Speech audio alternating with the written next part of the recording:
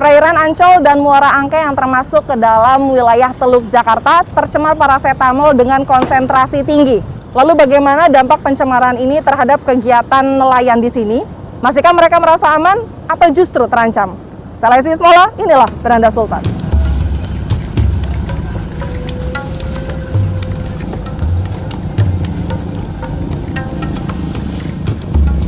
Biasanya kalau di daerah Teluk Jakarta ini biasa dapat apa, Pak? Ya, semacam ikan itu ya ada kembung. Ya terserah di lautnya adanya apa saya bisa ngambil gitu. Oh, tapi Pak tahu nggak Pak yang informasi laut Teluk Jakarta itu tercemar logam, terakhir tercemar parasetamol katanya daerah Teluk Jakarta. Tahu nggak Pak? Kurang tahu. Tapi nggak berpengaruh sama penghasilan Pak? Enggak. Misalnya kualitas kerang, tapi suka ada. Enggak, kerang ya saya nggak nyari kerang, itu paling ya kembung, semacam tembang, tongkol, gitu doang. Oh, kalau nelayan kerang itu beda lagi? Beda lagi, kalau kerang itu orangnya silam itu berenang di laut, kan itu ada ternakan, itu baru jebur gitu. Kalau kerang, kalau saya kan pakai jaring, muter, nah itu kan langsung pakai mesin itu tenaga gardan, kita tinggal gini doang, ngikutin dia.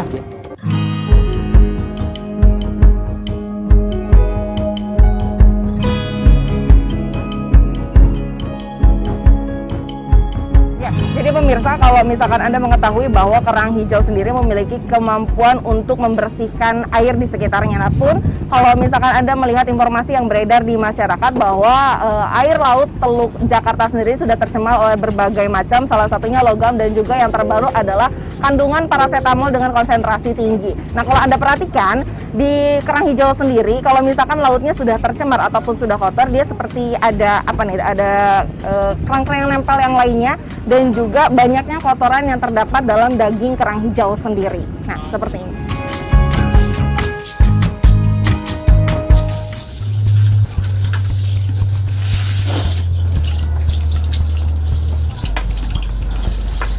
Susah nyari kerang tuh kalau ada limbah, tuh kerang mati semua tuh, baru tuh orang-orang kita, orang lain tuh udah kelapakan udah. Kalau udah keluar limbah. Paling parah daerah mana Pak? Limbahnya itu? Enggak pasti Bu, yang kebanyakan di sini yang banyak industri, yang banyak PT-PT tuh pasti keluarin limbah aja pasti tuh. Jadi daerah pesisir sini udah pasti udah Pak, gitu ya? ada Bu, tergantung angin arus. Kalau limbah dari sono, arusnya dari sono ya ke sini Bu. Kena juga di sini terang. Oh gitu. Kalau nyari kerang nyelam kan Pak ya? Nyelam di air. Paling dalam berapa meter Pak? Kisaran berapa meter ke ini? Paling ukuran 12 meter lah. 12 meter? 12 meter itu Pak, ke tanah itu, ke tanah. Kerangnya nggak sampai ke tanah, enggak. Pertengahan tuh udah ada kerang. Kalau ke tanah kerang mati Bu. Kalau kerang hijau ya kerang hijau, kalau kerang lainnya hidup. Oh dia tuh nempel-nempel gitu kan? Nempel di bambu, di tali pada nempel semua. Gitu. Pernah nggak Pak kayak ngerasa susahnya nyari kerang, luntang-lantung di laut berapa hari gitu sampai yang? Enggak pernah. Kalau itu mah kalau mesin mogok tuh baru.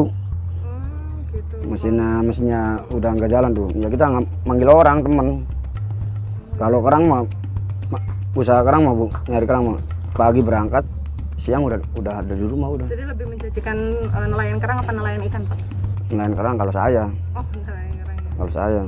Selain kerang hijau nggak ada yang lain Pak? Kerang apa gitu? Atau banyak sih, banyak jenis kerang itu banyak. Banyak. Cuman saya ngambilnya kerang-kerang hijau aja.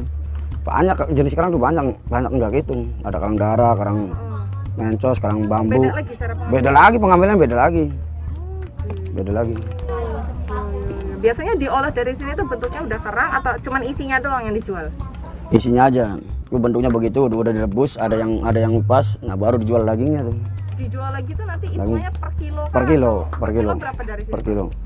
Ini harga kerang sekarang lagi 18.000. Tapi kalau di lelangnya dianya jual mahal. Ya kita kan punya bakul, punya apa, punya pengepul lah.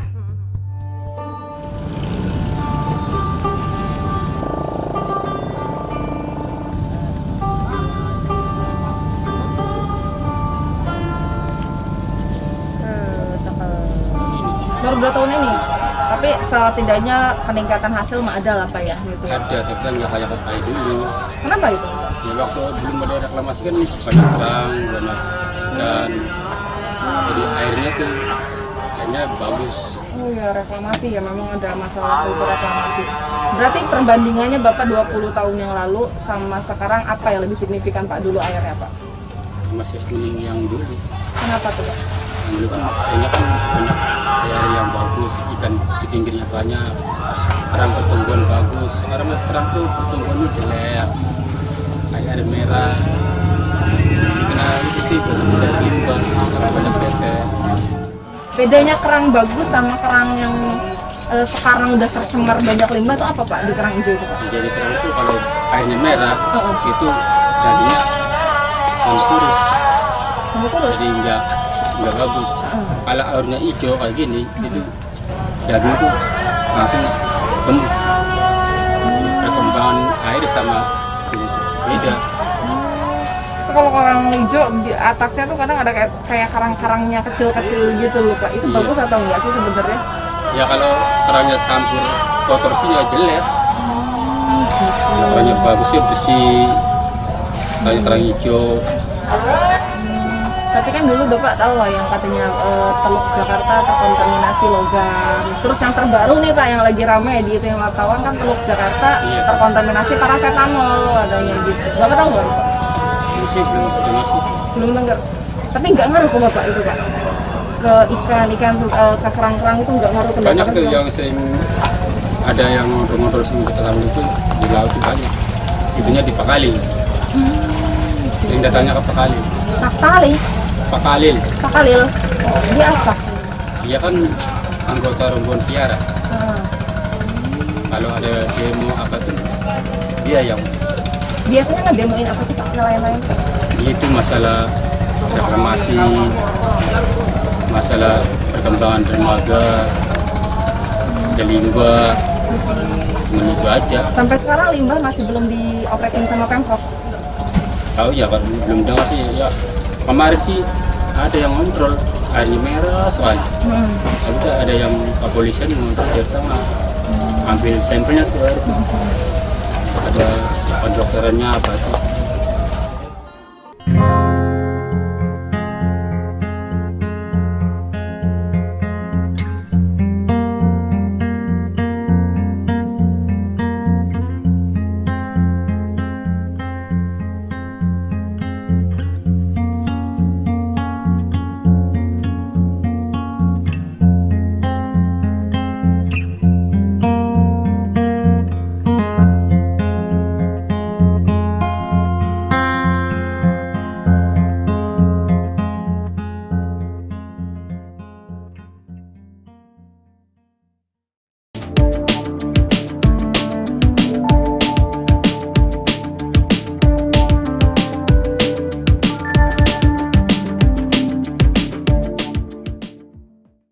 Halo Indonesia, kali ini saya bersama Pak Munir, saya Arundhati Adifa, dan Saya Muhammad Gilang. nah kali ini kita mau membahas nih tentang virus COVID-19. Tapi bukan tentang virusnya nih, tapi mengenai Inovasi inovasi untuk penanganan. penanganan COVID.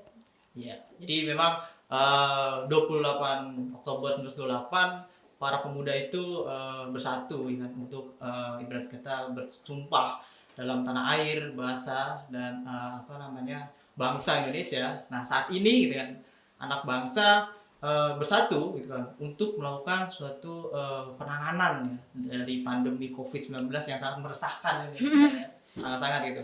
Nah, Fakultas Teknik Universitas Indonesia itu merupakan salah satu dari beberapa lembaga yang mencoba untuk melakukan semacam penanganan dari pandemi COVID ini. Maka dari itu sekarang kita sudah bersama Dokter Munir ya. Apa kabar Bapak?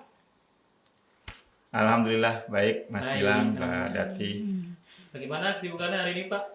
Alhamdulillah Ya. hari Minggu tapi tetap kita coba untuk terus Oh, berkontribusi. Masih Ya, memerangi bagus. COVID lah ya. Sip. Iya.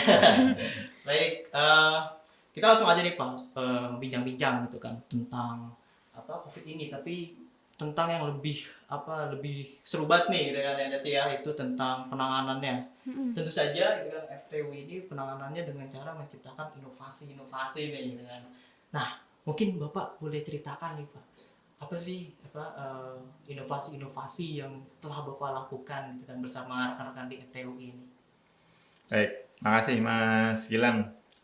Eh, ini memang berangkat dari pandemi ya yang menyerang kita mulai dari Februari atau Maret 2020 lalu.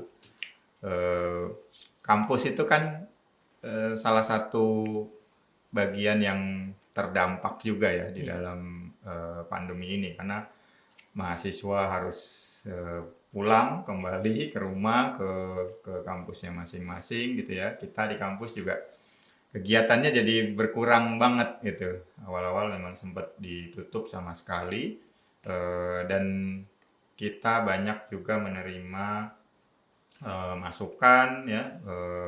Apalagi di UI ini kan ada fakultas kedokteran yang memang menjadi garda terdepan ya di dalam menangani COVID. Nah, ada beberapa hal yang menggerakkan kita ya untuk membantu penanganan COVID ini karena tidak hanya dokter tapi juga pada saat itu kita kekurangan peralatan teknologi ya yang sangat dibutuhkan harus ada dalam waktu dekat karena seluruh dunia berebut gitu. Yang namanya ventilator itu kita mau beli juga tidak ada barangnya gitu. Jadi itu salah satu contoh mungkin. Demikian juga masyarakat kita harus melakukan adaptasi kebiasaan-kebiasaan yang apa ya untuk menghambat sebaran COVID. Jadi ada beberapa produk yang kemudian kita develop ya. Tidak ada yang terencana juga sebetulnya, tetapi dengan semangat ya mungkin ya sama seperti semangat Sumpah Pemuda waktu itu kita coba berkontribusi semaksimal mungkin ya. Mulai dari yang paling sederhana misalnya kita mendesain alat untuk memudahkan cuci tangan. Oh, Ya, jadi ada namanya kita desain namanya movable hand washer. Ya. Movable hand washer itu kita kan di teknik punya beberapa program studi ya, arsitektur, mesin, metalurgi. Saya sendiri dari metalurgi material ya, kemudian elektro ya, teknik kimia itu dan juga teknik biomedik yang memang sangat relate lah dengan kondisi-kondisi yang dialami. Jadi kita mendesain alatnya, kemudian kita menghubungi pihak-pihak yang mungkin bisa membantu merealisasikannya, dan disitulah ketemu ya. Paling tidak sebetulnya ada 6 elemen yang berkontribusi di sini. Satu dari UI sendiri ya. UI ini ada banyak nih, ada dosen, mahasiswa, peneliti. Kemudian ada manajemen ya, kebetulan saya bagian dari manajemen. Kemudian ada beberapa program studi dari Fakultas Teknik, ada teknik biomedik, kemudian ada kedokteran ya. Ini dari UI. Kemudian yang kedua dari Iluni Fakultas Teknik UI. Ini yang berhubungan, ini bagian dari masyarakat juga ya, mereka yang menghubungkan dengan banyak pihak lah, networkingnya luar biasa. Kemudian yang ketiga ini kita juga banyak dibantu oleh politeknik atau institusi riset dari luar ya yang membantu kita berkolaborasi. Yang keempat ini para vendor ini pada kondisi pandemi ini susah sekali cari barang. iya. Jadi kita bisa bikin kita bisa mendesain, tapi kita belum tentu bisa beli barangnya. Wah. Komponennya nggak ada gitu, harus impor dan sebagainya. Ini vendor-vendornya jadi penting sekali. Kemudian yang kelima adalah para donatur, ya, para donatur. Ini di sini jaringan kita harus kita akui, UI dan juga alumni UI ya, alumni fakultas ini luar biasa jaringannya. Kita bisa mengumpulkan kurang lebih mungkin kalau di total semuanya lebih dari 10 miliar ya Wow, untuk wow. ketika penanganan pandemi ini. Ini tentu ya kerjasama semua pihak. Kemudian yang keenam adalah penggunanya ya. Ini juga kita bisa membuat produk kalau nggak ada penggunanya itu kan useless ya, tidak bermanfaat. Jadi 6 ini kira-kira yang berkontribusi terhadap capaian-capaian dan juga barang atau produk yang kita buat ini bisa bermanfaat gitu. Menarik sekali berarti ya. Seperti Dream Team ya. Avenger gitu ya, kalau assemble kayak gitu ya. Solid banget ya. Nah, Pak Munir. Saya belum cerita tadi ya produk-produknya ya. Oh iya. Bisa kan, Pak? Bisa. Ceritanya udah banyak banget ya.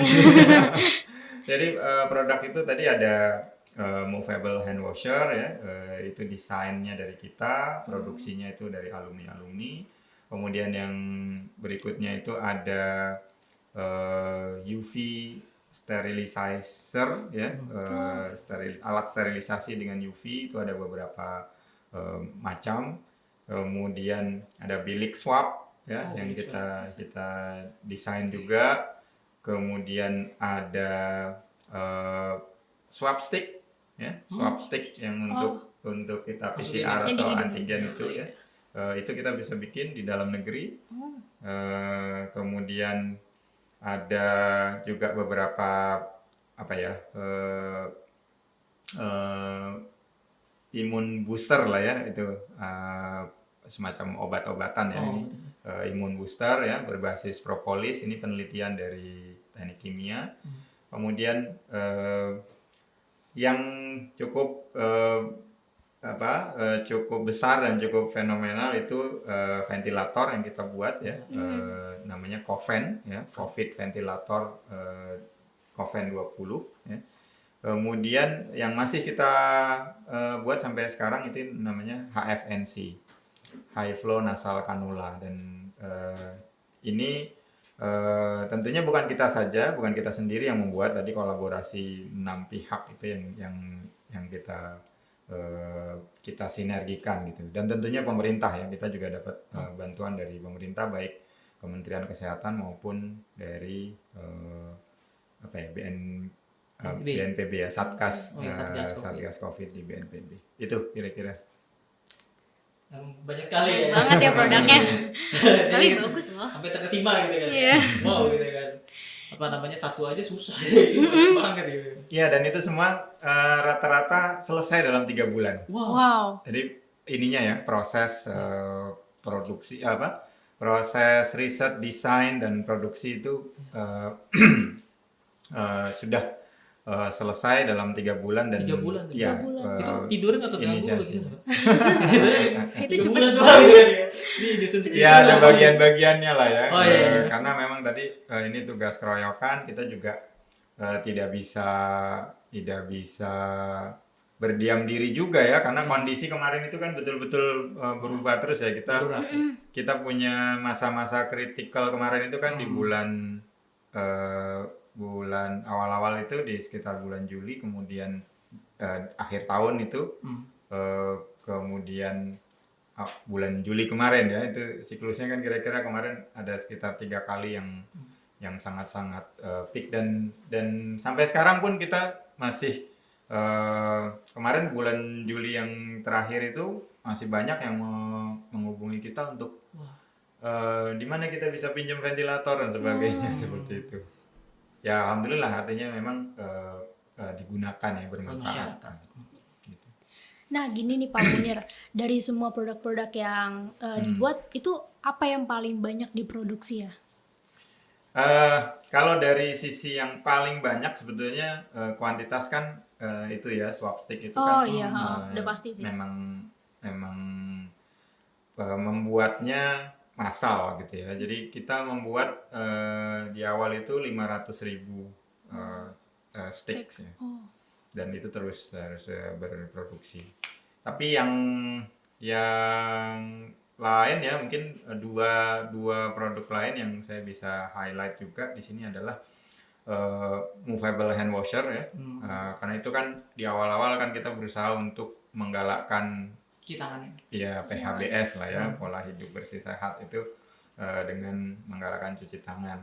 Dan itu kita membuat desainnya yang ya kita lumayan bangga lah ya, cukup bangga desain itu banyak dipakai dan memang kita tidak mempatenkan itu. Jadi patennya kita bebaskan lah ya. Jadi orang memang banyak membuat itu ya. Kemudian yang satu lagi adalah ventilator. Memang ventilator tuh kita buat 300 unit. Ya, 300 unit kali 25 juta ya. Jadi kalau harga normal itu 108 juta. Ya, dengan spesifikasi yang hampir mirip yang kita buat. Jadi itu kita buat 300 unit, jadi sekitar 7,5 M lah ya. Kira gitu. Ya itu dalam waktu 3-4 bulan kita bisa dapatkan semuanya. Langsung gitu Pak, berapa ratus unit itu 3 bulan itu? Enggak 3 bulan. 3 bulan itu kita sudah mulai bisa produksi karena problem dari alat-alat kesehatan itu sebenarnya tidak sesimpel kita bisa membuat kemudian kita bisa dipakai. Jadi seperti tadi yang saya sampaikan, ada yang menghubungi kita misalnya apakah bisa meminjam ventilator, tidak sesederhana itu kalau untuk alat kesehatan. Karena dunia medis ini kan harus terukur, terkalibrasi, tersertifikasi baik alatnya maupun penggunanya. Jadi nggak bisa langsung dipakai begitu saja. Jadi 3 bulan itu kita merampungkan desain, kemudian fabrikasi atau produksi awal, bikin prototype ya. Kemudian disertifikasi oleh Kementerian Kesehatan, uji fungsi, uji ketahanan ya. Kemudian yang paling berat adalah uji klinis. Ya, uji klinis. Nah, ada yang menarik di sini. Jadi Apa nih Pak? Ya kita boleh sebut saja lah, sebenarnya kita semua ini kan gagap ya dengan kondisi-kondisi ini kemarin ya. Iya, betul. Jadi adaptasi terhadap virus yang datang secara global ini ya memang berbeda-beda dan kita lumayan gagap dan tidak diantisipasi sebelumnya. Jadi ventilator yang kami produksi itu ada 2 fungsi. Fungsi pertama itu fungsi ya saya sebut saja fungsi yang sederhana lah, hanya mengeluarkan oksigen gitu, hanya bisa diatur ukurannya berapa volumenya. Fungsi yang kedua adalah fungsi yang advance, itu yang bisa memaksa paru-paru itu bernafas. Ini buat pasien yang sudah akut lah ya, sudah Krisis. udah parah lah seperti itu kira-kira. Nah, masalahnya bukan kita tidak bisa membuatnya, tetapi di Kementerian Kesehatan itu belum ada prosedur atau protokol untuk mengujinya. Jadi tidak bisa diuji karena nggak ada yang bisa nguji gitu. Itu repot banget tuh Pak. Iya, Akhirnya gimana tuh? jadi 3 bulan itu kita sudah selesaikan prosesnya, tetapi kita menunggu ada 1 bulan lebih itu untuk pengujian itu.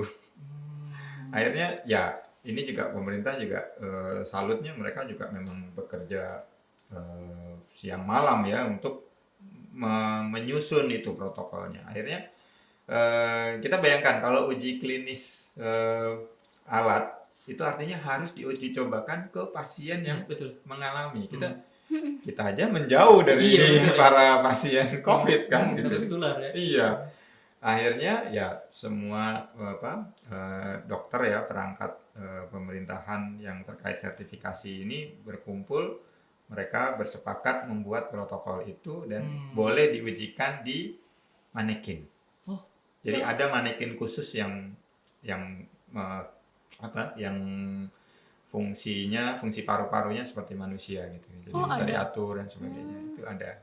Itu hanya ada dua kalau tidak salah ya, kalau tidak salah cuma ada beberapa saja di Indonesia, satu di Rumah Sakit Persahabatan. Nah, inilah kita ini ketika kita mau berusaha ya, pasti ada jalannya gitu kira-kira. Iya, Jadi setuju.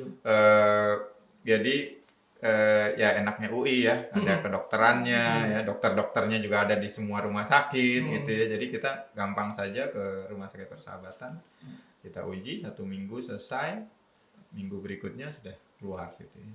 Tapi Jadi- itu Pak, barang yang paling susah untuk diproduksi itu ventilator, atau adakah ada unit lain gitu kira-kira inovasi yang sulit nih kira-kira untuk dibuat itu? Iya, sebetulnya secara prinsip tidak ada ya yang sulit banget itu, yang nggak mungkin diproduksi itu hampir tidak ada. Cuman memang kondisi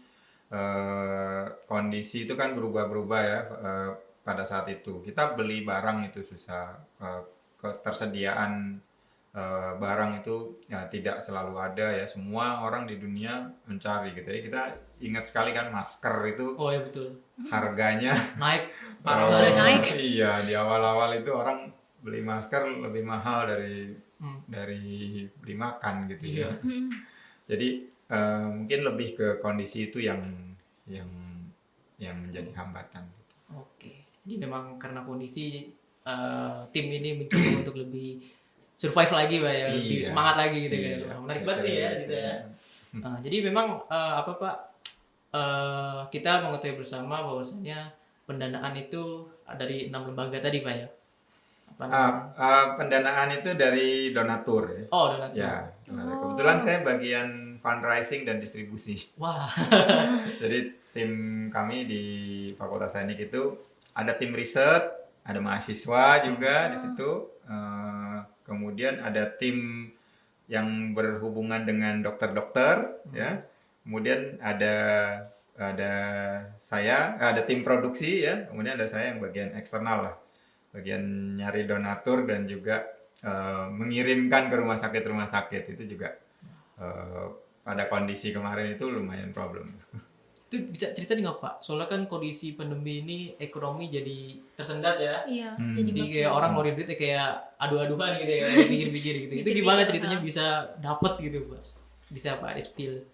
Ya, sebetulnya itu juga hasil dari kerja yang panjang ya. Jadi kita apa ya, building network itu kan Oh, tidak dalam semalam gitu kan. Jadi kebetulan saya manajer kemahasiswaan dan alumni waktu itu di Fakultas Teknik. Jadi memang saya urusan hubungan dengan alumni ya, baik alumni secara individu maupun kelembagaan ya. Kita punya ikatan alumni Fakultas Teknik. Jadi dari kolaborasi kita dengan alumni, kita mencoba mengidentifikasi di mana ada potensi-potensi pendanaan ya, sponsor ya, termasuk juga bagaimana mekanisme fundraisingnya gitu. Jadi ya standar lah seperti mahasiswa iya. atau mungkin kalau anak SMA bikin pensi gitu kan, kita bikin Iya. proposal yang Proposal, bagus benar-benar. ya. Kemudian kita bikin pre-event, kita kumpulkan aktif di jejaring gitu ya. Di situ kita bisa lumayan. Jadi ada perusahaan-perusahaan yang membantu ya. Contoh mungkin saya sebut Adaro itu komitmen kami bantu 100 unit. Wow. Kemudian ada alumni-alumni kita yang di luar negeri, karena mereka juga mereka banyak care dengan kita juga ya. Alumni kita di luar negeri itu dari Qatar itu Qatar. 15 unit. Wow. Jadi mereka siap gitu ya. Termasuk ya banyak lagi lah, ada yang 10, 20, ada yang satu sekolah mereka nyumbang satu ya. Tidak masalah, kita semua terima ya.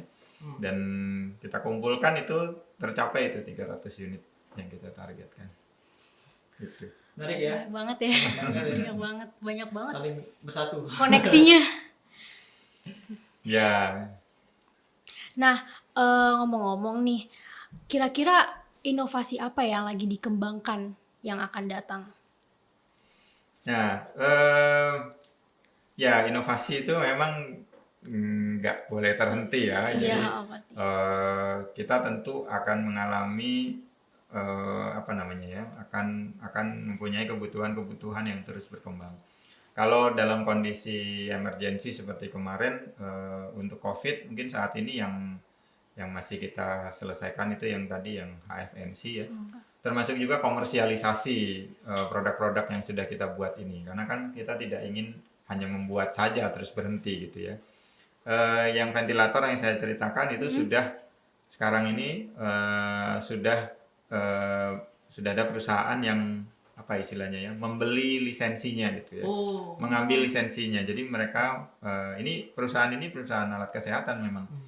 Jadi mereka membeli lisensi ini untuk diproduksi dan sekarang ini sudah masuk di apa istilahnya ya, e-katalog nasional ya.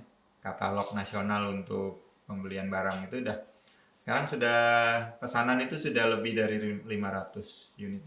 Wow. Ya. Jadi kalau bicara inovasi tadi kita komersialisasi ya. Kemudian tentu inovasi-inovasi yang lain yang memang selalu dibutuhkan. Saat ini dunianya juga memang seperti itu ya. Jadi mahasiswa kita selalu dipacu untuk sekarang ini kan bikin startup. Oh, iya. Startup itu kan Benar-benar. base-nya innovation dan kita memfasilitasi mereka. Macam-macam idenya sekarang udah dari pertanian ya, industri makanan, kemudian kesehatan gitu ya. Contoh salah satu juga yang sangat berhasil dari mahasiswa kita yang itu juga disupport oleh sistem yang dikembangkan di UI itu adalah ada mahasiswa kita yang membuat masker. Oh, masker. Ya, namanya Maskit. Masker. Mungkin kalau sempat pernah tahu ya, namanya Maskit. Itu buat anak-anak, Pak. Macam-macam ya. Oh, macam-macam. Jadi dia masker kain, tetapi ada filternya gitu ya. Ya ada macam-macam inovasinya lah di situ ya.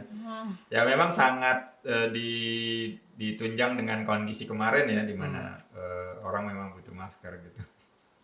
Ya. Tapi hal seperti ini akan terus Berkembang ya. lagi di masa Dan depan. dan tulang punggungnya sebetulnya adalah anak muda. Makanya ini konteksnya Ah, kita di iya. Sumpah Pemuda Emang ini harus banget dah. betul sekali ya. Banyak sekali pihak yang mau memfasilitasi ya, baik mulai dari pembuatan idenya maupun juga pendanaannya gitu. Ya. Jadi masih apa namanya, banyak lah Pak ya orang-orang buat peduli gitu kan. Banyak Karena yang kita peduli. memang Yes. masih berperang berarti nih, belum kelar Iya gitu nih. kan. Iya. Perlu support ya untuk persenjataan. Ini kan inovasi persenjataan nih. Cuman saya Pak penasaran Pak sama di swag box itu tuh. Apa namanya, itu gimana Pak ya? Apa keren banget gitu kan swag box itu. Soalnya kan kadang-kadang kalau kita Oh iya, heeh. box Kadang. apa biasa swag biasa aja gitu kan. Dimuncrati kan. Iya, benar, benar. Gitu. Itu apakah dari situ buat inspirasi gitu kan. Soalnya kan box susah nih Pak, harus di kotak gitu kan. Caranya gimana tuh Pak? Iya, jadi memang tujuannya dari swab box itu kan untuk ya bilik swab itu untuk membatasi kontak lah ya. Gitu. Jadi ada biliknya, kemudian ada mekanisme sterilisasinya di situ ya. Itu jadi satu, jadi dia memudahkan orang kalau drive thru dia makin juga makin makin aman lah ya gitu ya untuk proses swabbingnya itu. Gitu. Tadi sistemnya kayak drive thru itu Pak ya? Tidak harus drive thru sih. Yang penting ini kan petugas atau nakes untuk swabnya itu dia terlindungi, jadi memang kontaknya minimal gitu. Iya. Memang harus nakes-nakes itu harus dilindungi karena kan siapa bener lagi banget, gitu iya. ya. Gitu. Kalau ini Pak yang tadi Pak terakhir Pak apa tuh inovasi yang baru tadi tuh HN apa Pak? Saya agak orang awam Pak. HFNC. HFNC itu apa tuh Pak? HFNC itu High Flow Nasal Cannula. Apa tuh? Jadi Apa tuh, Pak? high flow nasal cannula itu jadi untuk pasien COVID ya, saya juga bukan dokter ya. Jadi ini sedikit gambaran saja.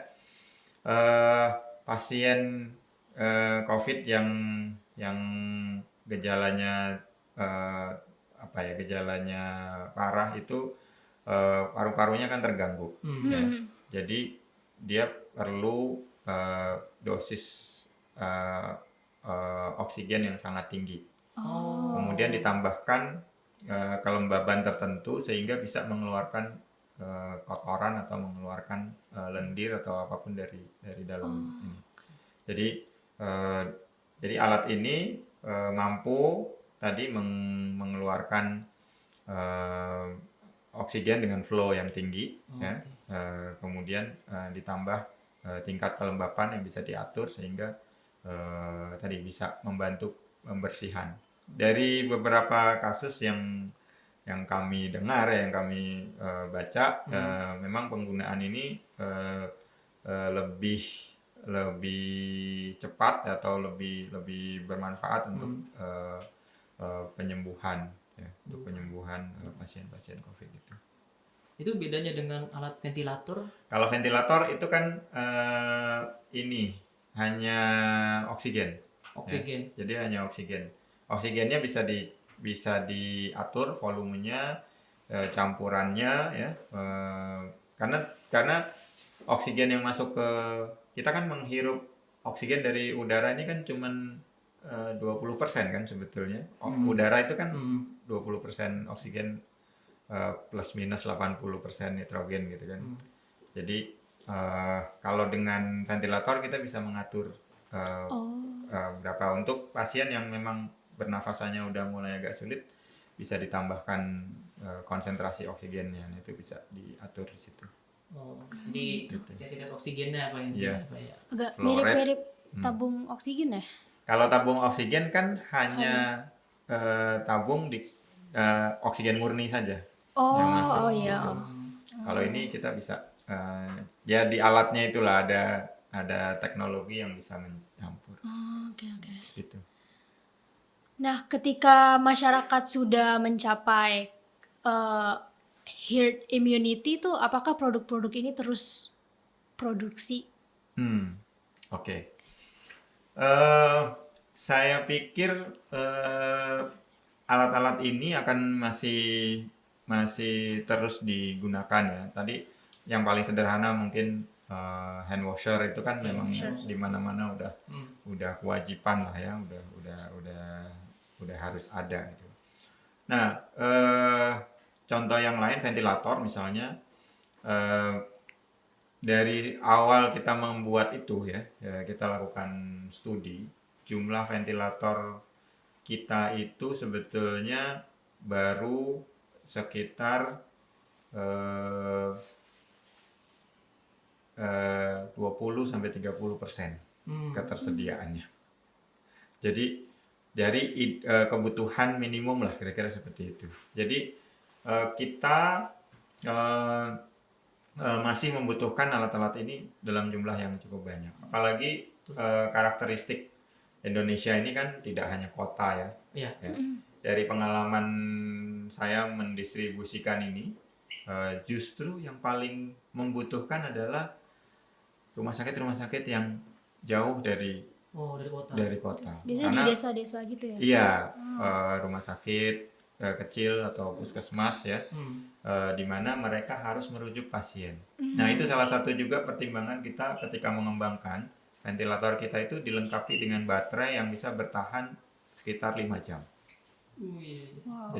Jadi tanpa baterai, Anda bayangkan kalau pasien yang ini tidak hanya COVID lah, yang mengalami gangguan pernafasan, ya, itu mau dirujuk, contoh lah, nggak usah jauh-jauh, Bandung misalnya gitu, ya, itu dari ujung Bandung Selatan sana ke kota Bandung itu bisa 4 jam, ya. Jadi dan kalau tidak ada ventilator yang menggunakan baterai seperti ini, ya perawatnya yang memompa, ya? iya, 4 jam gitu, ya. Jadi kalau sudah capek kan harus gantian dan sebagainya gitu, gantian nyetir sama supirnya kan berat ya kalau udah begitu. Jadi hal seperti ini akan tetap dipakai. Kemudian eh, kemampuan masyarakat termasuk juga kemampuan rumah sakit membeli barang-barang ini juga masih terbatas. Jadi kita masih terus membutuhkan alat-alat kesehatan ataupun ya produk-produk terutama yang dari dalam negeri ini yang affordable tapi dengan kualitas yang baik lah gitu ya. Oke. Kira-kira. Baik Kak, mungkin apa namanya masih kita bisa bincang lebih jauh lagi gitu kan untuk pertemuan berikutnya gitu kan. Iya, Sekarang next time. udah apa namanya udah di akhir acara nih Pak. Mungkin Bapak bisa memberikan closing statement untuk apa namanya generasi muda kah atau apa gitu kan Untuk untuk para supaya hadirin. iya terus Apalagi- berinovasi nih gitu kan. Kayak ibu ini inovasi gitu kan atau apa-apa gitu kan. Ya, mungkin sedikit pesan saya ya untuk anak-anak muda Indonesia. Jadi kita memang harus terus mengembangkan diri ya, terutama mengembangkan inovasi-inovasi karena pada akhirnya ya kemampuan yang paling berguna dari kita ini adalah kemampuan untuk menganalisis ya, kemampuan untuk menyelesaikan masalah ya. Dan itu berlaku universal, tidak hanya untuk permasalahan bangsa, tapi juga permasalahan diri kita. Jadi kalau kita ingin mengubah bangsa, kita harus memperbaiki diri kita dulu. Itu sih dari saya. Baik, terima kasih Bapak Ya, Munir makasih. atas waktunya dan kesempatannya di acara Melting Pot Community pada hari ini. Gitu. Terima kasih juga. Ya, pemirsa, teman-teman sekalian, begitulah apa namanya wawancara dengan Bapak Munir, gitu kan, selaku salah satu dari Fakultas Teknik UI yang menciptakan inovasi di kala pandemi COVID-19 saat ini, yaitu tujuannya untuk memerangi COVID-19 ya. Iya, benar. Baik, mungkin cukup kali ini episode pada kesempatan kali ini. Saya Muhammad Gilang dan Arundhati Adifa. sampai jumpa. Sampai jumpa.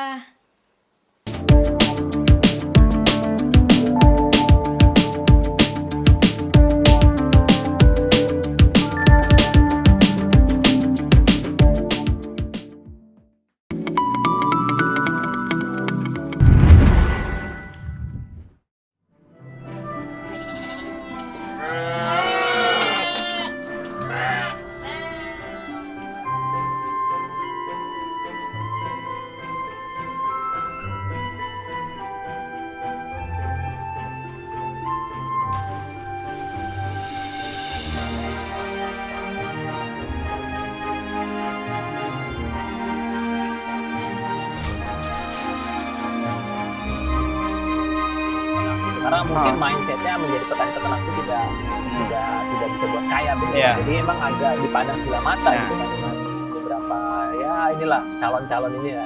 Cuma dari situ kita tahu gitu kan mana yang betul-betul dia melihat potensi ke depan atau emang dia cuma ngelihat hari ini doang gitu. Oh.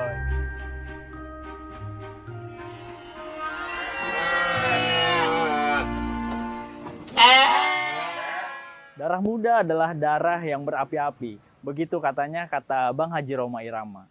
Yang menggambarkan bahwa sosok pemuda biasanya memiliki sifat pantang menyerah dan semangat juang yang tinggi. Hal tersebut juga dilakukan oleh Nur Agis Aulia, sosok pemuda dari Banten yang berusaha meyakinkan masyarakat bahwa bertani juga bisa mendapatkan kesejahteraan. Lalu, siapa sosok Nur Agis Aulia? Mari simak kisahnya dalam Sang Inspirasi bersama saya Agus Maulana.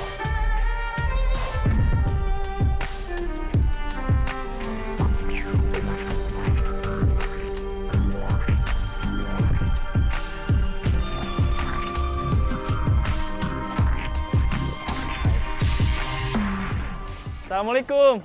Waalaikumsalam. Kang Agis, Waduh, sehat Kang Agis? Kang Agus sehat. Ini Alhamdulillah. pemirsa Kang Agis, Nur Agis Aulia, owner dari Jawara Jawara Farm. Farm. Nah, Kang, Saya izin buka dulu nah, ya. monggo biar monggo. lebih mantap. Kang, Monggo. saya dari Sulan TV, program Sang Inspirasi pengen ngobrol kisah inspiratif dari Kang Agis, boleh nggak nih? Wah, insya Allah. Nah, Boleh kita kira-kira ngobrol di ya. mana nih? Kita ngobrol yang paling asik nanti Gimana? mungkin di depan ini ya, apa Jawara Farm. Boleh. Ya, nah, Yuk, ini- ikutin terus ya. Ya, siap. Nah, tapi Dadah ini ya. apa ya? Santai. Ini nih jagoannya. Nah, ini domba silangan antara Dorper dan domba Garut. Dorper dan Domba Garut. Domba Jadi Garut. salah satu jenis domba terbaik di dunia itu adalah domba Dorper. Dari kecepatan dia bertumbuh dan segala macam. Nah, kemudian ini disilangkan sama domba Garut. Nah, Iya. domba Garut juga salah satu domba terbaik di Indonesia nih. Ini Kita persilangannya. silangkan. Nah, makanya supaya kita bisa mendapatkan genetik terbaik juga gitu yang memang bisa dipelihara di Indonesia begitu. Oh, Jadi dia 1 tahun ya bisa di atas 80 sampai 90 kilo. Jadi cepet banget Setahun? pertumbuhannya, iya.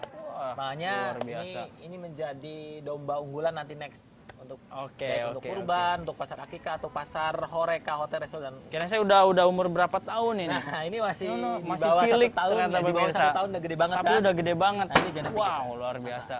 Kita ngobrol di Ayo, sana saja boleh ya. silakan Kang. Ayo, Makasih, gimana enaknya? Bagus. Yuk. Ikutin terus ya.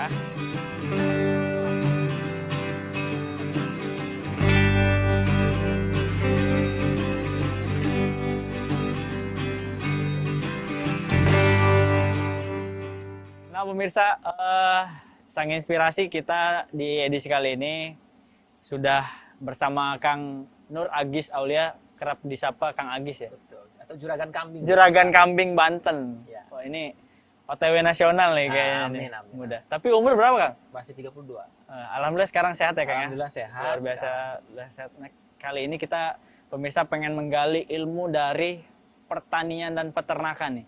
Ini Kang Agis tapi saya lihat bukan kayak petani Kang tampilannya. Serius. Emang kayak gini Kang petani itu gimana? Ya, mungkin tampilan saya ini lebih kepada pengusaha Pengusaha bidang pertanian atau peternakan atau Bidang perusahaan pertanian. agro atau mungkin yang lebih dikenal kalau di tingkat nasional agropreneur. Jadi agropreneur. petani peternak muda atau wirausaha di bidang tani dan ternak. Tapi saya dengar ini Kang Agis bukan sarjana pertanian Nah, Kang. betul sekali. Sarjana sosial. Visipol ya. saya Visipol dulu. di UGM ya Kang ya. Betul. Nah ini kaitan Visipol sama pertanian secara nalar sih nggak ada kaitannya. Tapi gimana persepsi dari seorang Agis nih?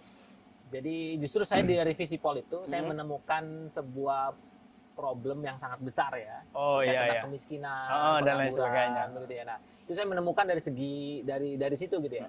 Nah, kira-kira apa sih yang kemudian menyebabkan pengangguran, kemiskinan apalagi di desa yang sangat besar?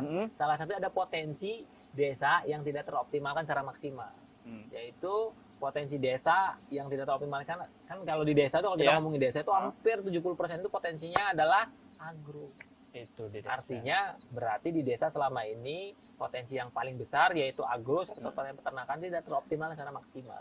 Makanya kemudian apa ya yang memang memungkinkan untuk kemudian saya bisa masuk ini? Iya. Karena ya jadi petani peternak muda itu. Oke. Nah pemikiran itu sudah lahir pas masih kuliah atau sudah lulus Pas Kang? kuliah. Pas kuliah sudah kepikir. Pas kuliah sudah kepikir begitu karena saya kira memang di desa itu masalahnya ada gede, tapi sebenarnya solusinya juga udah ada gitu. Oh iya. Cuma memang di desa itu butuh SDM yang terampil, SDM yang punya koneksi, SDM yang sudah punya pengalaman atau portofolio begitu. Karena selama ini kan orang desa yang punya koneksi, yang punya kemudian kemampuan itu lebih memilih dia kerja di kota Ya, atau di luar ya. desanya, sehingga di desa itu yang terisi ya sisa-sisa begitu. Orang main di desa kan paling tinggal Ya, orang-orang gimana tua dan sih, segala betul, macam, betul. sehingga apa tadi potensinya tidak teroptimalkan. Makanya kemudian saya ingin pulang ke desa. Gitu. Nah itu sudah dari sejak zaman kuliah. Jadi bukan kepikiran pas lulus ya, tapi sudah kepikiran dari sejak mahasiswa.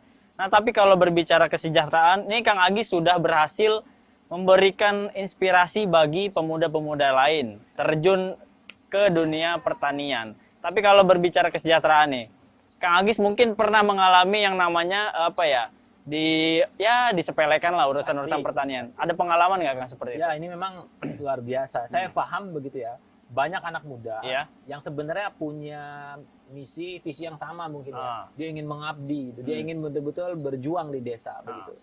Cuma kadang ketika seorang yang sudah kuliah tinggi-tinggi kemudian dia pulang mengabdi ke desa itu pasti ada nyinyir atau ada sepelean begitu ya. Lo kuliah tinggi-tinggi kok jadi petani. Nah. Kuliah tinggi-tinggi kok jadi peternak atau kuliah tinggi-tinggi kok akhirnya balik lagi ke desa begitu kan ya. Nah, ini yang awal-awal memang ini menjadi tantangan saya begitu. Akhirnya apa? Akhirnya ya sudah karena saya tahu bahwasannya ini potensi jangka panjangnya sangat besar, sangat betul-betul terbuka lebar, jadi ya biarkan kita abaikan aja. Makanya anak muda kadang sepelean, nyinyiran begitu ya, ataupun yang meremehkan, yang sifatnya meremehkan itu cukup didengarkan saja dan kita buktikan bahwasannya kita itu tidak tidak sebagaimana apa yang mereka katakan gitu, dalam artian ya sepelekan segala macam. Nah ini menarik nih. Kalau soal gengsi atau tidaknya ini biasanya terjadi di apa ya? Anak-anak muda tuh kan gengsinya tinggi, nih Kang ya. Nah kalau kisah asmara Kang Agis nih gimana nih dulu? Pas ngapel apakah saya sebagai petani pede gitu gimana nih? Jadi emang luar biasa ya.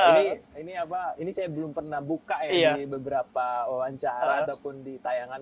Jadi memang luar biasa. Dari segi saya mencari seseorang gitu, Iya. itu juga sempat disepelekan. Oke. Mau jadi apa gitu kan?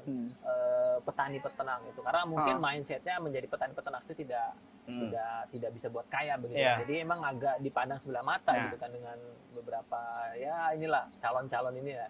Cuma dari situ kita tahu gitu kan mana yang betul-betul dia melihat potensi ke depan atau emang dia cuma ngelihat hari ini doang gitu. Oh iya. Nah, makanya saya kira nih teman-teman gitu kan ya, cari orang tua yang memang dia melihat masa depan begitu. Jadi bukan melihat sekarang. Oke, ini Jadi kalau orang tua nih atau mertua begitu kan ya, ketika melihat orang, jadi jangan lihat dia sekarang tuh seperti apa gitu.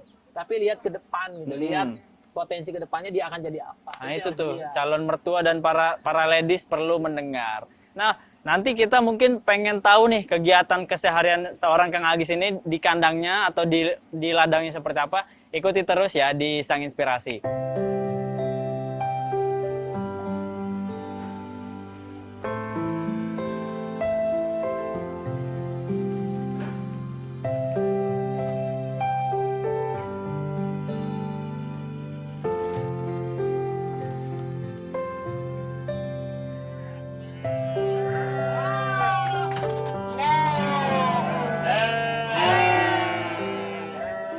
Nah, pemirsa, kita sudah berada di mana ya Kang Agis? Gudang pakan. Nah, kita ikuti saja biar Kang Agis menjelaskan bagaimana detail. Silakan Nah, Kang. ini rekan-rekan semua, ini mesin pencampur limbah-limbah yang kemudian diolah sehingga menjadi pakan. Nah, jadi pakan yang kita formulasikan yaitu dari limbah-limbah pertanian. Jadi ada mungkin bisa masuk di sini. Silakan. Nah, ini ada beberapa bungkil kelapa sawit begitu ya. Nah, ini seperti bungkil kelapa sawit. Kemudian ada dedak begitu. Di sini ada dedak. Kemudian ada polar juga di sebelah sana, polar. Ya, saya kasih tahu mungkin kalau ini dari bungkil kelapa sawit, ini dedak dari penggilingan padi, kemudian ada polar dari gandum, kemudian ada onggok. Onggok itu limbahnya limbah limbah singkong ya. Nah, ini semua terus garam juga di sebelah sana ada garam. Nah, itu semua di mixing. Nah, seperti di sini nih. Nah, nanti di sini di mixing. Nah, kemudian jadilah pakan yang siap saji untuk si domba, ternak, domba, kambing dan sapinya. Nah, seperti ini. Nah, ini ada Mas Aris ya lagi ini kanan. Nah ini pakan hasil dari campuran limbah-limbah pertanian yang tadi saya sebutkan ya. Nah ini kita memanfaatkan potensi limbah lokal yang ada ya. Selain memang kita menghitung kira-kira efisiensi efektivitas yang mana sehingga menghasilkan pakan terbaik dengan harga terjangkau murah supaya peternak itu untung. Nah, ini sekelumit tentang pakan dan karena pakan ini merupakan salah satu pengeluaran kos terbesar dalam bisnis peternakan. Jadi harus disiapkan sedemikian rupa. Nggak bisa asal Kang ya? Iya, makanya kita menyiapkan gudang pakan gitu. Jadi rekan-rekan semua yang mau berbisnis di bidang peternakan, ingat pakan pengeluaran paling besar jadi harus disiapkan. Ya, optimalkan seluruh potensi limbah, kemudian hitung seefisien mungkin pakannya terbaik. Kemudian pengeluarannya bisa diminimalisir sehingga bisa untung dan bisa kaya. Oke, terima kasih. Kita lanjut Kang. Yuk. Sebelah mana lagi? Kemon, please. Kita lihat, kita kasih pakan ya.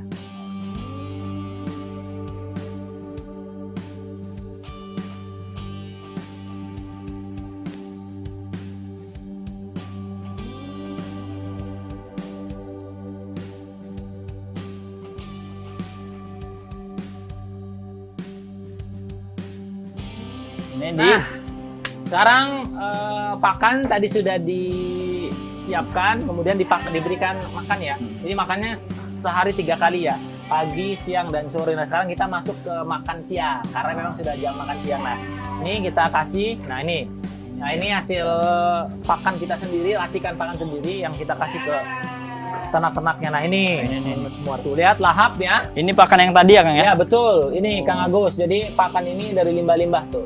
Jadi di sini kita tidak ngarit lagi. Oh iya iya. Gitu ya. Loh kan kok bisa nggak ngarit tapi bisa ini kan yang terpenting adalah si ternak ini terpenuhi kebutuhannya baik karbohidrat, protein dan segala macam. Sama kayak manusia nih kan. Proteinnya dari telur gitu kan. Kemudian karbohidratnya bisa dari macam-macam tuh, bisa dari nasi, sayur dan segala macam. Ini juga sama. Nah, polarnya bisa mengandung protein gitu ya. Kemudian ada ampas tempe juga. Kemudian ya mineralnya ada garam dan segala macam. Nah ini. Kalau pakan untuk ini kayaknya seumuran semua nih Kang ya? Betul. Ini untuk pakan pengemukan dan ini bisa dipakai baik pakan pengemukan maupun perkembangbiakan atau fattening atau breeding. Nanti kita bisa ngelihat yang breedingnya ya. Oke, jangan dihabisin. Come on, kita ke sebelah ya. Sebelah sono. Terima kasih. Oh ini nih. Mana yang udah lahiran? Nah ini nih. Mantul ya. Mantap. Ini baru nyukur. Ada bayi. Nah, oke ya, kita mulai ya. Nah, dan tadi kita sudah ngasih domba pengemukan ya, jadi fattening. Dan sekarang kita di perkembangbiakan atau breeding, biasa disebut breeding. Nah ini ya, ada yang sudah melahirkan tuh sebelah sana. Nah ini yang baru melahirkan 2 hari yang lalu ya. Oh iya. Nah, kita kasih Mas Aris. Nah ini Mas Aris nih salah satu peserta magang. Oh, di sini buka kita, pelatihan ya Kang ya? Di Jawara Farm itu menyediakan atau membuka peluang siapapun yang pengen belajar menjadi pebisnis di bidang tani dan ternak, khususnya peternakan domba dan kambing. Beliau dari mana Mas? Dari Purwakarta. Nah, di Purwakarta. Purwakarta. Ya insya Allah beliau akan 2 bulan di sini untuk belajar semuanya. Luar biasa. Manajemen, budidaya, pakan dan segala macam. Nah ini anaknya lagi nyusu ya, tuh. Nah ini. Bayi. Nah. Nah, kita lihat di kandang pengemukan lainnya. Ini yang memang kita siapkan untuk momentum kurban. Nah, ini Mas Agus. Nah, ini kalau nanti karena kita sebentar lagi kurang lebih hampir sebulan lebih ya Mas Agus, ibadah kurban kita juga menyiapkan. Ya. Insya Allah tahun ini kita menyiapkan 3.000 ekor. 3.000 ekor domba untuk dibeli oleh tadi konsumen yang membutuhkan untuk kurban di tahun ini ya. Betul. Jadi alhamdulillah kita sudah ada tiga titik besar ya. Baik di sini di Waringin Kurung, di Banten dan di Baros. Kemudian kita juga ada di Magelang ya, khususnya di Secang, dan kita juga ada di Bogor. Jadi kita ada 3 siapkan 3.000 ekor untuk kurban terbaik Bapak Ibu sekalian. Nah ini ya. Ini sekarang rata-rata sudah pada kenyang makan nih. Ya, ini udah habis makanannya ya. Betul. Ini kisaran umur berapa Kang? Mana? Yang untuk kurban? Nah insya Allah ini di atas 1 tahun semuanya. Di atas 1 tahun ya. Nah ini yang berbeda teman-teman semua. Nah. Kita menyiapkan domba terbaik yang sudah dicukur. Gitu. Oh, lihat. iya. Kan lihat ya. Nah, Rapi-rapi ya. Rapi, bulunya tidak ada. Ini di barber mana Kang dipotongnya? Ya, ada barbernya nanti. Ada barbernya. Gitu. Nah, boleh. Oke, sebelah sini juga. Nah ini semuanya sudah kita siapkan, kita cukur loh. Oh iya, betul. Jadi betul-betul full daging. Betul. Makanya kita ingin menyiapkan domba terbaik yang gemuk, yang full daging untuk para pengkurban di tahun ini ya. Jadi monggo nanti bisa mampir di kandang-kandang mitra Jawara Farm. Itu saja teman-teman semua ya. Jadi kenapa kemudian penampilannya seperti ini? Karena memang di Jawara Farm kita tidak lagi ngarit Kang. Iya. Begitu kan. Jadi pakan kita buat tadi tuh ngumpulin limbah kita buat, kita olah, kemudian kita ini. Jadi kita bisa tetap keren. Tetap keren. Tetap keren. Kang, saya ingin Kang Agis menyampaikan pesan inti kepada calon-calon petani muda di Indonesia. Apa yang ingin disampaikan Kang? Jadi teman-teman semua, ketika kita menginginkan menjadi seorang petani atau peternak muda, yang paling penting teman-teman semua harus memiliki alasan yang kuat kenapa memilih menjadi petani peternak muda. Kalau saya, kenapa saya betul-betul serius menjadi petani peternak muda? Karena saya memiliki alasan yang kuat, diantaranya adalah dengan bertani dan beternak kita bisa memberikan pangan terbaik ya. Pangan terbaik ini kemudian bisa dimakan oleh dokter, oleh guru, dosen, dan lainnya. Sehingga kemudian kita bisa dapat amal jariah. Jadi selain saya mendapatkan kesuksesan dunia, dan kita juga mendapatkan kesuksesan akhirat. Nah ini, alasan kuat ini yang harus teman-teman miliki begitu ya. Nah, setelah itu baru kemudian saya dan teman-teman semua juga harus mulai memetakan pasar mana yang ingin kemudian dimasuki. Nah, silakan pelajari dulu pasarnya, kebutuhannya, spesifikasi, baru kemudian kita berbicara tentang berapa skala yang penting untuk dipeternakan. Artinya, alasan kuat, kemudian marketnya dimainkan, dan yang terakhir, yang ketiga adalah teman-teman harus siapkan ilmu dan pengalamannya. Makanya dengan magang. Tadi Mas Aris dari Purwakarta belajar 2 bulan full untuk melakukan magang itu. Jadi teman-teman semua, sebelum memulai menjadi seorang petani peternak muda atau pengusaha di bidang petani peternak muda atau menjadi agropreneur muda, tadi teman-teman semua ya, alasan kuatnya harus betul-betul mantap. Nah, kemudian teman-teman juga harus belajar tentang marketnya seperti apa, kemudian baru teman-teman siapkan ilmu dan pengalamannya, bisa dengan magang dan lain-lainnya. Terima kasih.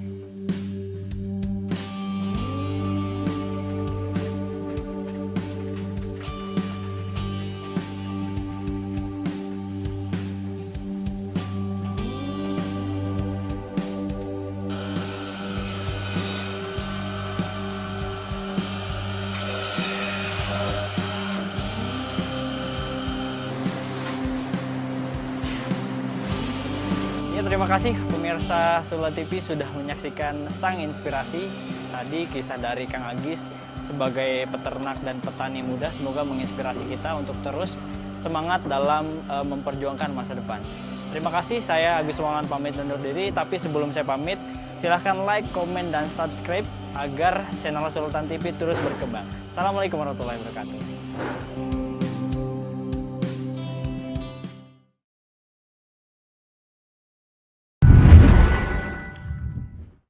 Jeremy Pantau atau yang sering disapa Jeremy ini merupakan atlet judo yang berhasil meraih medali emas di PON Papua 20 2021. Pemuda kelahiran 14 April 1997 ini merupakan lulusan dari Universitas Bina Nusantara dengan jurusan Marketing Komunikasi. Memiliki kedua orang tua dan kakak yang berlatar belakang atlet judo, tidak heran jika Jeremy juga memiliki bakat dalam bela diri. Namun siapa sangka, awalnya Jeremy mengaku mengikuti pelatihan judo adalah sebuah keterpaksaan.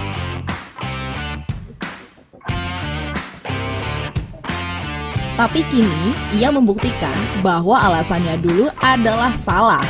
Sekarang, ia merupakan atlet judo profesional yang telah beraksi di beberapa ajang perlombaan olahraga bergengsi dan menjuarai PON Papua 20. Berikut foto-foto Jeremy Pantau.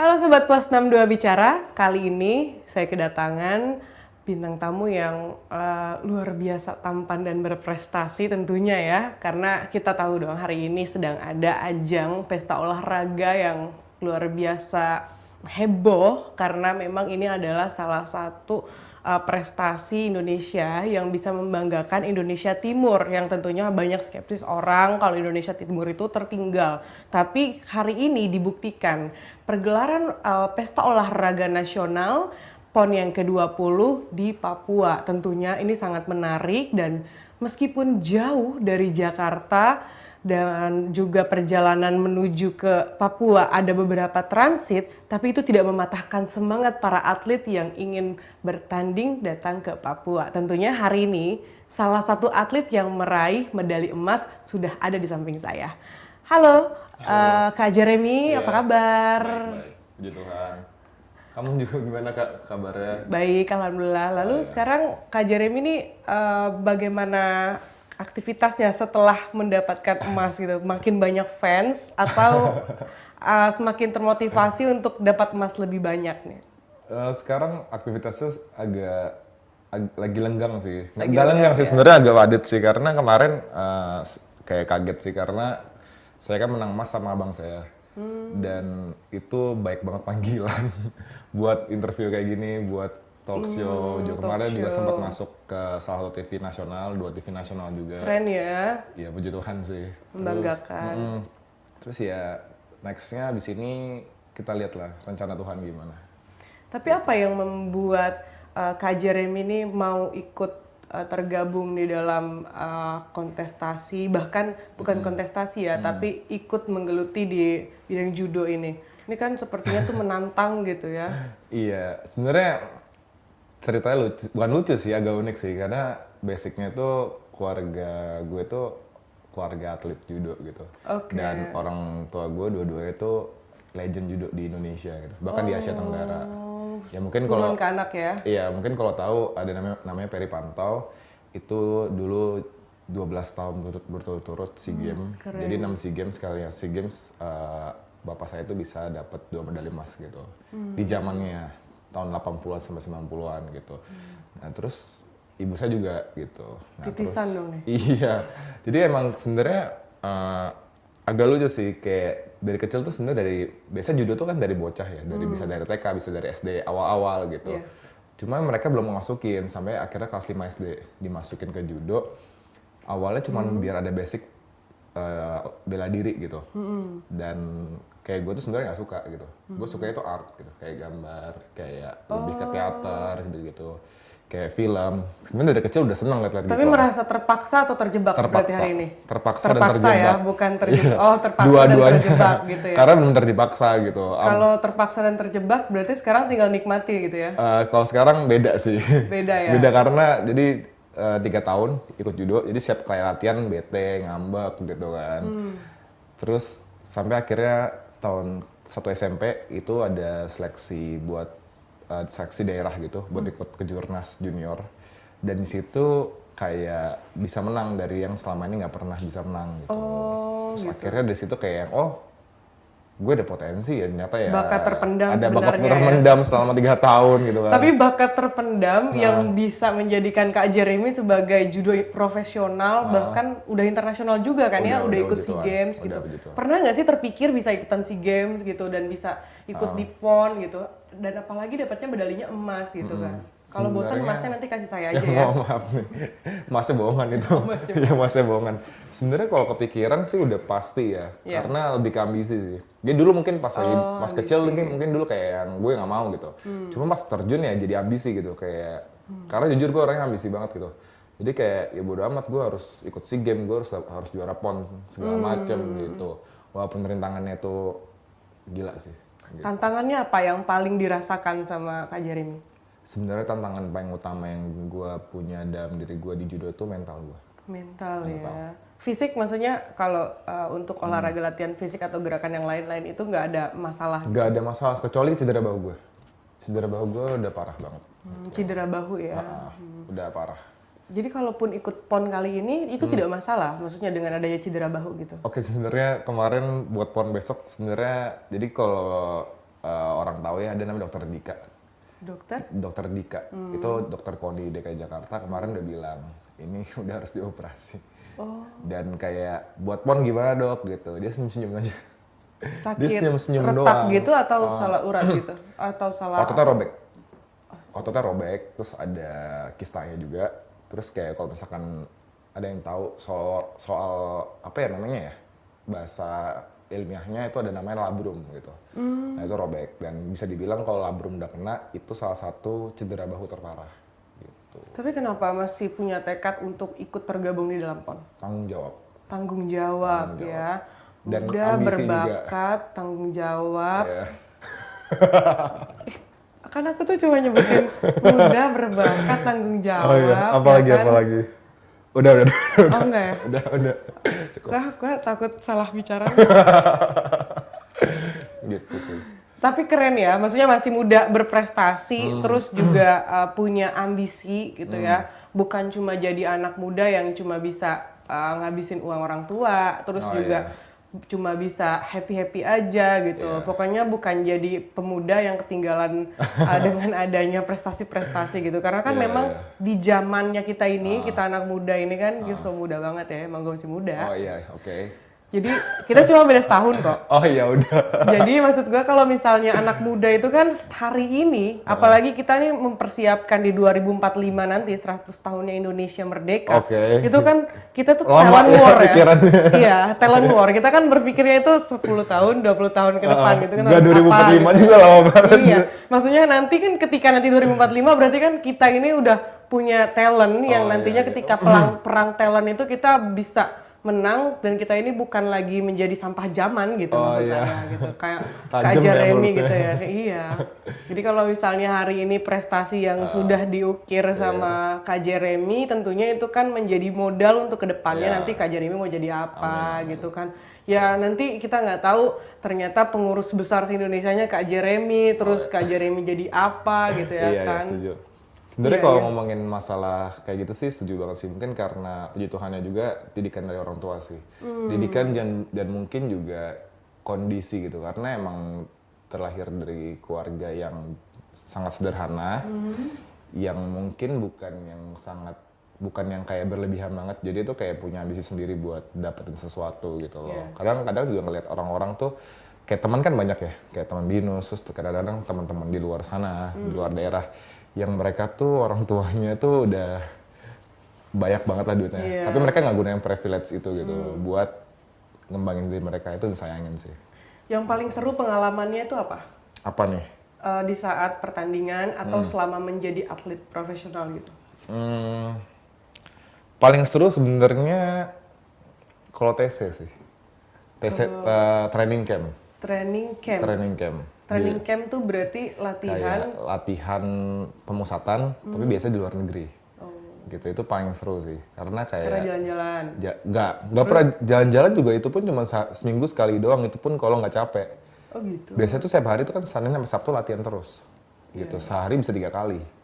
Gitu, terus bisa training camp di luar gitu, terus kayak kenalan sama orang baru gitu, terus kayak ilmu-ilmu baru gitu. Banyak pengalaman gitu ya, jadi itu yang membuat menarik. Tapi kenapa itu jadi lebih merasa yang dirasakan Kak Jeremy itu jadi lebih enjoy gitu, makanya akhirnya memilih tetap jadi atlet judo gitu, meskipun awalnya itu seperti terjebak gitu. Kenapa ya? Karena pas saya menang itu saya senang orang tua saya bangga. Karena mungkin selain kok jadi saya ya, kalau saya di judo saya itu saya bukan beban kayak mungkin saya udah juara-juara kemarin, tapi beban saya bukan Jeremy doang, tapi saya bawa nama pantau gitu. Saya nggak bawa nama bapak sama ibu saya gitu. Mereka dulu legend judo dan bapak saya masih ada di pengurus gitu. Jadi kayak pas menang tuh kayak kemarin kayak PON kakak adik menang kan. Itu tuh kayak Emas dapat dua-duanya emas. Terus kayak bener kayak bikin gila. Nyokap bokap gue seneng banget gitu loh. Kayak apalagi bokap gue jadi pengurus kan, ada di sana. Pasti kayak yang wah pantau bersaudara nih nerusin bapak ibunya. Gitu. Tapi ikut ke Papua nggak orang tua? Ikut ya. Bokap gue ini di Papua jadi TD, Technical Delegate. Jadi dia yang ngurusin pertandingan semuanya. Untuk judo? Untuk judo.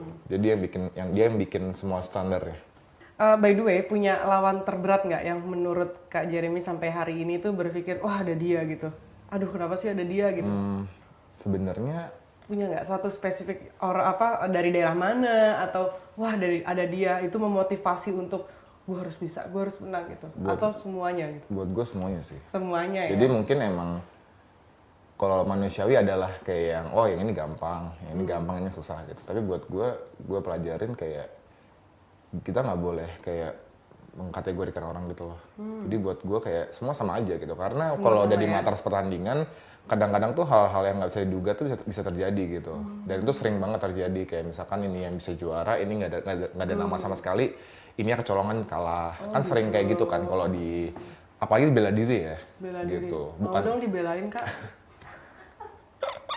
Kita cuma nanya. Iya. Kalau nggak mau dibelain nggak apa-apa. Yang ngebelain bisa pengacara, bukan atlet. Beda ya. Tapi Kak, ada satu wejangan khusus nggak dari pelatih atau orang tua gitu? Apalagi kan orang tuanya kan menarik sekali ya. Orang tuanya juga atlet judo, lalu kakaknya atlet judo, dan bersamaan ternyata menang sama-sama meraih medali emas kan. Duh keren banget gitu ya kan, ini masih muda dapatnya emas berlimpah. Wow, kalau gue perempuan gitu Itu masa bohongan. Oh, Ya, enggak ya? tapi bonusnya Enggak. sih yang Iya, berlimpah. iya. Bercanda-bercanda. Tapi maksud gua ada wejangan khusus nggak? Dari orang tua ya? Dari orang tua ada wejangan khusus nggak? Kalau orang tua cuma satu sih. Berserah sama Tuhan. Berserah sama Tuhan ya. Ikhtiarnya juga berusaha gitu. Ya, berusaha gitu. That's all udah. Yang paling membanggakan itu di satu momen yang mana? Dari selama perjalanan sebagai atlet. Kalau membanggakan ya, apa ya? Satu momen yang paling berkesan gitu di perjalanan sebagai seorang atlet gitu kan? Sebenarnya PON kemarin sih. PON ini ya? Karena terakhir kan PON Jabar kayak gue nggak dapet emas kan. Tapi kali ini bisa dapet emas, dan buat gue kenapa berkesan karena persiapannya dan juga kondisi fisik dan bahu gue itu sangat kurang mendukung. Iya ya, jadi di kondisi yang kurang baik-baik Iya, kurang aja, baik, tapi tetap bisa dapat emas gitu kan, itu udah kondisi kurang keren baik, banget ya. terus punya beban nama gue sebagai Jenny Pantau, karena untuk saat ini emang dari tahun 2017-16 kelas yang megang tuh gue. Kelas 90 kg gitu. Jadi udah kondisinya kurang bagus, bahunya juga bisa demam parah, lutut gue juga cedera. Terus ada nama orang tua juga, tapi kemarin bisa berhasil dapet emas. Itu tuh kayak sesuatu yang kayak wow gitu.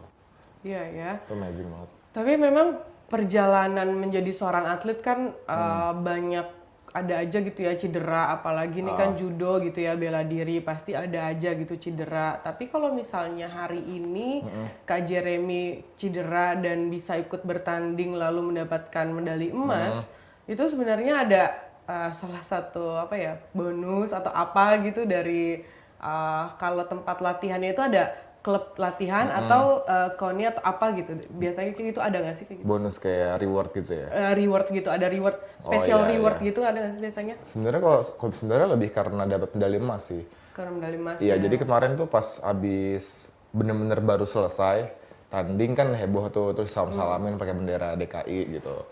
Abis itu balik ke belakang, abis itu langsung pengalaman medali. Pas selesai turun dari pengalaman medali langsung dipanggil sama pengurus DKI Jakarta sama KONI DKI Jakarta. Iya. Gitu. Sama pengurusnya langsung dikasih amplop, sama KONI DKI Jakarta juga langsung dikasih amplop.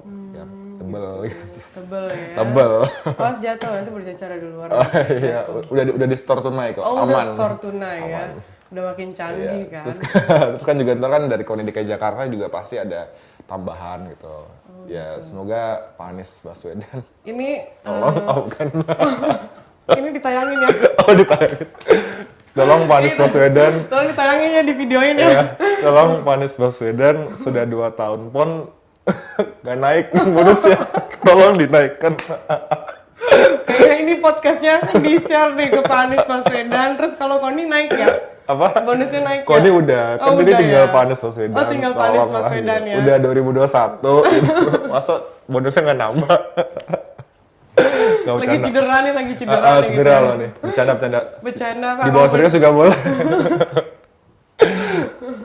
Tapi memang luar biasa ya, Iya. maksudku kan anak muda hari ini punya semangat yang luar biasa, karena memang biasanya tuh anak-anak hari ini kan kita nih banyak anak-anak muda yang seusia kita itu terbelenggu dengan adanya Seusia kita. terpan ya, seusia Iya, ya. seusia. Setahun bedanya. Nggak bercanda. Iya, tapi maksudnya banyak juga kan yang hari ini anak muda terbelenggu dengan adanya terpaan budaya luar, kita lebih asik dengan yang lain gitu. By the way, kuliahnya gimana? Lancar tapi sambil berjalan dengan adanya aktivitas olahraga? Puji Tuhan sih lancar sih, karena BINUS juga ngedukung gitu. Oh, ngedukung BINUS ya? ngedukung banget, jadi emang karena kan kemarin selama kuliah tuh bisa dibilang gue jarang banget masuk gitu. Jadi kayak selama 4 tahun, 4,5 karena gue ada cutinya, itu gue masuk kuliah cuman yang full 1 semester ya, cuman 1 semester. Sisanya kayak gue dibantu BINUS, tapi bukan dibantu nilainya, dibantu absennya doang. Tapi untuk semua nilainya gue harus ngejar sendiri. Oh gitu. Apalagi ini kan online ya, sebenarnya ya lebih mudah juga kalau misalnya kita kuliah online. Kemarin masih offline sih. Oh, zaman masih offline ya? Kan udah lulus sekarang, 2020. Oh, udah lulus Udah, ya? tahun lalu. Ya. Tahun lalu lulus ya. Tapi memang itu salah satu bukan cobaan sih. Tantangan ya. Iya. Tantangan. Jadi gue sedikit cerita juga, gue pernah jadi tuh pilihan gue itu dari orang tua, kamu mau lanjutin akademis kamu atau kamu mau jadi seorang atlet gitu. Karena ibu gue tuh pengennya jadi atlet, tapi orang tua maunya gue tuh jadi akademisi, maksudnya lebih mengedepankan pendidikan. Jadi kalau misalnya dulu gue SMP tuh kelas 3 UN gue harus les pulang jam 8, gak ada sempet latihan. Terus SMA juga begitu, akhirnya gue berhenti jadi atlet setelah SMA. Nah kalau zamannya Kak Jeremy, untuk bagaimana menyeimbangi dengan latihan tuh gimana? Jadi puji Tuhan emang SMA, SMP gitu. Orang tua gue juga dua-duanya tuh emang ngedukung dua-duanya. Jadi orang tua gue emang mungkin ada pengalaman dulu kali ya. Jadi kayak zaman dulu terlalu fokus ke atlet, jadinya akademis yang nggak ada. Sekarang selain atlet susah dapat kerjaan, dapat pemasukan gitu. Jadi mereka tuh benar ngedepanin karena dari gue SMP, SMA dimasukin ke sekolah favorit terus. Sampai kuliah pun dipaksa di BINUS gitu. Mau nggak mau gitu loh. Karena pengen tetap jadi atlet, jadi diseimbangin gitu. Jadi kayak sebenarnya buat bagi latihan tuh nggak tahu kenapa puji Tuhannya selalu lancar gitu loh antara akademis sama latihannya gitu. Di SMA 6 juga SMA 6 Jakarta juga ngebantu banget kayak absen segala macem. Jadi misalkan kayak abis latihan pagi, terus ke sekolah boleh telat, abis itu latihan lagi sorenya. Kalau misalkan di BINUS juga dikasih dispensasi gitu. Jadi benar-benar bisa dibagi dua. Itu capek banget sih sebenarnya, capek banget. Cuman kayak yang kayak ya why not gitu kalau dapat dua-duanya gitu loh. Selama ada jalannya kenapa enggak gitu. Oke. By the way, ini kan tanggal 28 Hari Sumpah Pemuda. Bagaimana Kak Jeremy itu memaknai Sumpah Pemuda gitu? Gimana ya? Sebenarnya lebih ke sisi nasionalisme kali ya. Nasionalisme ya. Karena sebenarnya lebih ke overall sih. Untuk semua hari di Indonesia gitu. Karena apalagi sebagai atlet kan. Dan gue juga sebelumnya bukan bawa nama DKI Jakarta doang. Karena gue udah pernah bawa nama Indonesia juga kan. Iya. Bangga lah ya. Harus sempat bangga jadi pemuda Indonesia ya. Gitu. Dan kalau misalkan pernah ditanyanya, kayak misalkan kayak nasionalismenya gimana gitu, jadi pemuda Indonesia gimana, gue pernah tanya dulu, kalau lo pengen bawa kebudayaan Indonesia ke luar negeri, apa yang lo mau bawa gitu. Keren. Gue cuma satu yang mau gue bawa, budaya ramah sama senyum doang. Gitu. Bangganya kalau di luar tuh seperti itu ya. ya. Karena semua orang udah tahu nggak sih kalau orang Indonesia tuh pasti dikenal ramah sama seluruh dunia gitu. Dan Makasih, itu Kak. Kan saya Indonesia juga, Indonesia Di Indonesia semua gitu. Jadi buat gue ngebawa gitu. Daripada masa lu ngebawa tarian tradisional ke luar negeri kan nggak mungkin gitu. Ya gue sambil ke luar negeri sama jadi atlet ya gue ngebawa budaya Indonesia sebagai pemuda yang ramah. Gitu. Tapi memang kan punya cara membanggakan Indonesia itu sebagai anak muda beda-beda ya. Banyak. Oke, Sobat Plus 62 hari ini ada games yang berbeda. Karena kita dapat pertanyaan segini banyak dari fans-fansnya Kak Jeremy. Masa sih? Iya, Emang ada fans?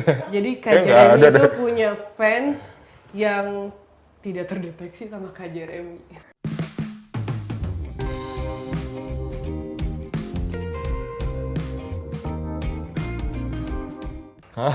Dan ini pertanyaannya segini banyak. Ini pun sudah dipilih.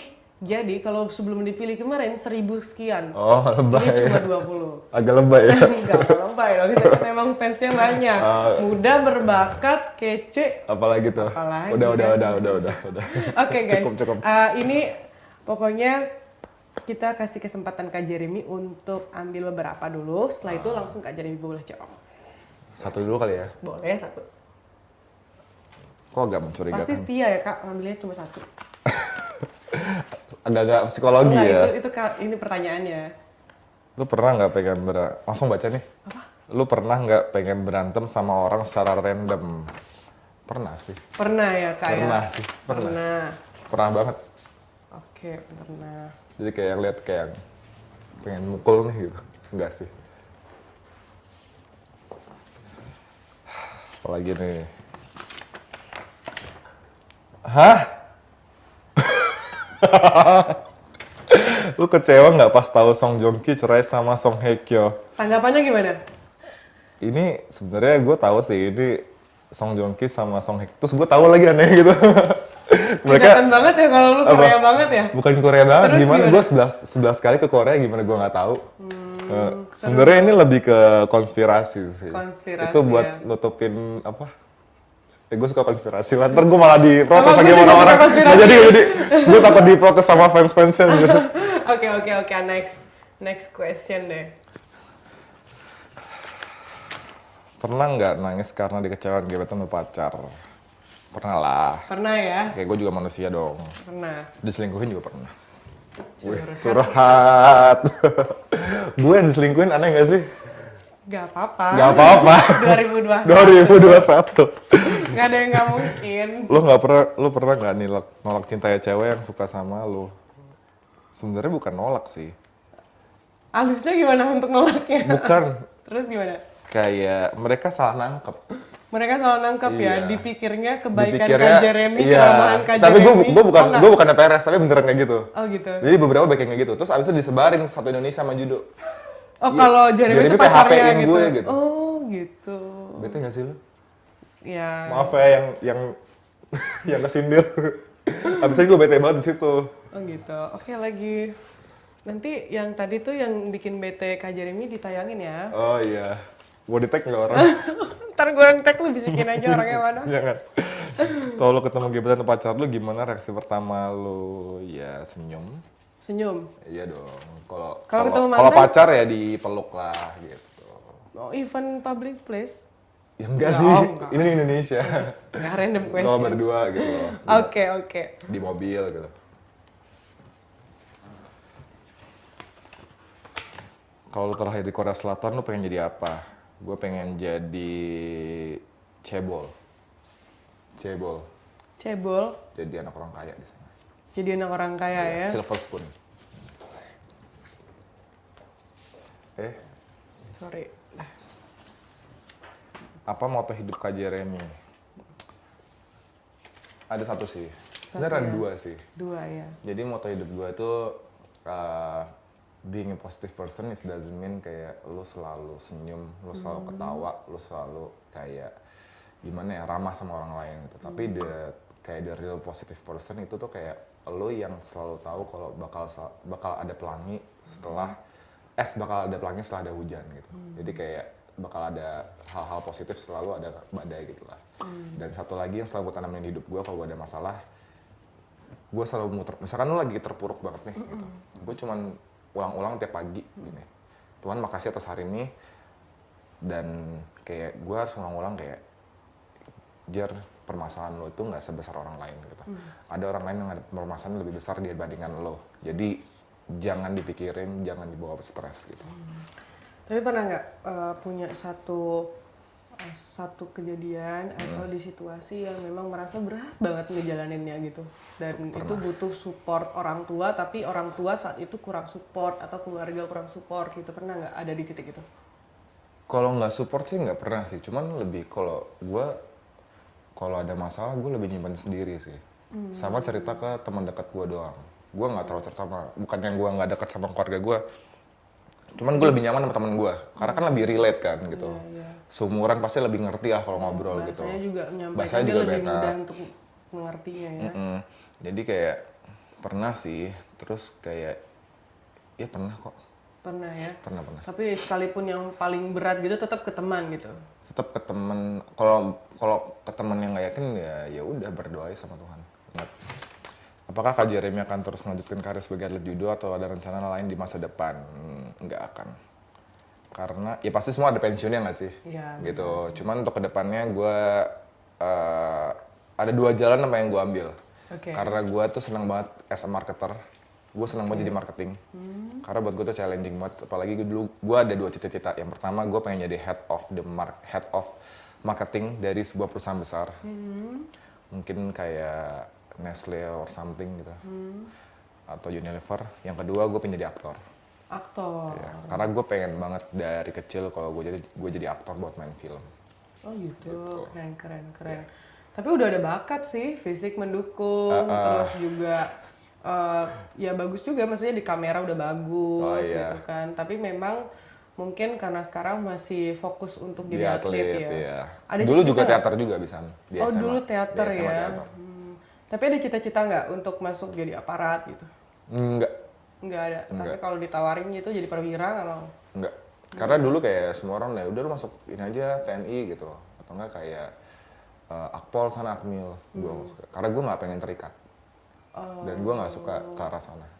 Apa sih salah satu yang memotivasi dari semua perjalanan hidup dari Kak Jeremy gitu ya, yang paling ingin Kak Jeremy lakukan itu karena termotivasi oleh satu faktor atau apa gitu, faktor lain? Ada.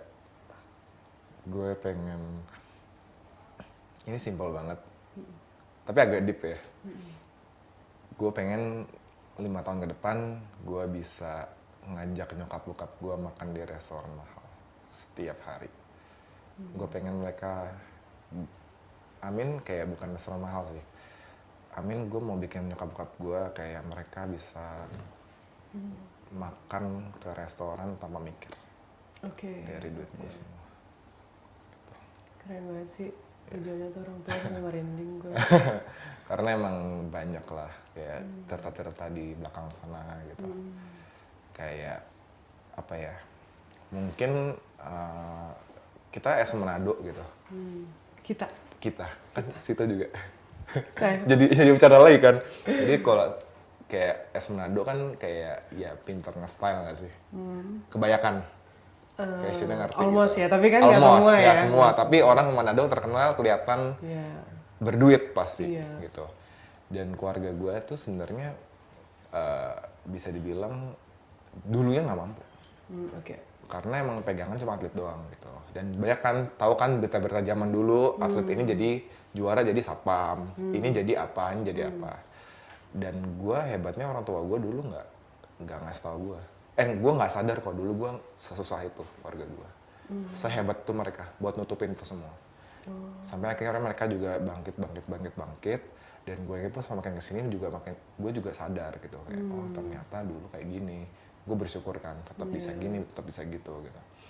Dan tujuan utama gue itu, jadi kayak gue pokoknya nggak mau tahu caranya, mau gue jadi aktor, mau gue jadi marketing, mau gue jadi apa, mau jadi businessman kayak segala macam. Gue harus bikin nyokap gue bisa ngerasain kemewahan lah. Ya orang tua sih ya. Dua-duanya pasti. Keren banget sih. Oke. Kamu gambar beneran ya. Kak Jeremy, terima kasih sebelumnya udah mau datang ke podcast kita, mampir di Plus 62. Jangan bosan-bosan pokoknya untuk bicara, berbagi ke anak muda, tentunya bisa menginspirasi semua pemuda di Indonesia biar bisa sesukses Kak Jeremy. Karena Kak Jeremy ternyata ini multi talent, bukan cuma atlet tapi juga bisa seni. Terus Kak Jeremy juga ternyata finalis dari Apnon. Wow, gorgeous banget gitu ya. Jadi bukan lagi di masa muda itu untuk main-main. Setuju. Tapi bagaimana caranya sebagai anak muda kita bisa menginspirasi yang lain dan kita bisa menciptakan satu kreasi atau kreativitas yang tentunya bisa menginspirasi, menorehkan prestasi sebanyak-banyaknya, menjadikan Indonesia jauh lebih bangga. Thank you Sobat Plus 62, sampai ketemu, jangan lupa like dan subscribe. Thank you.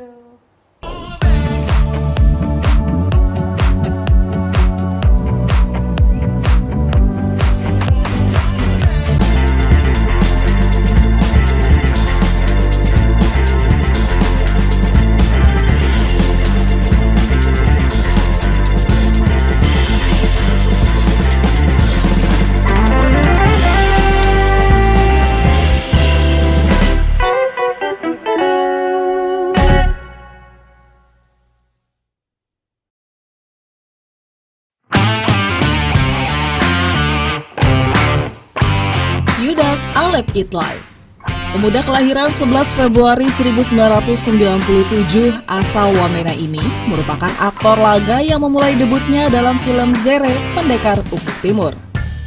Pemuda berusia 24 tahun ini tinggal di Jakarta dan pernah bersekolah di SMA Negeri 1 Bintuni dan lulus kuliah dari Sekolah Tinggi Ilmu Pemerintahan Abdi Negara jurusan Ilmu Pemerintahan.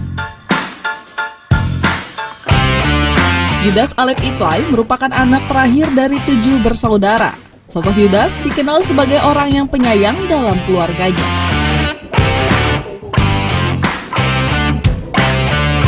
Berikut foto-foto tentang Yudas.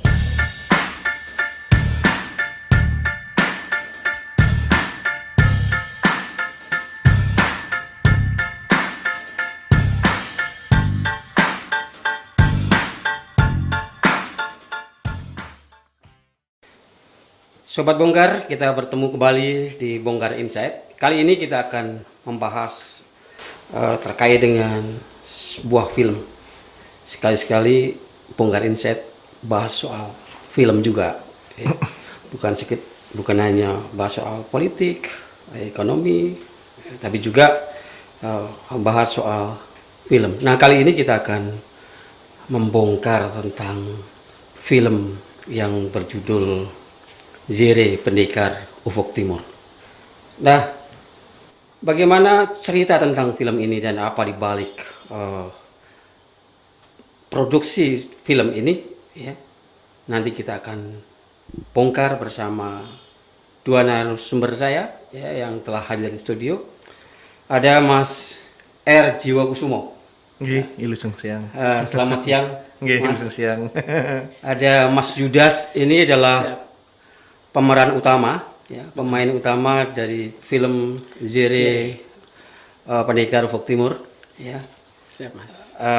Selamat siang. Selamat siang. Saya panggil apa nih? Kakak. Oh, panggil Ade saja. Ade saja. Oh iya. Soalnya masih muda. Soalnya masih muda ya. Ade Yudas. Nah, Mas, saya ke Mas Jiwo dulu nih. Baik. Ya, Mas bisa nggak diceritakan tentang ini semacam sinopsis ya? Okay. Alur dari film ini, ya. Bisa diceritakan secara singkat, Mas? Kalau untuk sinopsis, jadi film Zere ini menceritakan tentang seorang putra Papua yang bernama Zere. Dia sebagai anak yatim, dia hanya hidup dengan ibunya, tetapi dia mempelajari pencaksilat secara untuk membalas, sebenarnya untuk membalas bulian temennya seperti itu. Tetapi satu saat dia ketemu dengan satu sosok yang akhirnya membawa dia menjadi seorang atlet. Tetapi dalam perjalanan dia menjadi seorang atlet itu, dia harus menghadapi beberapa rintangan-rintangan, termasuk dari sindikasi-sindikasi gangster-gangster seperti itu. Ya, ini kan ceritanya kan memang dramatis ya. Iya. Kemudian dari perjuangan hidup seorang Zere, Iya. Keluarga Zere, kemudian di situ ada keberanian juga ya. Iya. Kemudian ada Sportivitas, ya, patriotisme, iya. Gitu. Dan juga apa namanya, kalau saya nonton tuh ya, itu mengangkat soal pesona alam Papua. Nah, kira-kira apa, Mas, pesan yang ingin disampaikan dari film ini? Pesannya jelas secara eksplisit menceritakan bahwa Papua masa kini, Papua saat ini itu memang satu daerah yang memang sudah pantas dan layaknya untuk menjadi tuan rumah Pekan Olahraga Nasional yang ke-20 yang di Papua tahun 2021 ini. Termasuk membangun infrastruktur yang ada di sana, kemudian SDM-nya yang di sini diwakili oleh Yudas sebagai Zere. Seperti itu, ya, message-nya adalah film ini sebagai etalase Papua masa kini, Papua yang produktif, Papua yang memiliki optimisme, yang cerdas, seperti itu. Yang sudah tidak tertinggal lagi, gitu. Betul sekali. Gitu ya. Nah, iya, ini menarik nih, Mas.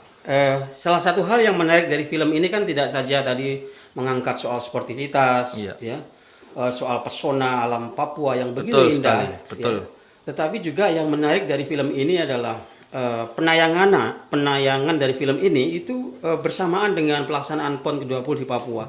Apa korelasinya, hubungannya dengan PON ini? Oke, jadi film Zere Pendekar Ufuk Timur ini memang film yang diproduksi untuk sebagai sarana promosi untuk menyemarakan, meramaikan, mempromosikan penyelenggaraan Pekan Olahraga Nasional yang ada di Papua saat ini. Dan ini adalah pertama kali dalam sejarah, Pak. Pertama kali dalam sejarah bahwa PON memproduksi film layar lebar sebagai promosi penyelenggaraannya. Ini tercatat baru pertama kali dalam sejarah penyelenggaraan PON, ya, di mana dalam pelaksanaan PON itu ada layar produksi lebar. film layar lebar tadi. Betul itu ya. sekali. Nah, ini apa sebagai sponsor atau gimana ini Mas anunya? Ini anggaran yang produksi ini adalah produksi PB PON Papua bekerjasama dengan PT Kalacakra Multisinema. Seperti itu. Kalacakra Multisinema. Kalacakra Multisinema. Iya. Jadi ini sponsornya dari PB PON ya. Sekaligus mungkin promosi ya, promosi. Betul sekali. Apa namanya? Wilayah Papua. Betul sekali, karena selain kita memperkenalkan venue-venue-nya yang kita jadikan lokasi syuting, venue-venue PON yang digunakan untuk penyelenggaraan PON, kita juga mengangkat tentang wisata pesona alamnya Papua seperti itu. Iya, selain itu kan kalau kita tonton ya di film itu kan ada spot-spotnya kan, ada spot-spot PON ini kan. Iya, betul. Ya, kemudian di sisi yang lain yang mengangkat dari sisi keindahan alam Betul Papua sekali. gitu kan. Nah, sehingga persepsi publik ketika menonton film itu, wah ini ada hubungannya dengan PON nih. Iya. Gitu kan. Nah, memang ada hubungannya ya. Ya memang ini filmnya PON. Memang filmnya PON. Memang ini. produksi dari PB PON. PB PON Hmm. bekerjasama dengan PT Kalacakra Multisinema. Seperti itu. Mas, berapa lama produksi film ini? Saya dengar cuma 40 hari, kayak mirip Bandung Bondowoso membuat. Oh, bukan. Jadi candi. Film ini kita awali dengan riset, Pak. Jadi iya. film kita awali dengan riset yang tidak singkat juga. Makanya kemarin beberapa teman kalau kita ngobrol, gimana sih syuting di sana, bagaimana ada kendala apa seperti apa. Ya alhamdulillah dari proses riset, kemudian praproduksi, workshop hingga syuting days. Kenapa syuting days kita ada sekitar 30 hari, kurang lebih 30 hari? Karena persiapan produksi kita perencanaannya matang semua. Jadi seluruh kendala-kendala yang terjadi di hari syuting sudah bisa kita atasin. Dan hampir tidak ada kendala dalam proses produksinya. Itu yang membuat cepat. Jadi bukan kita syutingnya asal syuting. Oh, bukan simsalabim. Bukan, jadi, tetapi karena perencanaan kita sudah matang. Seperti itu. Ya, saya pikir kan kayak itu Bandung Bondowoso yang bikin candi dalam semalam. Bikin film 40 hari kok. Oh, bukan. Luar biasa nih kan. Ternyata sudah lama ya. Persiapannya kita sudah 1 tahun lebih yang lalu deh kayaknya. Berapa waktu yang dibutuhkan? Kita persiapan berapa bulan?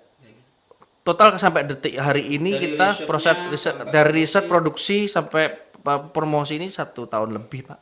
1 tahun lebih. 1 tahun lebih ya? Iya, 1 tahun lebih. Iya, berarti cukup iya. lama. Persiapannya berarti sudah cukup matang ya. Betul sekali. Saya ke adik Yudas. Siap. Adik Yudas. Gitu. Siap.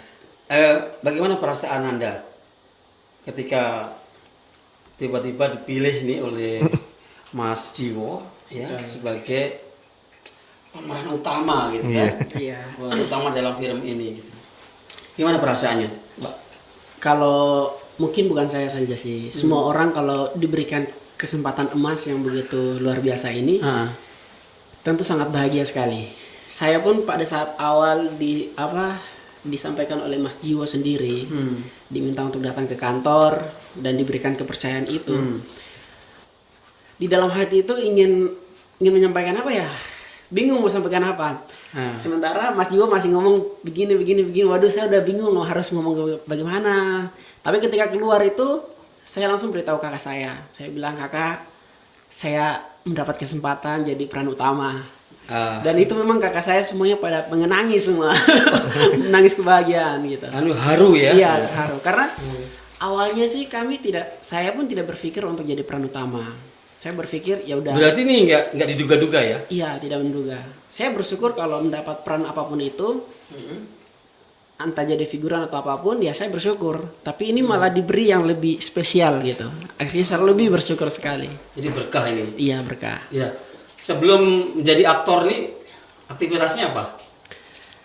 Kebetulan tujuan saya ke Jakarta ini sebenarnya kuliah. Cuman berkat pandemi COVID kemarin, banyak waktu luang. Nah, jujur saya melihat bahwa banyak mahasiswa juga itu mempunyai waktu luang. Nah, waktu luang itu saya gunakan untuk apa sih kegiatan yang bisa saya isi. Nah kebetulan waktu itu ada latihan acting yang diajak. Saya latihan acting. Ada open casting ya? Nah habis itu ketemu sama open casting. Casting film Zere itu. Nah dari situ saya ikut tes dan terus berhasil. Terpilih? Terpilih ya. Jadi haru ya? Sangat terharu. Ini film pertama ya? Betul, ini adalah film pertama. Ya, yang pertama. Ini kan luar biasa nih, ya. Siap. Sebelumnya belum pernah main film? Belum pernah. Belum pernah ya? Belum sama sekali. Ini juga menarik menurut saya nih. Ini sebuah keberanian ya. Artinya juga insting seorang sutradara juga ini. Kan kadang-kadang memang sutradara itu punya insting ya. Punya insting yang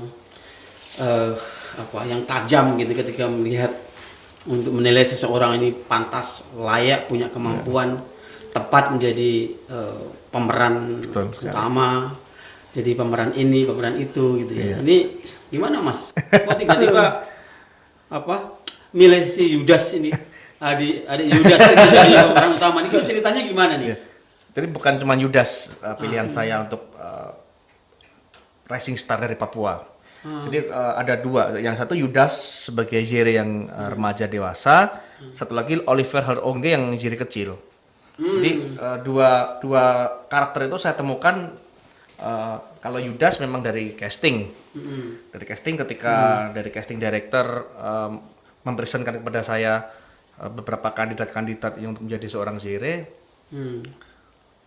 Saya melihat Yudas memiliki potensi dan memiliki value yang meskipun masih belum diasah tapi sudah bisa dilihat.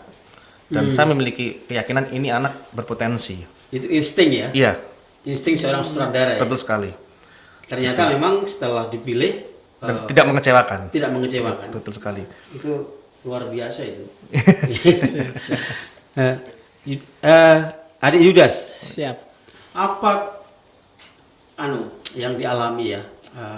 Hal yang paling sulit pas pada saat syuting. Nah, sebenarnya memerankan seorang Zere ya. Iya. Itu apa yang paling sulit? Ini jujur ya dari hati. Sebenarnya pada saat proses pelaksanaannya itu saya tidak mengalami kesulitan karena jujur semuanya selain perencanaan tadi sudah disampaikan, Mas Dio juga udah arahin saya. Ini loh, kamu seperti begini. Terus mungkin ada beberapa yang kekurangan saya, Mas Dio tahu solusinya gimana sih buat saya gitu. Jadi menurut saya Mas Dio ini punya solusi dan juga psikolog.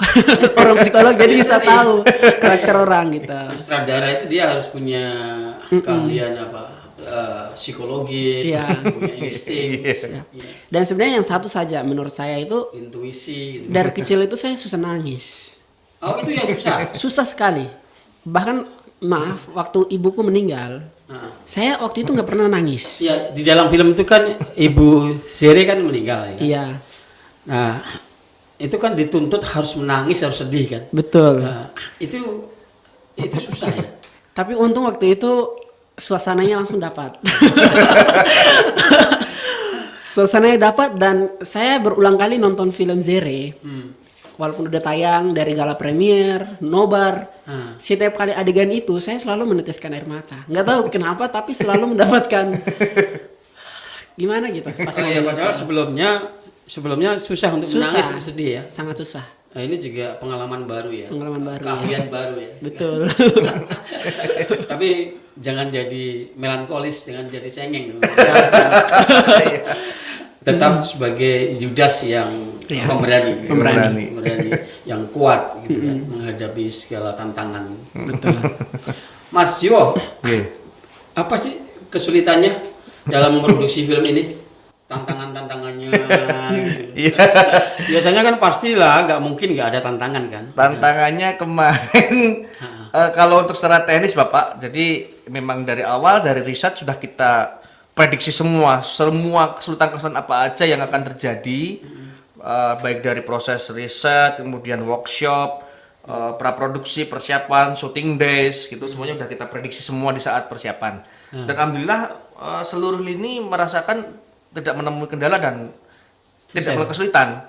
Tetapi yang saat kita workshop itu kemarin ini bukan kesulitan sih sebenarnya, cuman ada sedikit ya ganjelan. Kita kena COVID. Iya.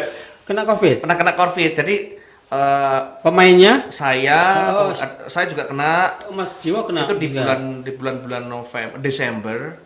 Ya akhirnya proses saya hentikan dulu 2 minggu. Desember 2020 ya. 2020 ada beberapa tim, ada tim dan pemain 1-2 pemain yang kena COVID total ada 7 anak. Ada 7 orang. 7 orang, tapi kita nah itu kesigapan dari produser-produser kita, ada Mbak Yuan dan Mbak Dita ini langsung close semuanya proses dengan koordinasi by remote dan sebagainya.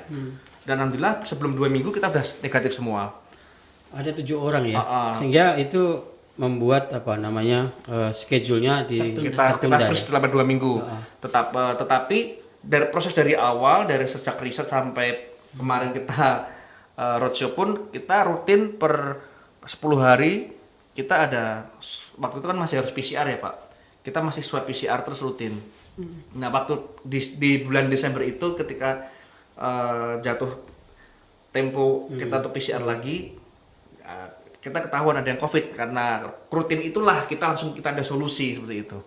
Iya, Mas, ini kalau kita tonton film itu ya, itu kan menonjolkan salah satu cabang olahraga silat ya. Baik. Padahal kan yang dipertandingkan kan tidak hanya silat gitu.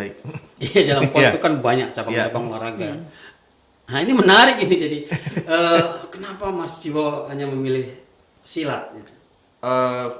Apa yang melatar belakangi itu? Baik, jadi kalau untuk kenapa kita memilih silat, pertama adalah bahwa pencak silat ini adalah warisan asli nenek moyang kita, olahraga asli dari Indonesia, Nusantara. Bela diri asli dari Nusantara adalah pencak silat. Itu lokal genius yang ingin saya angkat dari Indonesia itu sendiri. Kemudian terkait dengan Papua, saya kira beberapa olahraga yang memang Papua memiliki kelebihan-kelebihan atau prestasi itu kan orang sudah tahu kalau Papua misalkan beberapa prestasi-prestasi di Papua. Nah ternyata di Papua sendiri punya juara dunia juga Pak. Juara dunia pencaksilat juga punya. Dari Papua. Iya. Cuman mungkin menurut kami belum terekspos secara optimal bahwa di Papua tuh punya juara dunia pencaksilat. Nah disitulah itu tahun berapa kira-kira? Itu untuk tahun pon saya kurang namanya. Tapi beliau masih aktif ngajar kok itu. Nah itu beberapa atlet juga udah juara dunia pencaksilat seperti itu. Dan saya kira ini momen untuk pencaksilat di Papua untuk jaya, memiliki prestasi yang sama dengan olahraga-olahraga yang lainnya. Dan kita salah satu upaya untuk melestarikan budaya pencaksilat di Indonesia seperti itu Pak. Ya itu ya, latar belakangnya itu ya. Betul sekali. Mengangkat olahraga pencaksilat ya, sebagai warisan budaya nenek moyang. Betul sekali. Nah Mas, selain itu di dalam film itu kan diceritakan juga itu ada human trafficking ya. Perdagangan manusia itu. Itu apakah menggambarkan realitas yang terjadi di Papua atau gimana? Atau hanya imajinasi? Kalau saya kira film imajinasi Mas. Film itu adalah satu karya fiksi ya Pak ya. Jadi saya pun kalaupun secara fiksi yang digambarkan bebas oleh seorang kreator. Jadi kalau seorang director berbicara tentang human trafficking itu tentu sudah melalui langkah-langkah tahap-tahap imajinasi, kemudian storytelling yang fiksi gitu. Cuman seperti kalau saya kira teman-teman juga udah tahu sih perdagangan manusia yang kita beberapa kali menemukan anak-anak yang ditemukan organnya hilang dan pemberitaan-pemberitaan itu tentu sudah banyak sekali yang kita lihat di sosial media, di pemberitaan banyak sekali. Nah, ini menjadi satu perhatian, menjadi satu subplot bahwa ada loh seperti ini juga beneran seperti itu. Tapi kan film ini adalah fiksi, Pak. Bebas, seorang kreator bebas menerjemahkan, memvisualkan. Saya bisa mungkin peristiwa. Saya bisa saja mungkin nggak harus trafficking. Mungkin saya bisa saja dengan robot. Saya bisa saja dengan manusia super. Saya bentuk Zero sebagai superhero. Itu kan namanya film fiksi. Seperti beberapa film yang kita tonton ya Pak ya. Bisa saja kita bikin konflik-konflik, mohon maaf misalkan ada tentang teroris, tentang apa, itu menjadi sumber cerita yang sangat bebas sekali di dunia perfilman. Ya, artinya tidak terkait dengan human trafficking dalam film itu lebih ke fiksi ya. Lebih ke fiksi. Tidak berdasarkan realitas ya. Betul sekali. Mas, gimana perkembangan gini tentang antusiasme masyarakat terhadap film ini? Menurut Mas Jiwo? Ya,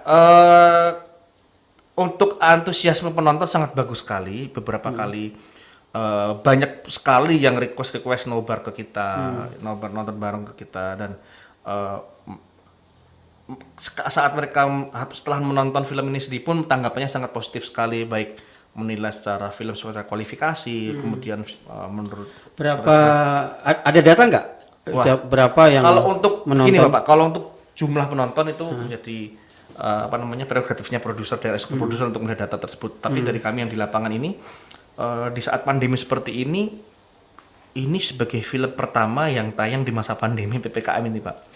Tentu informasi bahwa bioskop buka berdasarkan riset juga masih banyak yang belum tahu bahwa bioskop sudah buka. Kemudian sempat kemarin bioskop masuk harus dengan 2 kali vaksin persyaratan. Sekarang udah 1 kali vaksin sudah bisa masuk. Cuman kan vaksin ini belum semuanya vaksin. Ada yang pengen nonton tetapi belum vaksin, seperti itu. Jadi memang masa pandemi ini kita salah satu kendalanya karena iya, masih pandemi ya. Betul jadi sekali. Orang juga mungkin agak malas juga ya untuk datang ke bioskop. Meskipun tertarik misalnya iya, ya. Betul sekali. Kalau animo di luar sangat luar biasa sekali, baik tapi dari karena pandemi sosial media, benar sekali. Bahkan ada yang pengen nobar ini, aku pengen nonton terus tapi prokesnya bagaimana, itu semuanya masuk ke admin kita. Betul. Cuman ya kita sampaikan bahwa di bioskop itu prokesnya sangat ketat sekali dan steril di sana. Bioskop memiliki solusi dan upaya untuk mensterilkan tempat mereka sendiri gitu. Saya ke adik Yudas nih. Siap. Ini apa namanya? Gimana sih? Perasaan Yudas nih, ya, menjadi pemain, jadi lawan tanding dari Aisyah Akila ya, yang berperan sebagai Hilda. Itu gimana perasaan?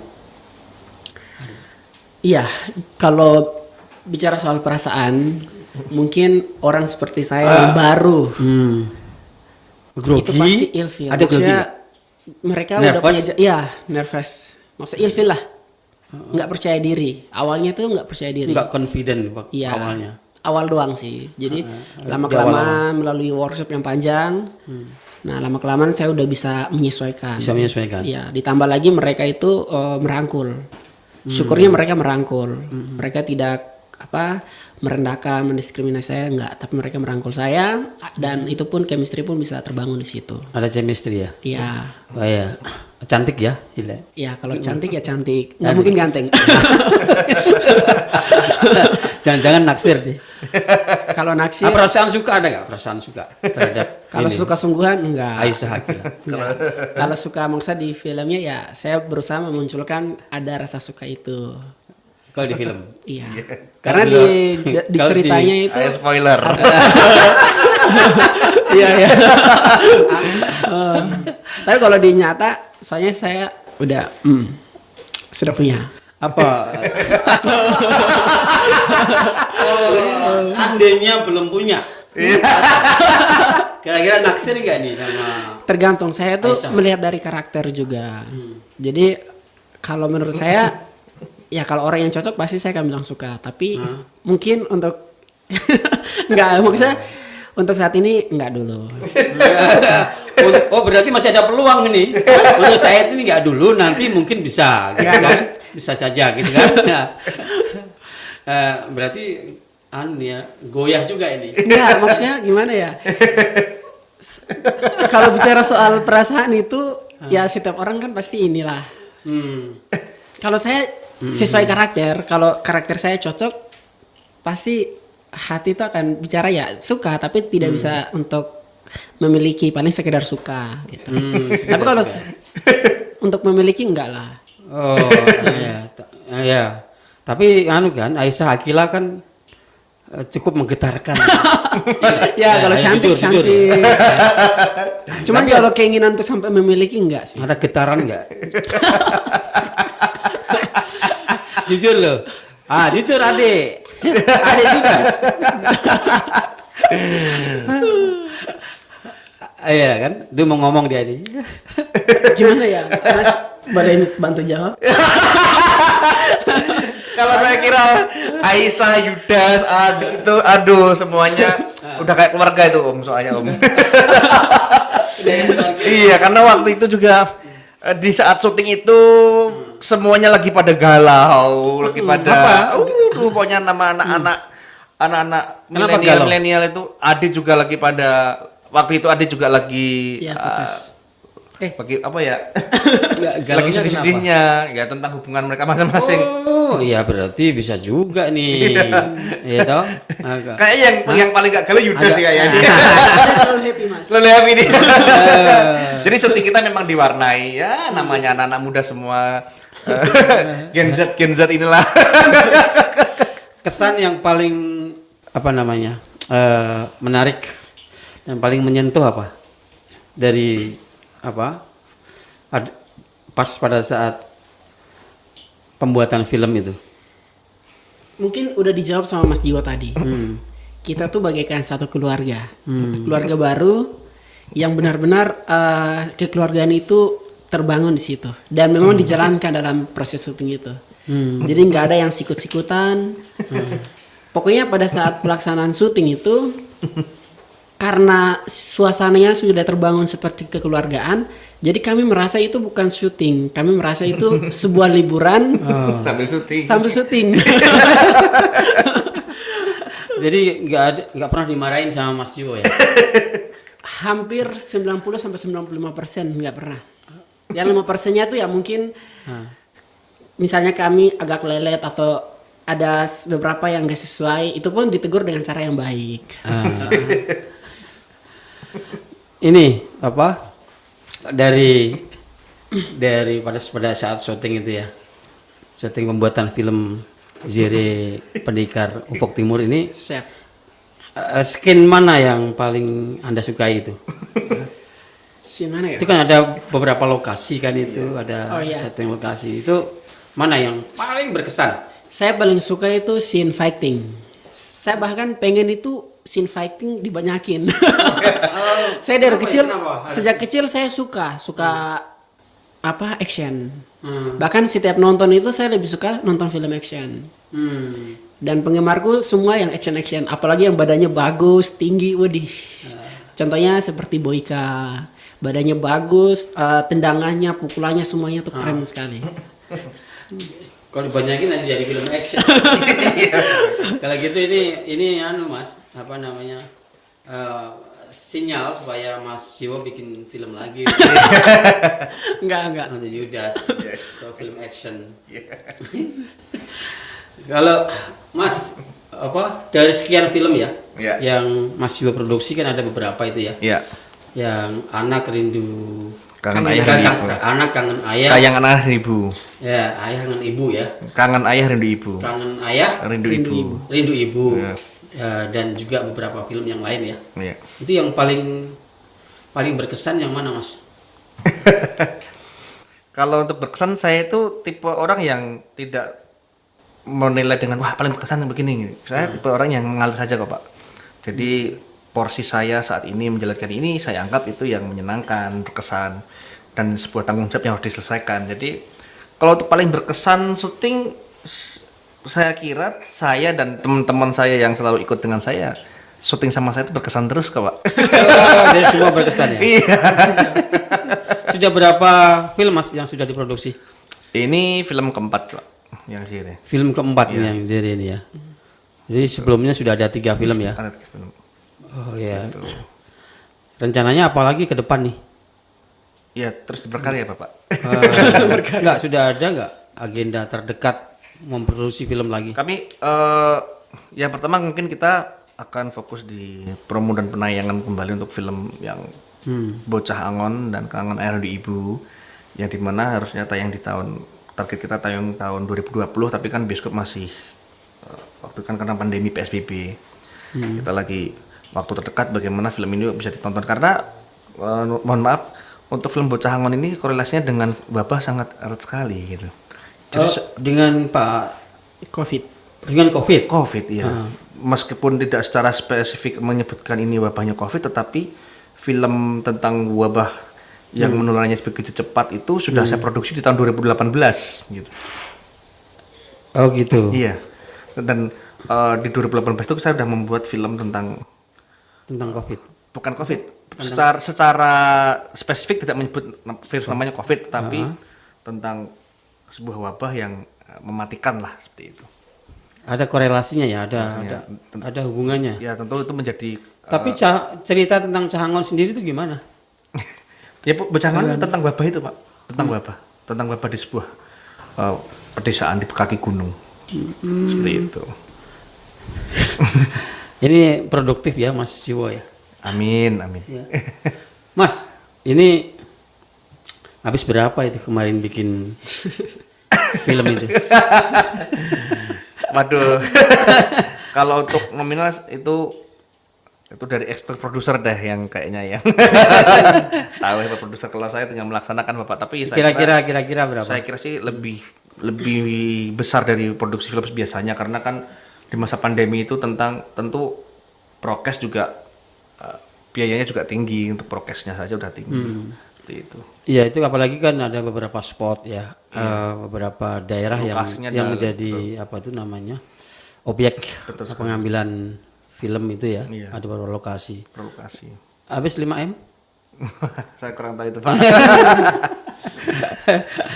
Iya. Mungkin Bapak dan teman-teman nonton dulu saja, nanti bisa memperkirakan habisnya berapa. Saya sudah nonton sih. Oke, iya, saya sudah nonton. Ya. Makanya ya saya sih sudah bisa memperkirakan kira-kira habis sekian M lah gitu kan. Yudas. Siap. Sejak kapan Anda ini mahir dalam bela diri itu?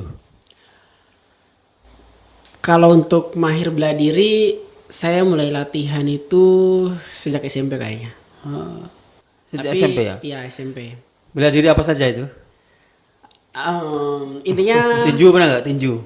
Kalau tinju belum. Tinju belum? Belum pernah. Terus apa saja? Intinya saya ada ikut, waktu SMP tuh ada suka ikut silat. Pengen banget ikut silat. Cuman karena kakak minta saya untuk jangan. Tapi saya selalu belajar dengan kakak. Kebetulan kakak udah warga. Dia udah warga silat dan dia juga mengajarkan saya beberapa teknik gitu. Jadi sejak SMP ya? Iya, sejak SMP akhir lah, kelas 3 masuk SMA kelas 1. Karate pernah juga? Karate pernah. Oh, banyak ini. Kalian bela dirinya ya. Siap. Tapi masih belajar terus. Masih belajar terus. Iya.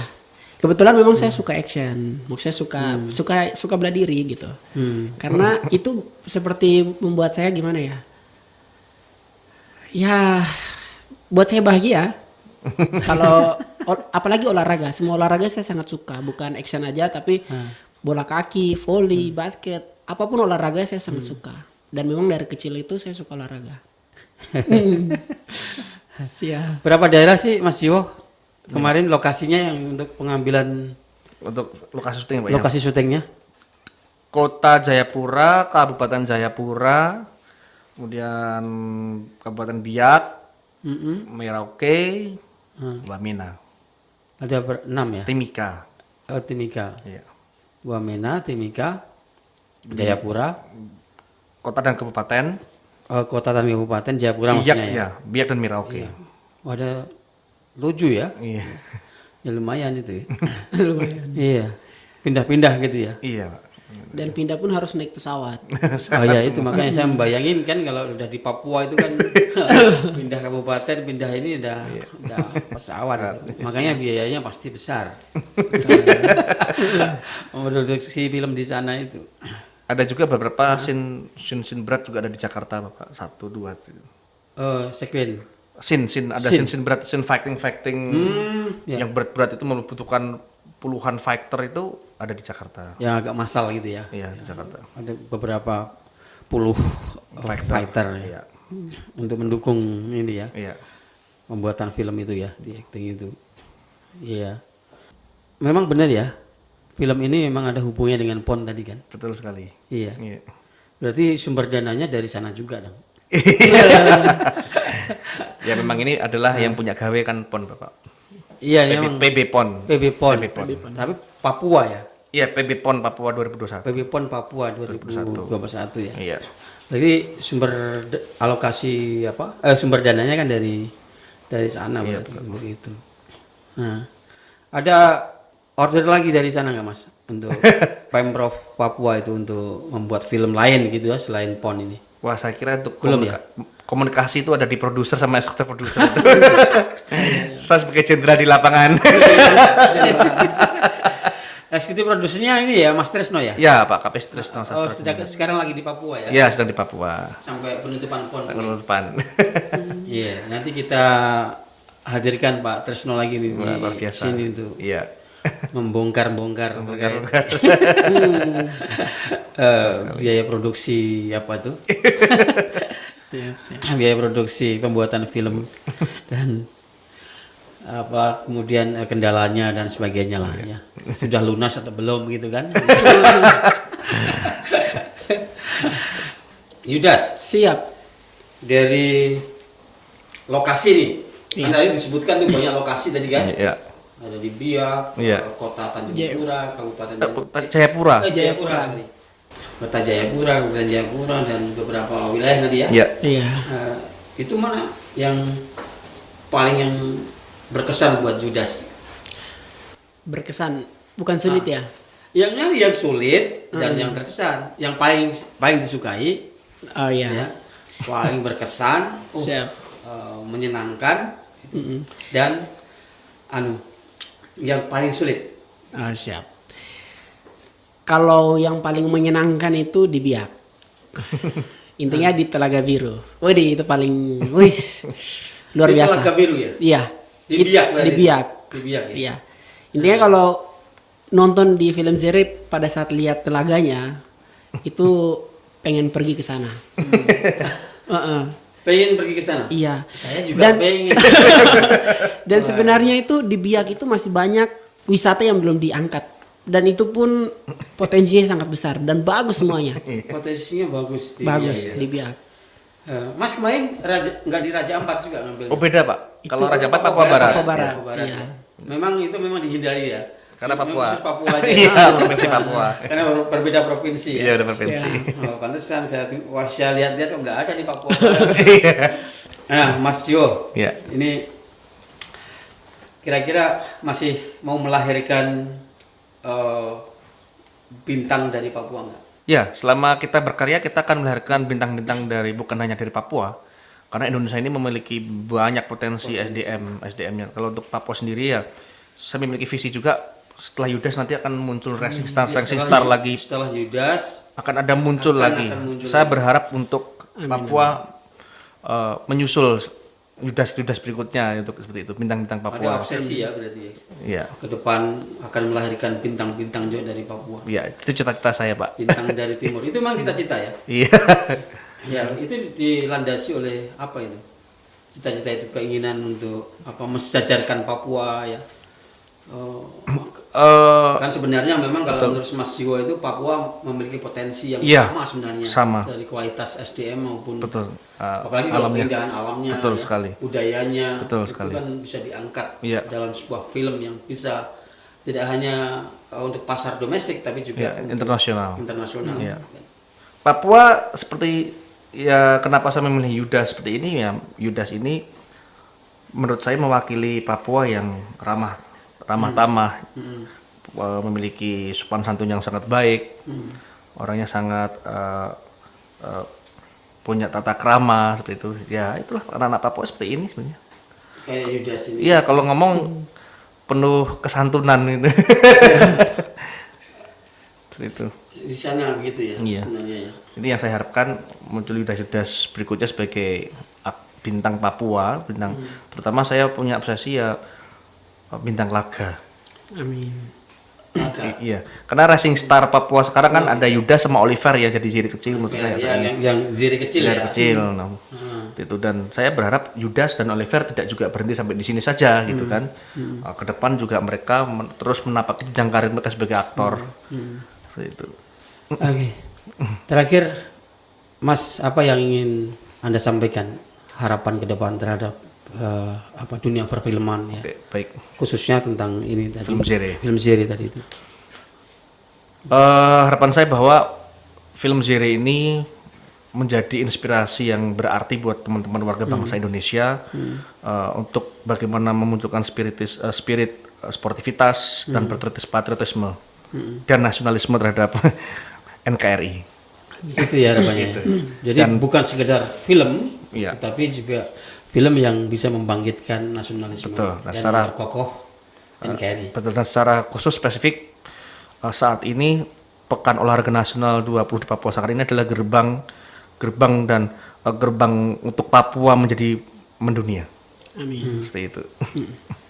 Adik Yudas, terakhir sebagai pernyataan penutup atau closing statement, apa yang kayaknya ingin Anda sampaikan? Sempurna ya. Ya intinya kalau dari saya, harapan saya ini buat anak-anak Papua dulu, generasi muda. Saya harap mari kita sama-sama bangun dari tidur, bangun dari zona nyaman kita. Mari kita buat sesuatu yang terbaik buat tanah Papua. Karena tanah Papua butuh sosok yang bisa menjadi panutan, menjadi teladan, menjadi semangat baru buat generasi muda lainnya gitu. Jadi saya harap muncul Ziri-Ziri baru. Sebenarnya sudah banyak, cuman saya harap melalui film ini makin banyak lagi, terutama anak muda. Karena kita tahu bahwa anak muda itu yang akan menjadi penerus bangsa ini. Nah itu untuk Papua, dan juga saya rasa tidak salahnya buat seluruh kepulauan yang ada di Indonesia ini gitu. Iya. Dan artinya tidak hanya untuk Papua tapi juga untuk Indonesia. Baik. Saya terkesan dengan film itu, terutama dengan kalimat yang disampaikan oleh Ibu Ziri. Ya. Ziri, kamu harus berguna untuk bumi yang kau pijak. Betul. Yaitu bumi Cendrawasih. Baik, terima kasih Mas Dio telah hadir di studio Bonggar Insight. Terima kasih Bapak. Kita undang kembali ya. Baik. Semoga sukses. Amin. Film Ziri Pendekar Ombak Timur dan juga ke depan Mas Siwo bisa membuat film-film ya sebagai karya anak bangsa ya, yang lebih baik lagi. Amin. Terima kasih. Siap. Ya, terima kasih.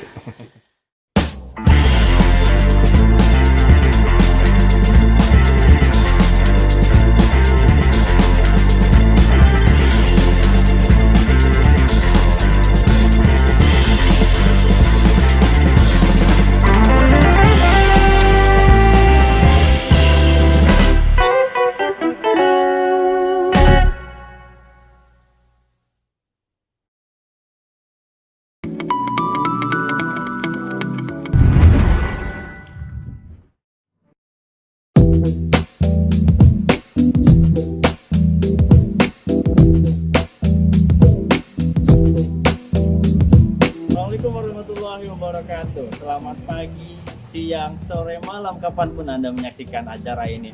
Itu artinya Anda akan disuguhkan oleh tayangan yang menginspirasi dari kisah-kisah para tokoh yang ada di Indonesia. Nah, pemirsa Sulan TV, kali ini saya, Agus Maulana, dalam program Inspirasi sudah berada di lokasi kediaman salah satu tokoh yang berpengaruh di Banten. Dalam hal ini dalam dunia akademisi. Siapakah dia? Yuk ikuti terus sang inspirasi. Assalamualaikum. Nah, ini dia pemirsa. Tokoh inspiratif di Banten. Assalamualaikum Prof. Alhamdulillah. Sehat. Alhamdulillah sehat. Prof, kami dari Sultan TV pengen mengenal Prof lebih dekat sebagai rektor Untirta. Boleh ngobrol-ngobrol sebentar, Prof? Siap, siap. Terima kasih nih udah Iya, dikunjungi silaturahmi ya. Iya. Kita ngobrolnya di mana nih, Prof? Nanti di alam aja. Ayo, silakan, Prof. Ya.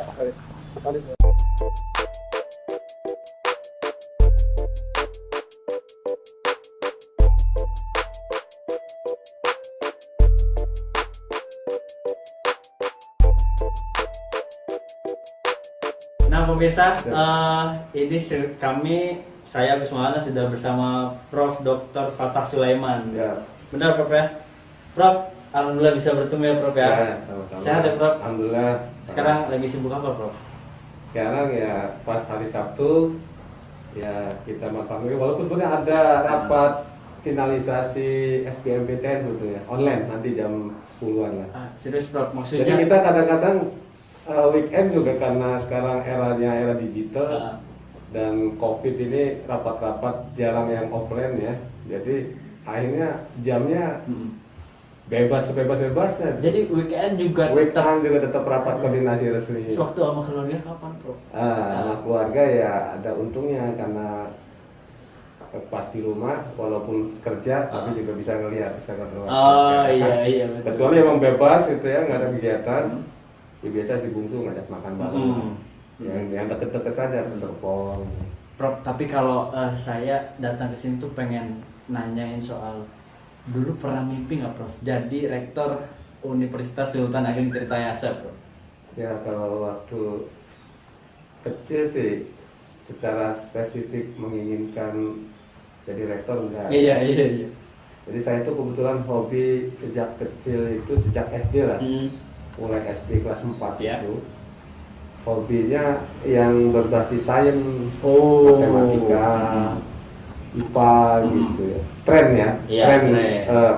Passion mungkin istilahnya. Sejak SD? Kelas 5 mulai ya. Kelas 5 ya.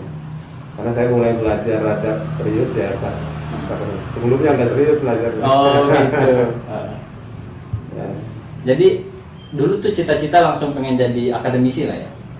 Atau saya ingin memang karena penggemar saya ingin belajar aja. Kebetulan pada saat SMA itu lagi ada booming informasi terkait dengan beasiswa pendidikan tinggi oleh Pertamina. Di tahun berapa tuh? Di UI ya. Waktu itu ada jurusan baru yang di-create oleh Pertamina kerjasama dengan Universitas Indonesia. Jurusannya teknik gas petrokimia. Kata orang-orang susah ini katanya gitu ya. Kalau saya justru kata orang susah saya ingin coba gitu. Jadi suka tantangan. Iya. Jadi pas saya coba ternyata dapet sih. Alhamdulillah. 88. Prof, di jenjang selanjutnya ketika kalau SD, SMP, SMA rasanya masih di Kota Serang ya? Masih. Prof mengenyam pendidikan S1 di UI ya? Di UI kemudian itu kan merantau. Ada masa-masa sulit gak menjadi anak kos gitu? Ada. Saya dikasih dana kos misalkan sebulan 40.000 ya waktu itu. Tahun berapa tuh? 87, 88, 89 lah, 88. Waktu itu pokoknya saya rasakan itu habis di hari ke-12 untuk makan yang memadai. Baru hari ke-12 sudah habis? Iya.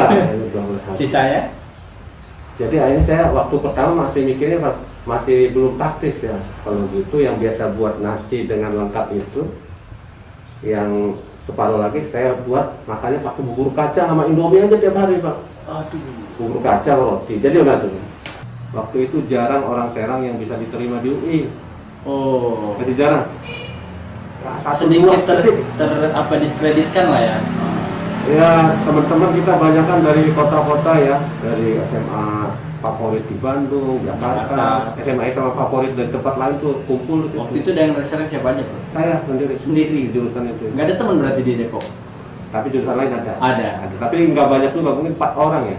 Yang diterima juga. Nah, Prof, kita kayaknya pengen tahu nih apa saja hal-hal ruang-ruangan penting, mungkin ada ruang rahasia juga boleh nih kayaknya di rumah ini. Boleh Prof ya? Iya. Kita ikuti kegiatan Prof kali ini. Iya.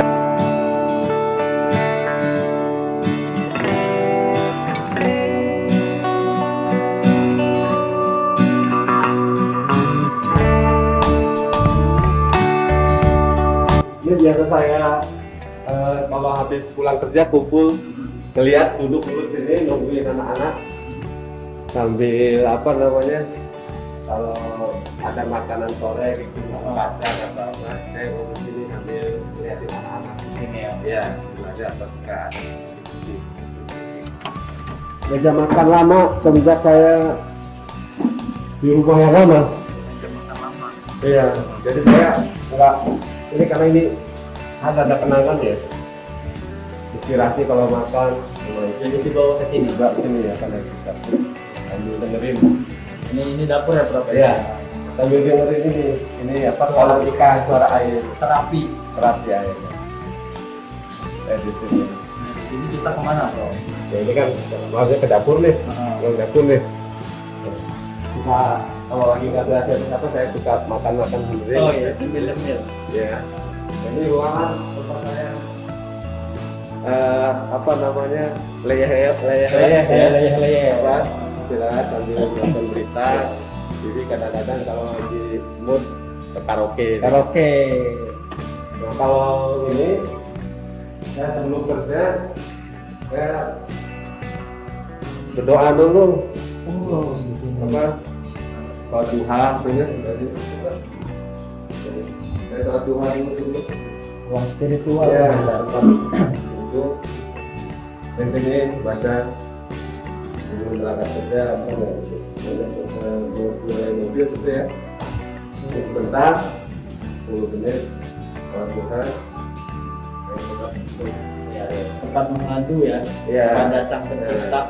Nah ini kalau saya mau istirahat baca buku naik ke atas. Ini kalau mau baca buku nih saya ke atas. Oh iya. Sambil lihat ada jadwal, ada buku baru yang belum dibaca saya kumpulin. Ini saya baca. Ini pilih aja buku sesuai sama apa, mengupgrade lagi keilmuan teknik kimia saya. Buka-buka, tapi semua buku saya baca sih. Semua ya? Mulai dari sastra, sejarah, kemudian perkembangan teknologi, sosial kemasyarakatan saya baca. Saya duduk sini. Saya baca gitu. Di sini. Nah, saya baca. Ini buku yang saya tulis juga dulu, studi kebantenan. Boleh tunjukin? Studi kebantenan dalam perspektif budaya dan teknologi. Nih, kata Sulaiman. Ini untuk memberikan pembekalan pada mahasiswa Unita, bukan hanya yang dari Banten, yang dari hampir seluruh penjuru provinsi yang ada di Indonesia. Kenalkan tentang Banten. Ya, masuk muatan kurikulum lokal. Oh itu ada ini juga ya? Kalau itu alat kesehatan. Kalau pagi-pagi jam 9.10 saya di sini. Oh di sini. Dulu tuh dengan putar. Itu ya kalau saya buat kalau malas keluar. Tiap-tiap pagi Prof ya? Ya, pokoknya kalau lagi ada waktu jam 9.10 belum kantor, tadi pagi saya main ini gitu. Main sambil ini ya. Ya itu, ya rumahnya kecil kayak gini. Oh, kecil. Standar ya. Ini hampir rata-rata sudah saya baca lah kira-kira. Sudah semuanya. Iya. Oke. Prof mungkin kita sampai di sini saja. Tapi sebelum itu saya ingin Prof menyampaikan closing statement kepada pemirsa Serna TV di program Sang Inspirasi ini.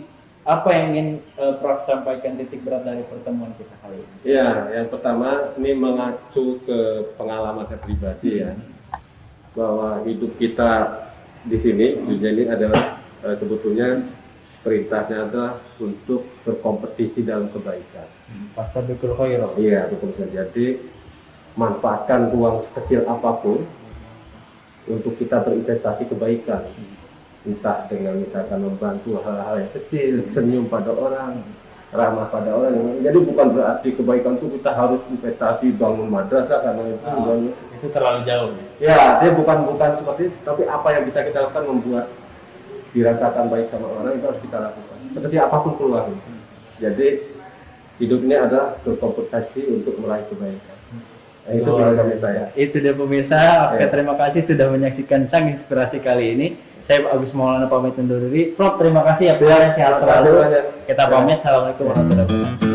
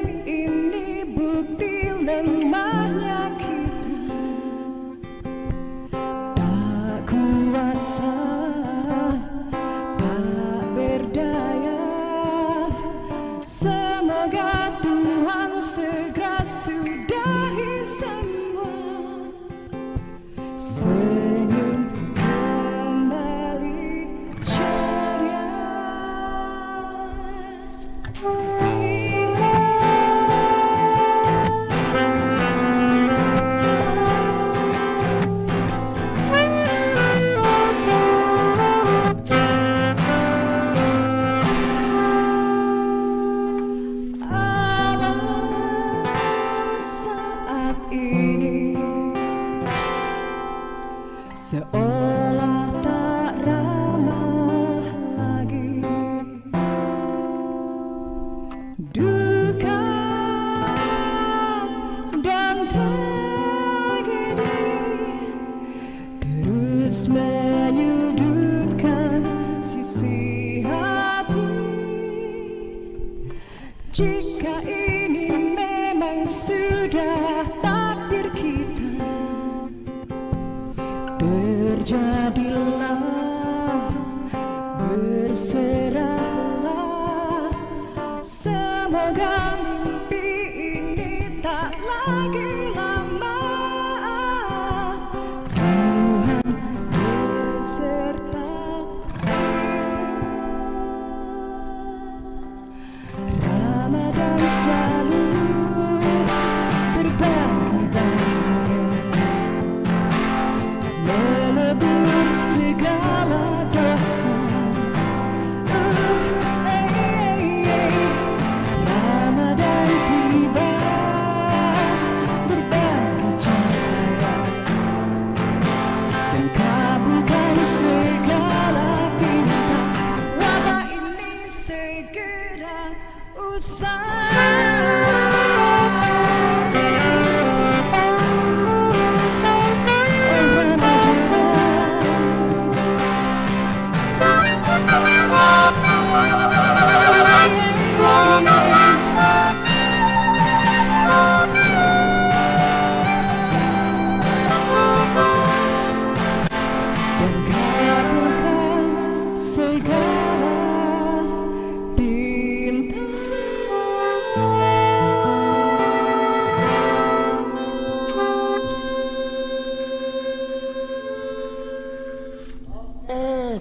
Assalamualaikum warahmatullahi wabarakatuh. Assalamualaikum.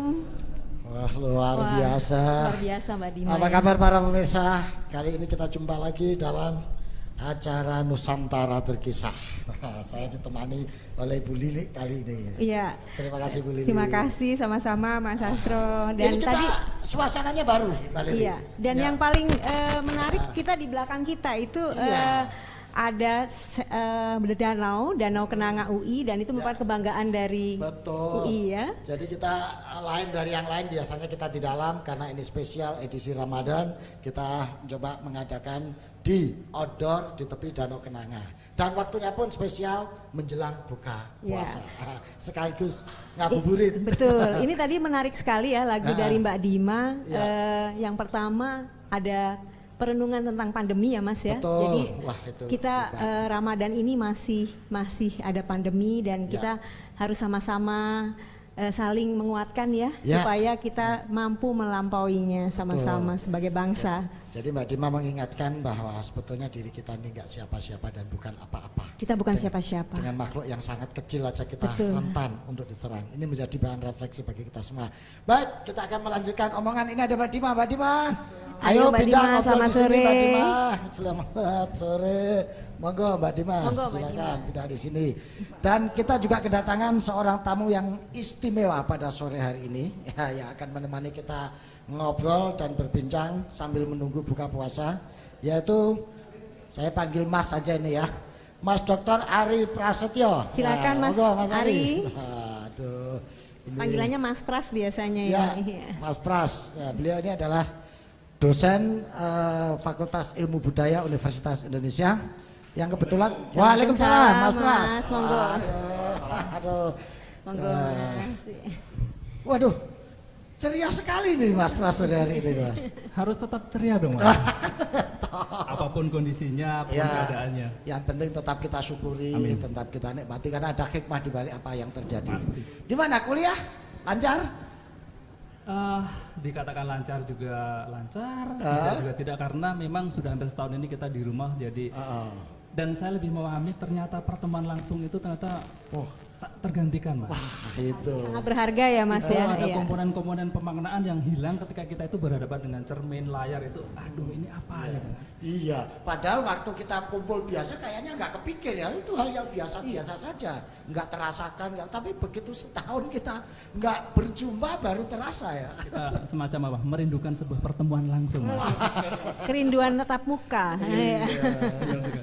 Tapi yang penting tetap sehat ya Mas Pras. Amin, alhamdulillah. Amin. Mbak Dima, gimana?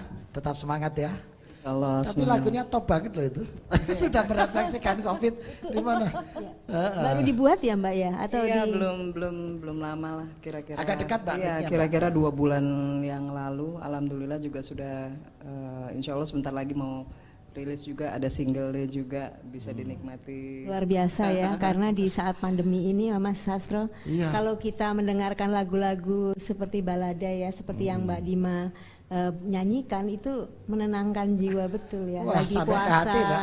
Sampai ke hati itu Sampai kalau ke kita hati ya, rasain. Mas, ya? Iya. Ngeluarin ditagih hutang ya. Oke, saya akan ke Mas Pras kali ini. Mas Pras, kita ini kan baru saja memperingati Hari Kartini 21 April kemarin ya.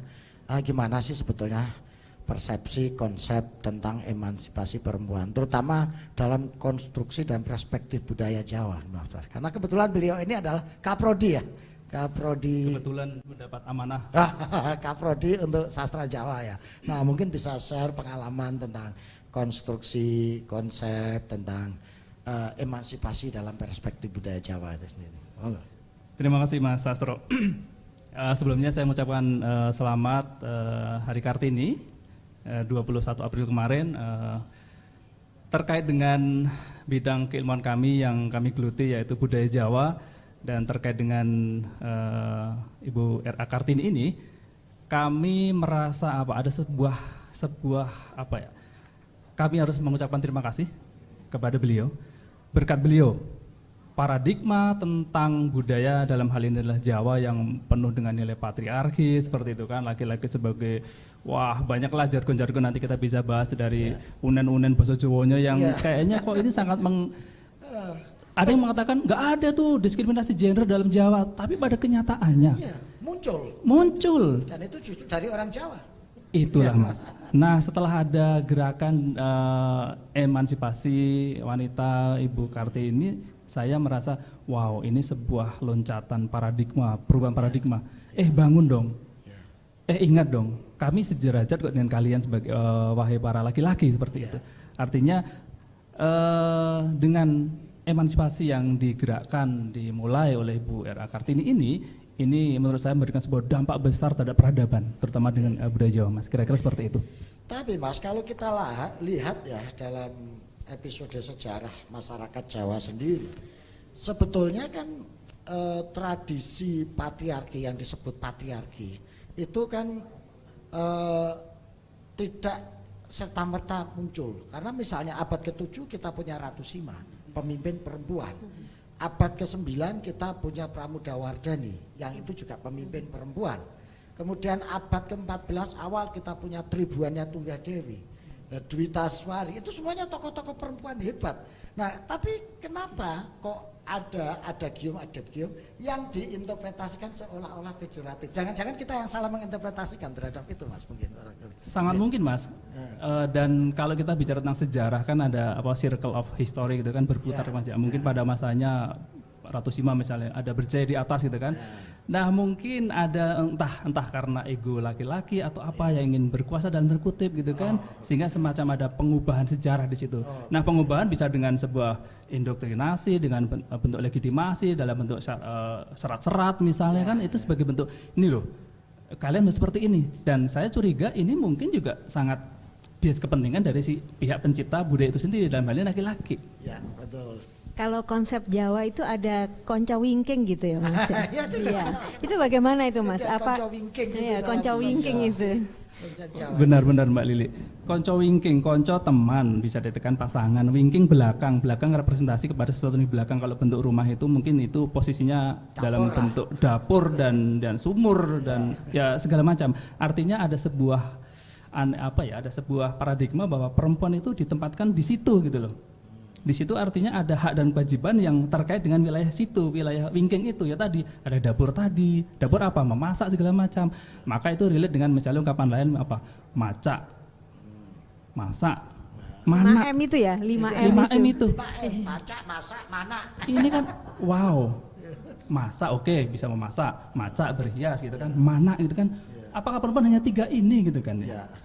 Ada satu lagi yang kemarin jadi bahan bukan tertawa tapi ada tambahan yang kaitan dengan mana tadi ada yang M yang keempat, maaf melumah Mas. Melumah. Itu mungkin terlentang. lebih terlentang artinya mungkin bukan jorok atau apa tapi bisa dimaknai terlentang ini posisi tangan Mas. Iya, menengadah tangannya. Ini kan bermakna sekali. Lebih menerima begitu. Ini kan sudah ya? ada bentuk subordinasi tadi Iya. seperti ini. Kalau dengan begini kan berbeda dengan seperti ini. Nah, saya melihat melumah itu ini sebetulnya.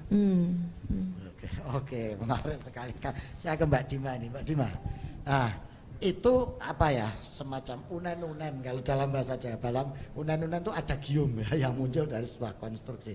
Tapi Mbak Dima tadi bisa menciptakan suatu kreasi lagu yang merefleksikan dari situasi sekarang dan itu lahir dari seorang Dima yang perempuan. Nah, misalnya sebetulnya apa yang menjadi pendorong Mbak Dima untuk menjadi seperti ini? Apa Mbak Dima sering terganggu dengan istilah-istilah yang pejoratif terhadap perempuan itu? Iya, nomor satu saya mau berbagi soal lagu tadi dulu Mas Astro. Sebetulnya kalau saya setiap kali berkarya biasanya yang saya ingat anak, gimana ya cara menyampaikan, seolah-olah saya mau menyampaikan buat anak saya tuh bentuknya dalam bentuk seperti apa sih kayak gitu. Sebetulnya bahan dasarnya sampai ada karya yang juga bercerita tentang kondisi hari ini pandemi itu. Kira-kira kalau saya ngadepin anak saya pengen cerita kayak gini nih, bahwa kan pandemi itu memang ada gitu dan nyata gitu ya. Ancamannya juga ancamannya juga ya kayak gitu Mas Astro. Jadi lagu ini menjadi bagian dari pola komunikasi Mbak Dina gitu ya? Menyampaikan pesan kepada anak. Iya, karena kan sekarang anak-anak sekarang nggak bisa digituin. Jadi menyampaikannya dengan cara yang lebih simbolik Mas. Tidak langsung menghardik ya, tidak memberikan semacam ceramah begitu ya. Kalau lagu biasanya anaknya jadi mengingat ya. Semua lagu Mbak Dima diingat dengan baik. Enggak juga sebenarnya. Enggak juga ya kan, sekarang anak-anak sekarang wah kamera angle-nya banyak ke banyak hal, tapi biasanya habis saya bikin terus memang kepengen orang yang pertama kali saya perdengarkan biasanya anak, nak bunda ada lagu kayak gini nak gitu. Ini Mas Sastro memang penting sekali ya. Perempuan selalu kan terkait dengan posisinya sebagai ibu juga ya. Kalau dikaitkan dengan tadi ya peran ibu dan bagaimana kondisinya saat ini, itu kira-kira relasinya terutama untuk konteks seniman ya seperti Mbak Dima ini bagaimana ya? Iya, biasanya memang sesederhana yang saya lakukan itu sih Mbak, saya berusaha menyerap misalnya saat ini dia kalau nggak ditahan-tahan atau kalau nggak dibatasin waktunya, rata-rata anak sekarang asik nge-game, asik apa gitu ya. Tapi terus saya balance dengan beberapa karya yang mengingatkan sebetulnya nomor satu bukan ke orang lain dulu tapi ke anak dulu sebetulnya, soal waktu yang berjalan terus misalnya kayak gitu, bahwa soal manfaat dan sebagainya, seberapa manfaat itu di dalam itu harus dipertahankan. Konsep seni yang mendidik ini Mas. Dan ini luar biasa karena memang bahasa ibu itu biasanya bahasa rasa Mas Pras ya, sehingga rasa ini ketika diekspresikan menjadi tembang, menjadi lagu, itu bisa menjadi sarana edukasi untuk menyentuh hati anak gitu ya. Dan saya pikir bukan untuk anaknya Mbak Dima doang ini, juga untuk anak-anak Indonesia. Mas Pras, budaya Jawa itu kan sangat syarat dengan soal rasa, yang kemudian dengan manifestasikan dalam tembang. Nah, apakah dalam hal ini juga terkait dengan posisi perempuan dalam tembang atau gimana posisi perempuan dalam konstruksi kesenian di budaya Jawa ini betulnya? Menurut saya itu sangat terkait Mas. Misalnya kita kaitkan bahwa tadi ada 3 komponen, ada ibu, ada anak dan ada seni kan di situ kan. Bagaimana hubungannya? Menurut saya sangat terkait sekali. Dan keempat adalah masalah pendidikan. Misalnya tadi saya menyambung pendapat Mbak Dima, benar sekali bahwa media itu penting sebagai media deliver gitu kan. Sama-sama message-nya sama A gitu kan, tetapi ketika ditembangkan dengan cara lain, dengan dipukul atau kan pasti akan masuknya itu lain gitu kan. Nah, ketika bicara tentang ibu, saya masih ingat sekali ketika ada mungkin masih ingat tak lelo ledung. Waduh. Ayem Mas. Ayem Mas. Tekan hati itu Mas, sampai hati. Iku rasa di situ Mas. Kan katanya boleh lengkapnya Mas? Ya, ini pinter nyanyi loh Mas Pras ini, tak lelo legongnya biar misalnya anak nangis nih gitu kan, mau minta gadget terus nih kan, terus digendong tak lelo ledung. Juk menengo ojo pijer nangis. Kan anak wow. Iya. Tenang duluan gitu loh Mas. Daripada dibentak, ayo meneng, awas ora meneng. Trauma Mas. Iya, meneng tapi takut dia. Nah, di situ kan deliver dalam bentuk karya seni gitu kan, yang penuh dengan rasa itu jadi sebuah sesuatu yang meaningful daripada di message-nya sama tetapi medianya berbeda, hasilnya berbeda. Iya, oke. Dan itu Jawa sangat menghargai proses rasa ini gitu Mas. Nah, kalau itu ditransformasikan dalam konteks kekinian Mas, ini yang suasana milenial ya, ibu-ibu wanita karir dan lain sebagainya, kira-kira terjadi benturan apa enggak Mas dengan nilai-nilai itu? Apa terjadi transformasi, apa benturan kira-kira untuk mengaktualisasikan nilai-nilai itu? Menurut saya tak lekang waktu, artinya nilai budaya dalam hal ini misalnya Jawa gitu kan, misalnya menggunakan bahwa media seni sebagai media transfer knowledge seperti itu, menurut saya untuk masa kekinian itu sangat-sangat masih relevan. Misalnya lah sekarang terkait dengan masalah semua harus empiris, semua harus logika gitu kan, tetapi ternyata logika itu kadang-kadang tak bisa masuk.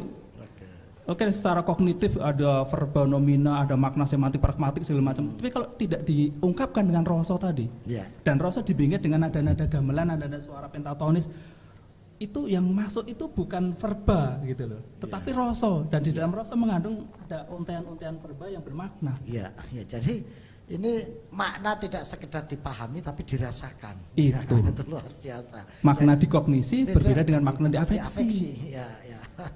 Oke, Mbak Dima, ya menarik sekali itu. Mas Dr. Pras sudah menjelaskan bagaimana posisi rasa dan fungsi tembang atau nada untuk membuka dan menghidupkan rasa itu. Mbak Dima pengalamannya gimana sebagai seniman ya untuk menciptakan lagu, menyampaikan pesan lewat nada ini dalam proses membuka rasa ini? Ada pengalaman nggak gimana Mbak Dima? Ya, paling pakai mic, nah, nanti suaranya hilang kita lapor KPU nanti. Suara perempuan loh penting sekali. Iya. Memang tolak keberangkatan saya, maksudnya setiap kali memulai, karena saya menganggap gini, enggak setiap anak adalah anak kita, ya, Pertiwi itu adalah kita gitu. Jadi saya mulai dari anak, dan harapan saya kalau saya melakukan itu enggak cuma ke anak saya sebetulnya, Mas Astro. Kami sering ada kunjungan ke desa-desa juga, berhubungan sama anak-anak di sana. Lalu saya punya pendapat, ketika kita melakukan itu ke anak lain, anak kita juga nanti akan diurus sama orang lain kok, gitu kan. Terus kalau saya selipkan beberapa kalimat di syair, misalnya ketika di lagu Cinta Itu Sujud, contohnya usah menanti pagi saat malam menjelang, semua ada waktunya, biiznillah. Ini suaranya bagus sekali. Menyentuh sekali ya. Ini kalau ikut pemilu menang ini karena suaranya bagus. Iya, pemilu yang dipukul suaranya. Kalau soal tantangan ya Mbak ya, tantangan sebagai seniman perempuan begitu. Nah itu terutama yang dihadapi seniman perempuan saat ini, dan juga kondisi milenial ini seperti apa begitu Mbak? Tantangannya apa? Ada semacam apa ya? Kendala-kendala khusus karena begitu, kita ya. perempuan Iya. atau bagi seniman perempuan tuh pernah ada Ketika saya menempatkan diri bukan sebagai seniman, tapi bahwa saya adalah seorang ibu, saya juga seorang anak, saya seorang istri, dan sekaligus saya adalah umat.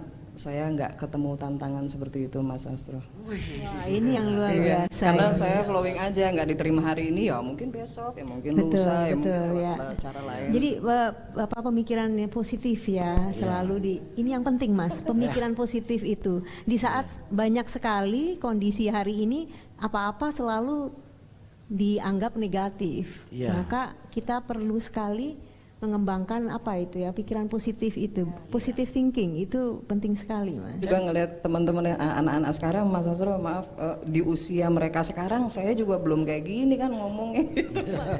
Gitu. Jadi saya menempatkan, oh dulu saya ngelewatin proses ini, oke mereka juga sedang berproses kok gitu. Jadi nggak pernah ada hambatan kendala karena seniman perempuan jobnya dikurangi misalnya, karena seniman perempuan akhirnya waktu tampilnya dibatasi, nggak pernah ngalami seperti itu? Rasanya sih nggak pernah. Belum, kayaknya jangan sampai.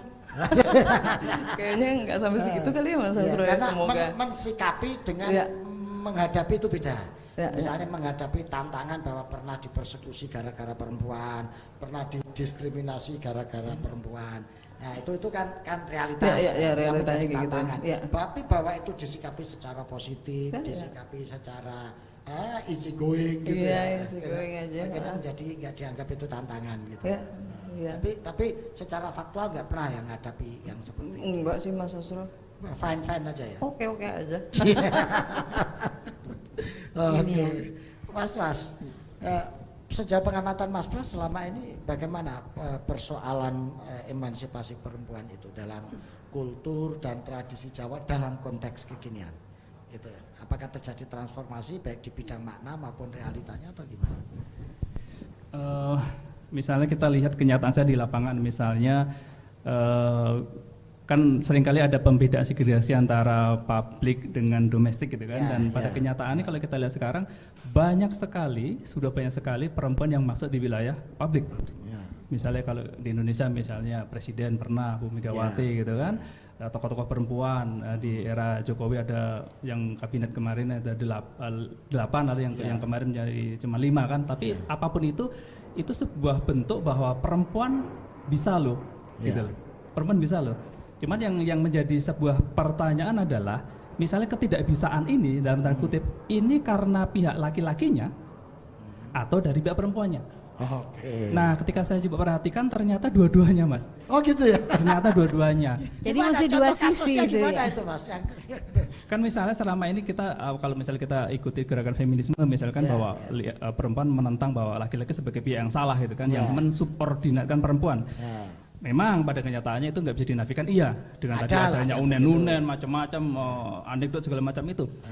Tapi ternyata bahwa mulai misalnya dengan yang Bu Era Kartini ini dengan emansipasi, ternyata banyak juga wanita perempuan yang tidak dalam tanda kutip menggunakan kesempatan ini untuk misalnya mengapa sih gitu loh. Kenapa sih akhirnya wanita itu di posisi subordinat? Itu juga pertanyaan kan gitu.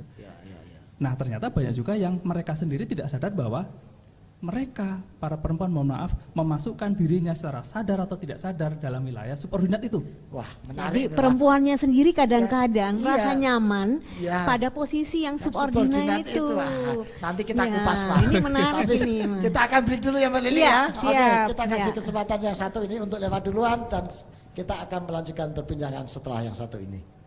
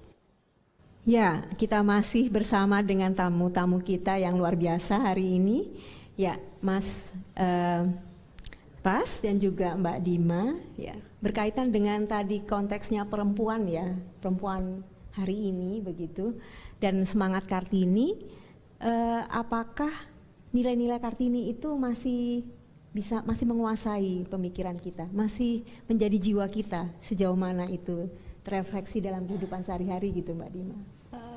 Mungkin saya sih punya keyakinan bahwa sebagian besar itu sebetulnya masih berjalan kan, Mbak, masih ada lah, itu masih terterap di keseharian. Saya punya keyakinan kayak begitu sih, Mbak.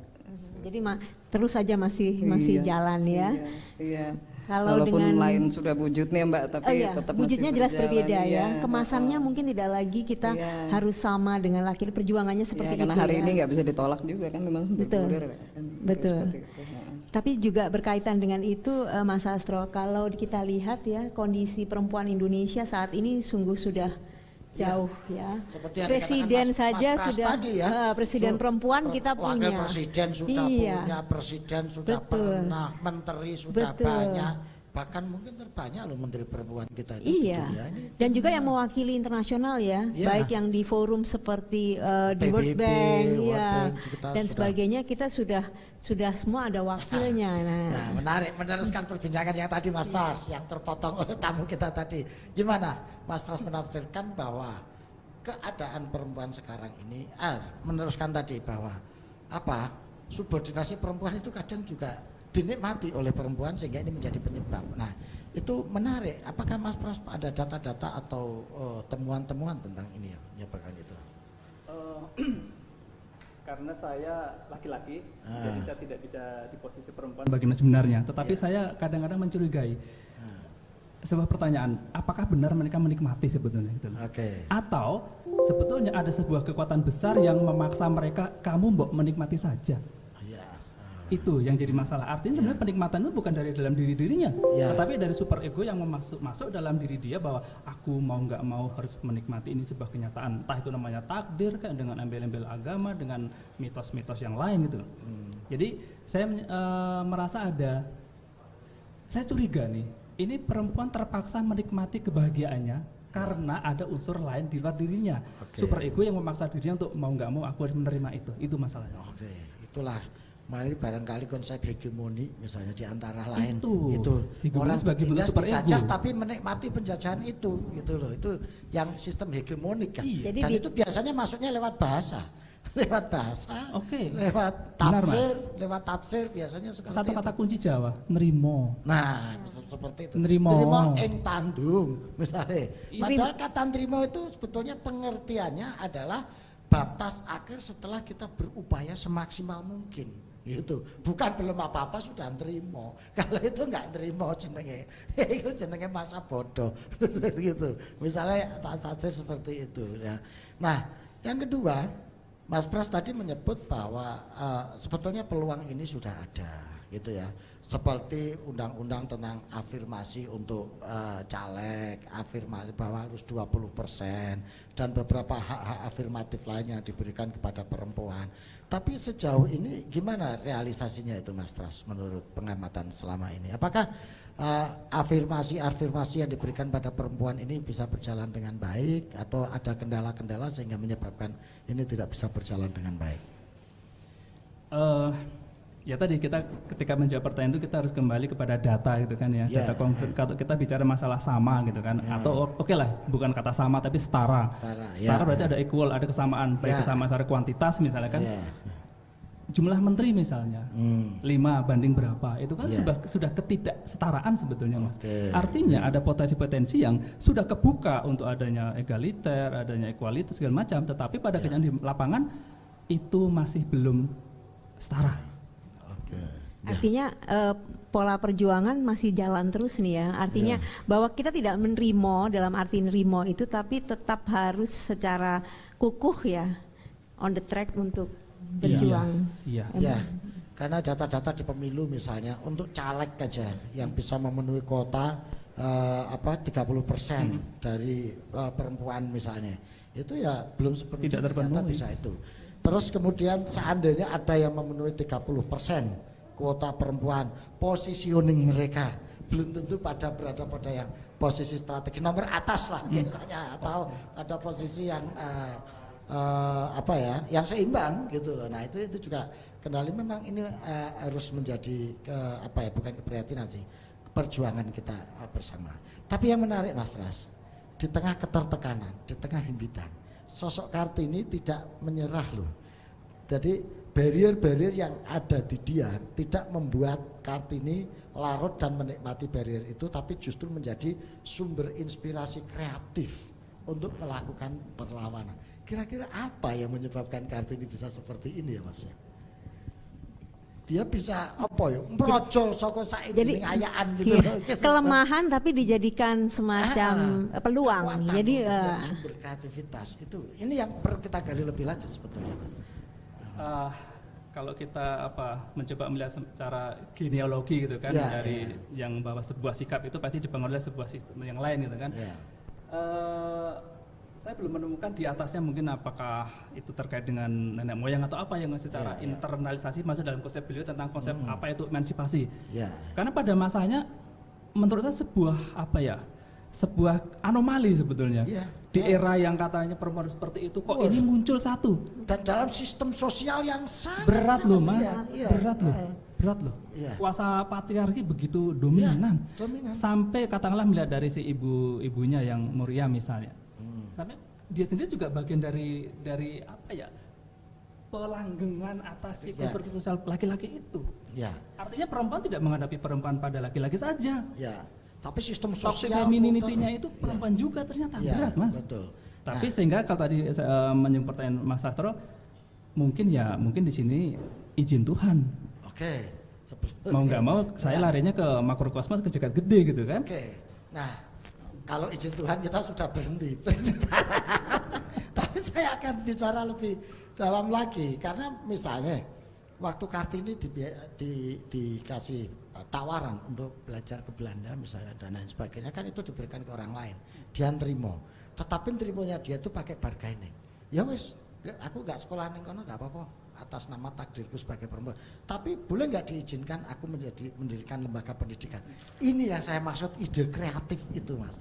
Jadi dia mentransformasikan tekanan untuk mencari solusi alternatif melawan tekanan itu dengan cara yang soft. Gitu. Nah, itu satu penghormatan saya kepada jenius Ibu Kartini. Dan ketika saya coba baca lagi, mungkin ini kepengaruh oleh kakaknya, yaitu Mas Panji Sorokartono. Urip tanpa bondo, digdaya tanpa aji, itu loh. Menang tanpa ngasorake. Ketika saat itu hegemoni kuasa laki-laki sangat dominan, lalu Kartini mendobrak. Saya khawatir chaos Mas. Ya itu makanya ngeluruk tanpa bolo itu dengan ngalah. Menang tanpa ngasorake. Dia itu menang tapi nggak perlu ada orang-orang yang merasa karena ada defense mechanism yang entah itu arogansi laki-laki kan. Pada masanya wah itu berat loh Mas. Dan menarik sekali itu Mas Sastro, kalau saya juga baru mengetahui kalau Kartini itu menulis selama ini untuk media massa itu menggunakan nama ayahnya. Jadi supaya bisa masuk pemikirannya. Jadi yang penting tidak masalah bahwa namanya bukan yang ditulis, yang tertera di dalam media massa, tapi nama ayahnya ya. Saya memahami itu bagian dari gerilya kultural yang dilakukan oleh Kartini. Jadi dia bergerilya, oke aku nggak eksis nggak apa-apa, tapi gagasanku masuk dari situ. Dia tersembunyi untuk mensiasati jepitan-jepitan, lipatan-lipatan, tekanan-tekanan. Oke. Aku secara eksistensi aku nggak muncul, tapi gagasanku aku munculkan dulu. Itu kan gerilyawan betul itu Mas. Dan saya mau mengeksplorasi lebih lanjut ini Mas Pras. Karena Kartini ini juga pemahaman keislamannya juga beda Mas. Dia tidak tunduk pada tafsir-tafsir agama yang yang konservatif, yang apa gitu. Dan itu beliau belajar dari Kiai Soleh Darat. Dan konon beliau kenal dan tahu dengan Kiai Soleh Darat itu ketika dia mendatangi pengajian yang dihadiri oleh laki-laki semua, oleh Adipati Demak. Nah, dia dibalik tabir mendengarkan ceramah dari Kiai Soleh Darat, dari dia tertarik terhadap apa yang disampaikan oleh Kiai Soleh Darat, Dan dengan keberanian dia menghubungi Kiai Soleh Darat, sehingga dia menyatakan diri, aku mau ngaji dan nyantri pada Kiai Soleh Darat. Ini luar biasa Mas, dalam situasi ketertekanan seperti itu. Nah, kalau dalam teori-teori kebudayaan atau sosiologi, agen dan aktor seperti ini kira-kira bagaimana Mas bisa dijelaskan bahwa seorang aktor bisa melampaui zamannya gitu untuk melakukan itu? Ya itu tadi kembali kepada kalau kita lihat genealoginya gitu kan. Kok bisa gitu loh. Yeah. Dan usianya masih 16 tahun ketika Kartini itu mulai menulis ya. Artinya kan masih sangat belia. Kalau ini tidak digerakkan oleh sebuah sistem besar, dalam hal ini ada jagat gede misalnya kan ada ketuhanan, saya kira nggak akan bisa bergerak. Pada masanya bukan lagi minoritas Mas. Iya, triple minority. Iya. Triple minority. Dia melawan kekuasaan besar Mas. Bukan subordinate lagi, tapi subordinat. Ya. Dan yang menarik lagi, Kiai Soleh Darat sangat apresiatif terhadap apa yang dilakukan Kartini, sehingga memberikan buku karya beliau Tafsir Faidur Rahman itu kepada Kartini sebagai kenang-kenangan untuk dibaca. Itu benar memang ini sudah takdir, jalan Tuhan, tapi prosesnya ini yang menarik, yang perlu kita ikuti.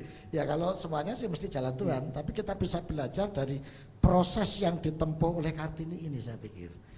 Bahwa seberat apapun tekanan, kalau manusia itu kreatif dan punya tekad, itu bisa disiasati. Mungkin ini kata kunci yang untuk kita dalam dan konteks ini. saya juga menggarisbawahi yang tadi disampaikan Panjenengan tentang gerilya budaya tadi loh Mas. Ini sebuah strategi yang kalau dia masih dikuasai oleh sebuah ego gitu kan, ini adalah aku, adalah punya aku, sehingga tulisan gua harus ditulis oleh aku. Kalau sekarang kan ada haki, ada eksistensinya untuk melawan. Iya, karena bernilai nominal ya ada blogger FTE. atau vlogger itu apalagi ya. Kalau di kami ada FTE, ada BKD yang itu bernilai gitu kan, tapi beliau sama sekali saya nggak perlu itu gitu loh. Saya yang penting adalah ide aku masuk ke masyarakat, titik, terserah gitu. Itu menurut saya sebuah tadi benar strategi gerilya kebudayaan di situ. Dan kalau itu tidak dimulai dengan rasa dan legowo tadi nggak akan bisa. Nggak akan bisa, betul.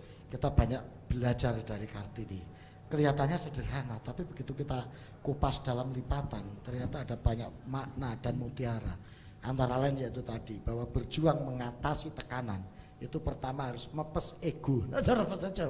Jadi mengalahkan diri sendiri untuk bisa tidak karena sekarang ini penyakitnya di situ Mas, mentang-mentang berjuang, mentang-mentang dobrak itu harus eksis, apalagi di era post-truth seperti sekarang ini.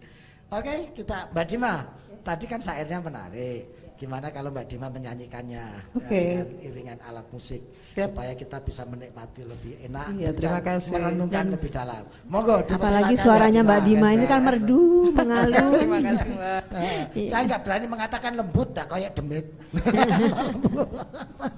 Iya, jadi Mas Pras, jadi menurut saya dalam perspektif kajian budaya Jawa, fenomena Kartini ini menarik, saya pikir untuk dikaji dan didalami lebih lanjut, karena ada fenomena budaya yang anomali di situ.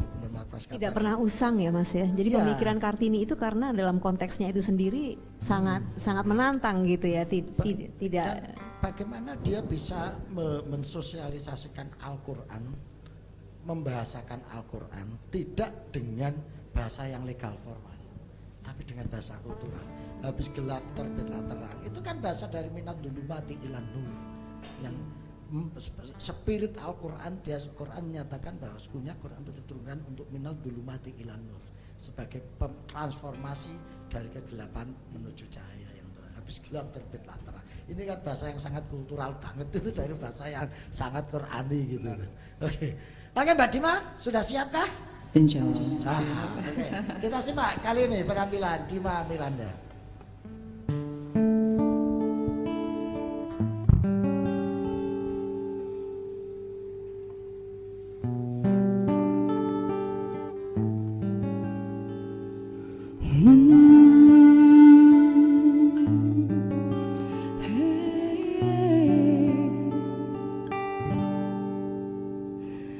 Cinta itu ibu,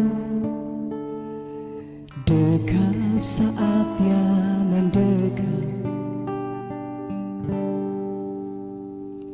dekat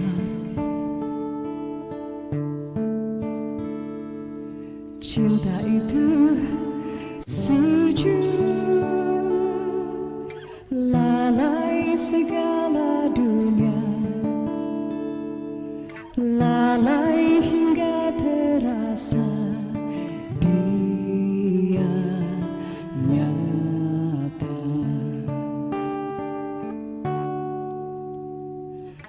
Usah menanti pagi saat malam menjelang, semua ada waktunya.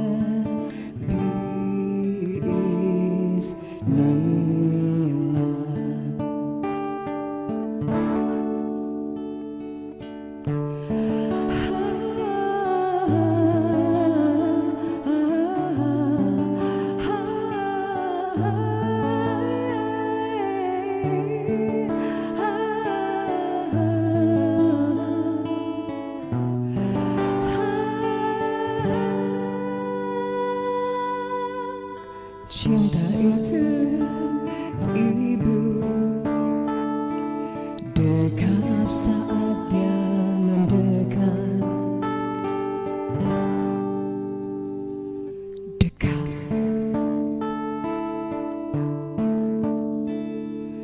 Cinta itu sujud, lalai segala dunia, lalai hingga terasa dia nyata.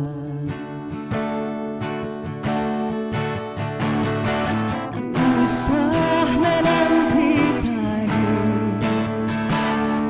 saat malam menjelang, semua ada waktunya.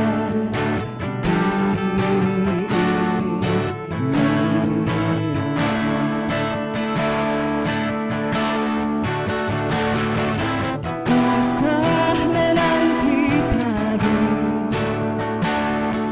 saat malam menjelang, semua ada waktunya.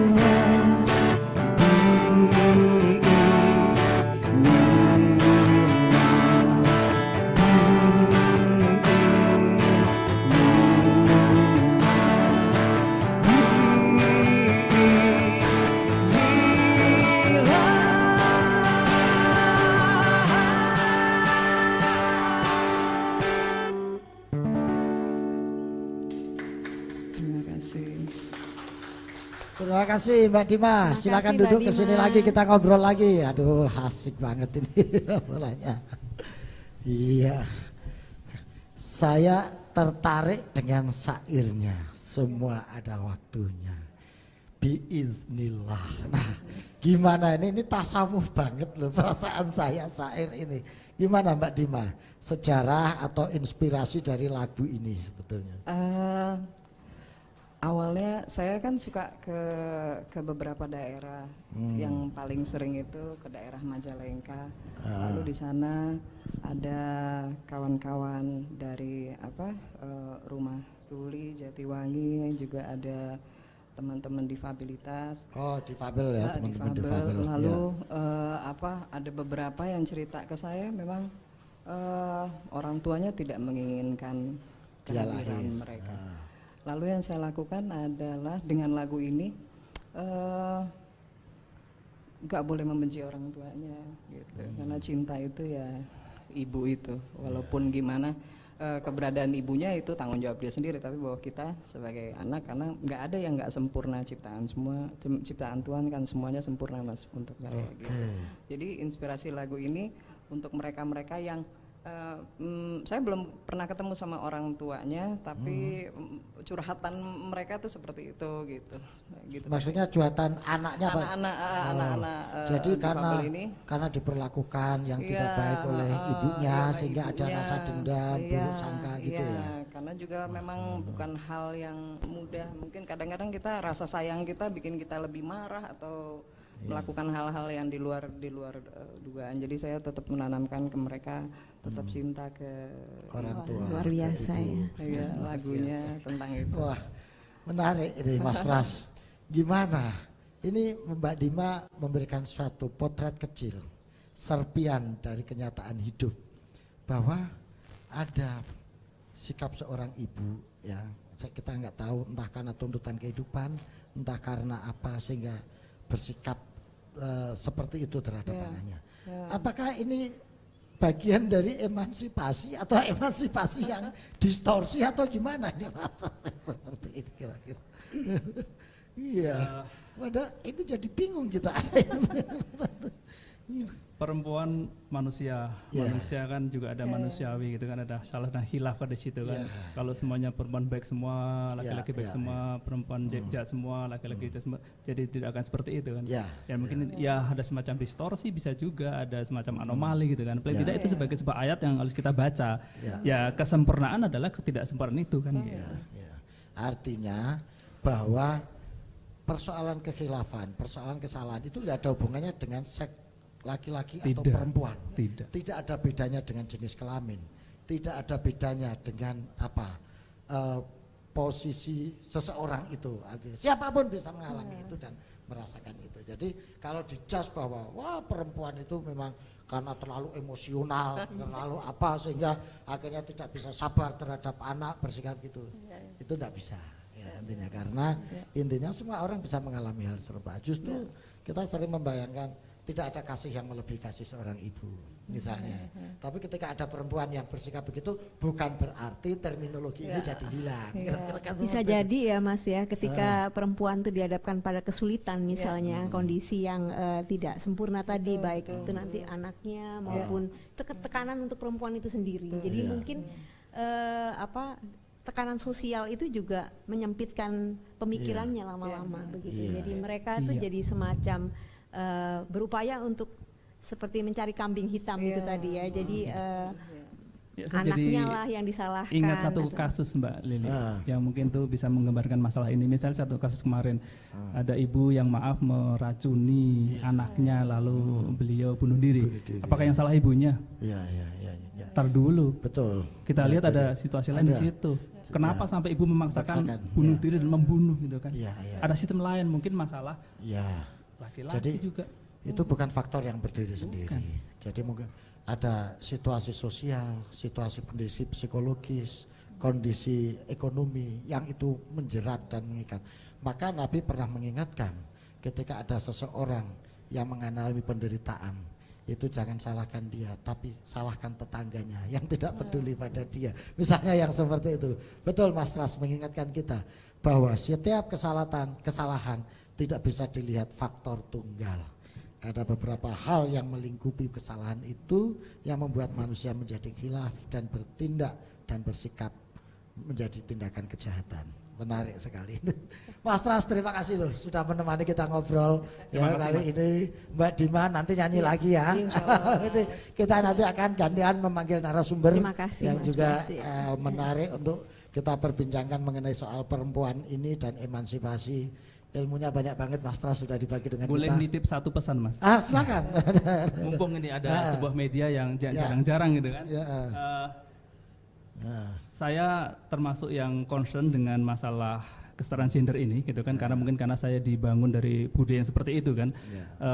Dan ternyata ketika data-data yang saya terima dan saya alami dan yang masuk ke saya sendiri, itu ternyata mohon maaf nyun sewu banyak terjadi laki-laki yang memang tidak menghargai perempuan. Banyak sekali dengan bertudung agama, dengan bertudung nilai, mitos patriarki segala macam. Dan pesan saya pada hari ini adalah yuk teman-teman laki-laki, tolong hargai perempuan. Kita itu setara. Satu sisi seperti itu. Nah, di sisi lain di pihak perempuan juga tolong jadikan perempuan yang mampu. Nah, apa itu mampu? Misalnya satu, perempuan yang mandiri. Kenapa akhirnya sekarang terjadi banyak kekerasan terhadap perempuan misalnya kan? Karena mereka tidak mampu secara kemandirian gitu kan. Nah, yuk Kartini telah memberikan sebuah ruang, sebuah kesempatan. Yuk kita ambil itu. laki-laki menghormati, mengubah paradigma, perempuan juga mengubah paradigma. Yuk kita bareng-bareng seperti itu. Kira-kira demikian, Mas.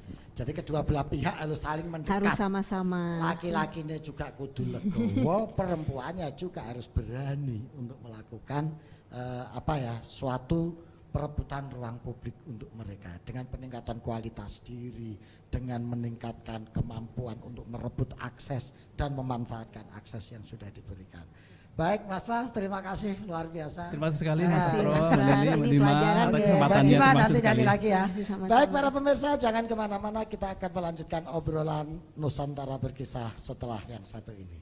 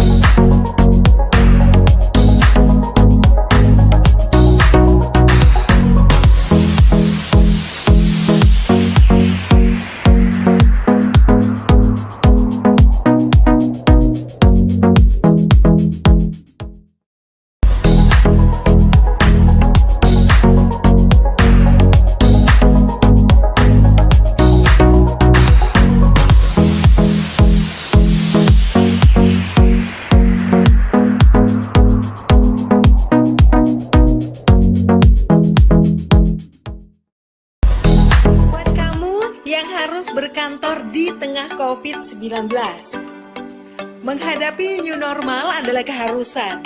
Video ini coba memandu kamu-kamu nih guys yang harus masuk ke kantor. Pertama, sebelum berangkat kerja, jangan lupa lindungi mata, mulut, hidung dengan kacamata dan masker. Setelah masuk transportasi umum, jangan lupa guys bersihkan tangan setelah menyentuh gagang pintu atau barang di fasilitas umum. Sesampai di kantor, pastikan kamu melakukan disinfeksi barang-barang termasuk pakaian. Kemudian jangan lupa cek suhu pakai termogun.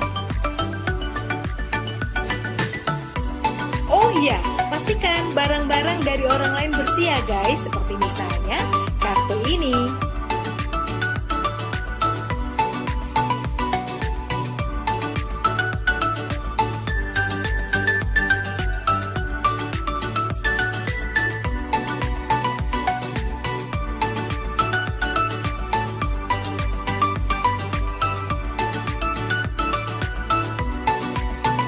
Nah, saat menekan tombol lift, tidak menggunakan jari, melainkan pakai siku.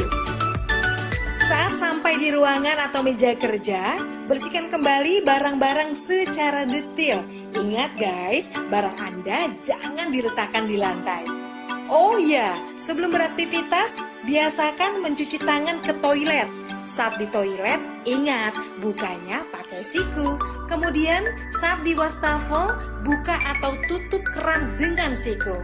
Di meja kerja sering banget nih kita menerima telepon. Ingat ya, bersihkan gagang teleponnya. Begitu.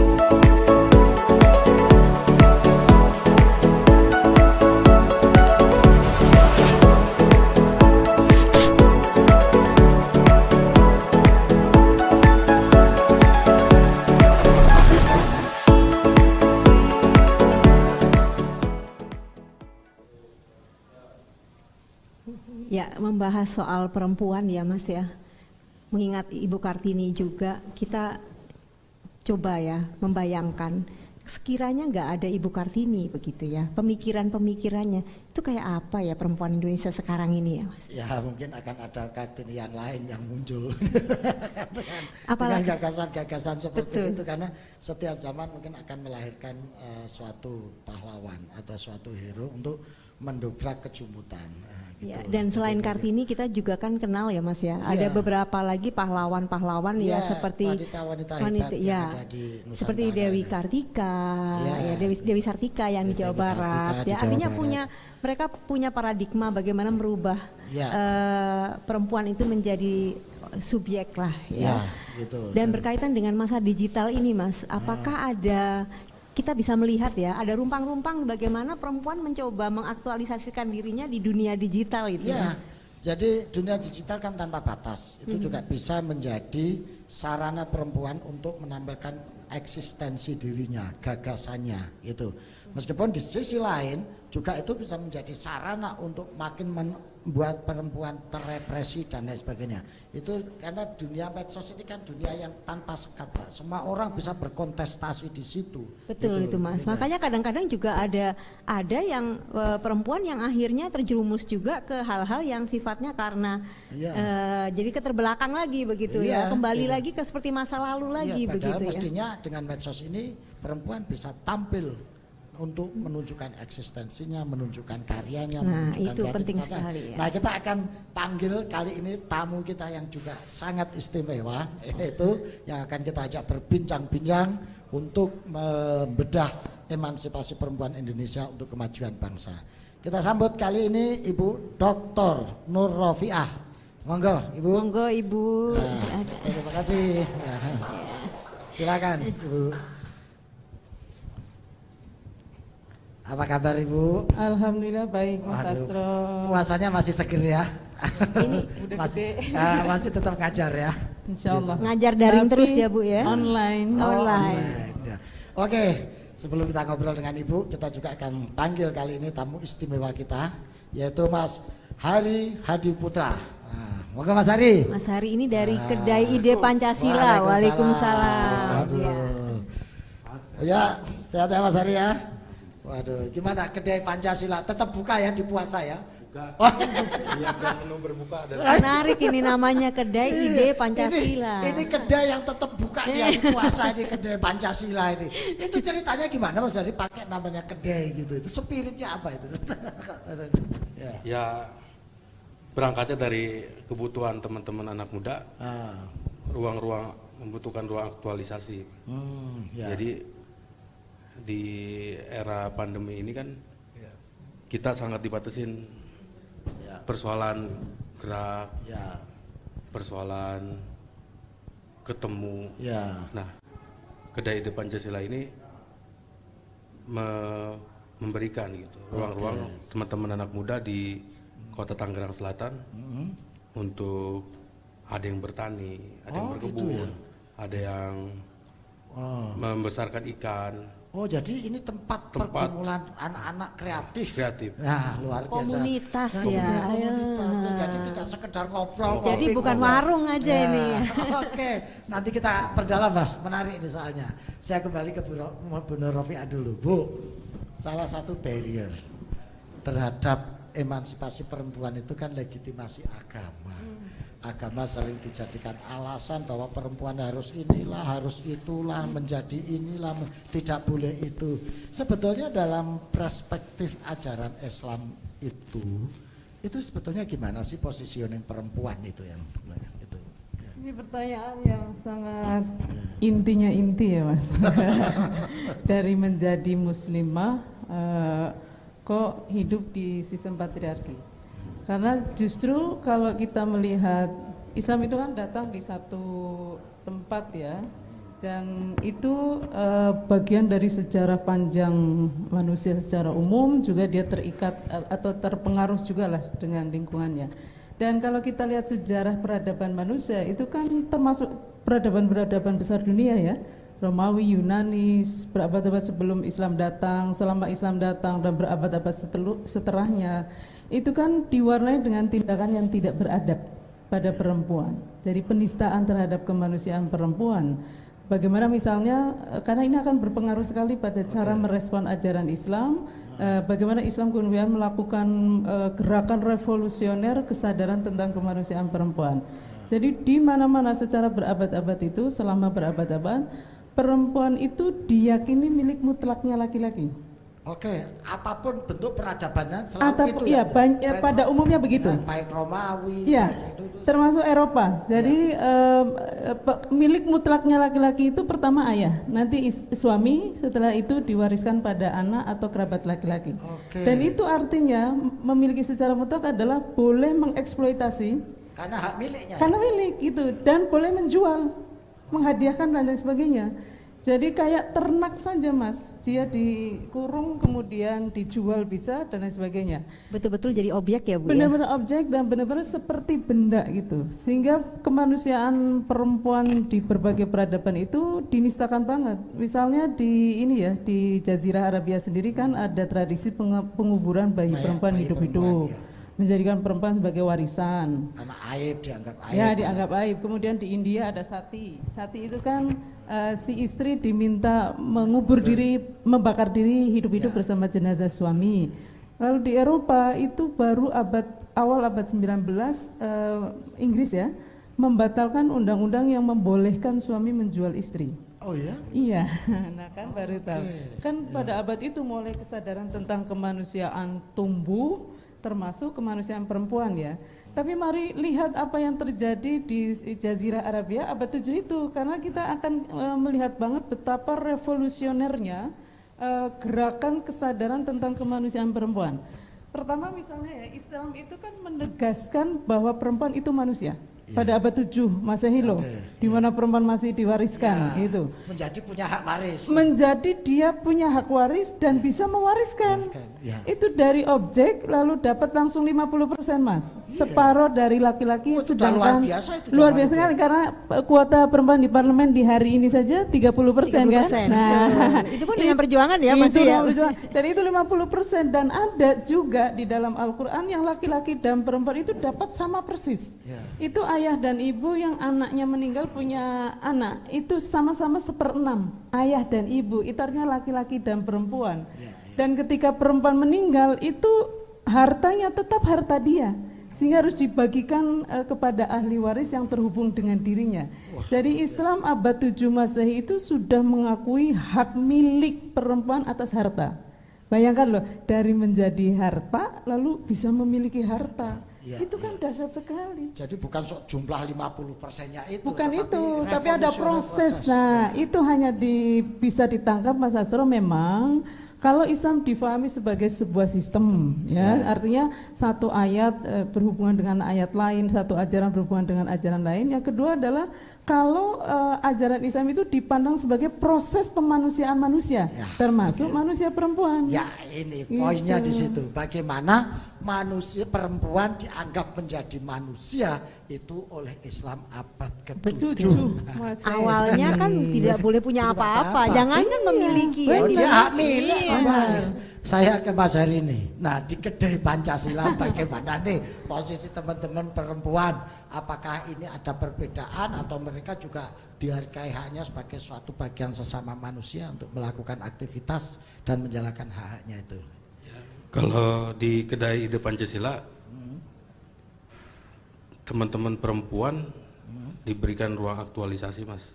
Oh, itu juga bentuknya ada bentuknya, dia mengajar mengaji di warga sekitar, di kampung Setu itu, muslimah mengajar adik-adik mengaji sehabis asar sampai sebelum maghrib. Nah, dilanjut lagi santri laki-lakinya habis maghrib sampai isya. Jadi ada 2 pengajian gitu. Pengajian perempuan didulukan ya. Iya, perempuan jadwalnya asar sampai maghrib kan. Nah, baru jadi yang di depan malah yang perempuan dulu. Terus untuk aktivitas yang lain seperti kayak beternak, kayak itu juga teman-teman perempuan banyak dilibatkan di situ juga ya. Cukup lumayan. Oh, gitu. Terus ini apa? selain kita ada pertanian itu kan kita juga berniaga, Mas. Kalau laki-laki kita siapkan bengkel Vespa di daerah Pesanggerahan, itu masih tergabung dalam Kedai Ide Pancasila.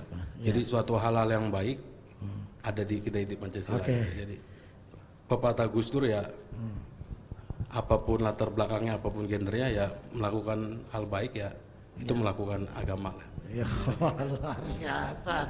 Ini menarik. Jadi agama bukan dari sekat-sekat itu, nama-nama agama itu, tapi asalkan baik yang dilakukannya, itulah ya namanya. Demikian agama. Juga jenis kelamin bukan menjadi penghambat untuk melakukan aktivitas. Wah ini, oke, kembali Bu Nur Rafiah. Nah lalu kira-kira kenapa ya Bu ya, Islam yang dahsyat begitu bisa menjadi ya dalam tanda petik terdistorsi pemahamannya terhadap perempuan seperti itu. Sebetulnya ada banyak faktor ya Mas ya. Pertama, Islam itu hadir di Jazirah Arabia. Ini masyarakat yang antara lain punya bahasa sangat bias gender banget. Bahasa Arab itu kan bahasa yang digerakkan oleh cara pandang laki-laki dan perempuan. Jadi ada mudzakkar, ada muannas, laki-laki dan perempuan. Jadi dari segi bahasa saja sudah seperti itu, sehingga kalau kita tidak menyadari karakteristik bahasa Arab, maka pemahaman secara tekstual terhadap sumber-sumber ajaran Islam itu kecenderungannya adalah bias gender. Kalau kita tidak menyadari, karena ada konstruk bahasa budaya yang itu dilestarikan di dalam bahasa. Mudzakkar muannas itu Mas. Jadi kalau mau ngomong bahasa Arab itu enggak mungkin tanpa ada tahu konsep mudzakkar muannas atau laki-laki perempuan. Dan itu tidak hanya bahasa Arab doang loh Mbak. Di tapi juga... yang seketat bahasa Arab ini ya kayak kalau dalam bahasa Jawa itu kan kelas sosial nih mempengaruhi cara kita berbahasa. Betul. Kalau bahasa Arab itu gender gitu loh. Sehingga sampai yang bukan manusia atau hewan yang punya alat kelamin pun ada gendernya. Meja sampai kan ada. Nah itu yang menarik sebenarnya aturan-aturan di dalam bahasa Arab itu yang kalau dirinci itu sangat biasa sekali. Saya kasih satu contoh Misalnya seluruh ada grup perempuan berapapun jumlahnya, itu secara teori seluruh penduduk bumi misalnya tinggal perempuan semua nih. Ada Mas Astro satu di situ. Itu jadi laki-laki semua Mas dalam bahasa Arab. Oh iya ya. Kan jadi hum ya. Iya jadi hum, jadi antum gitu.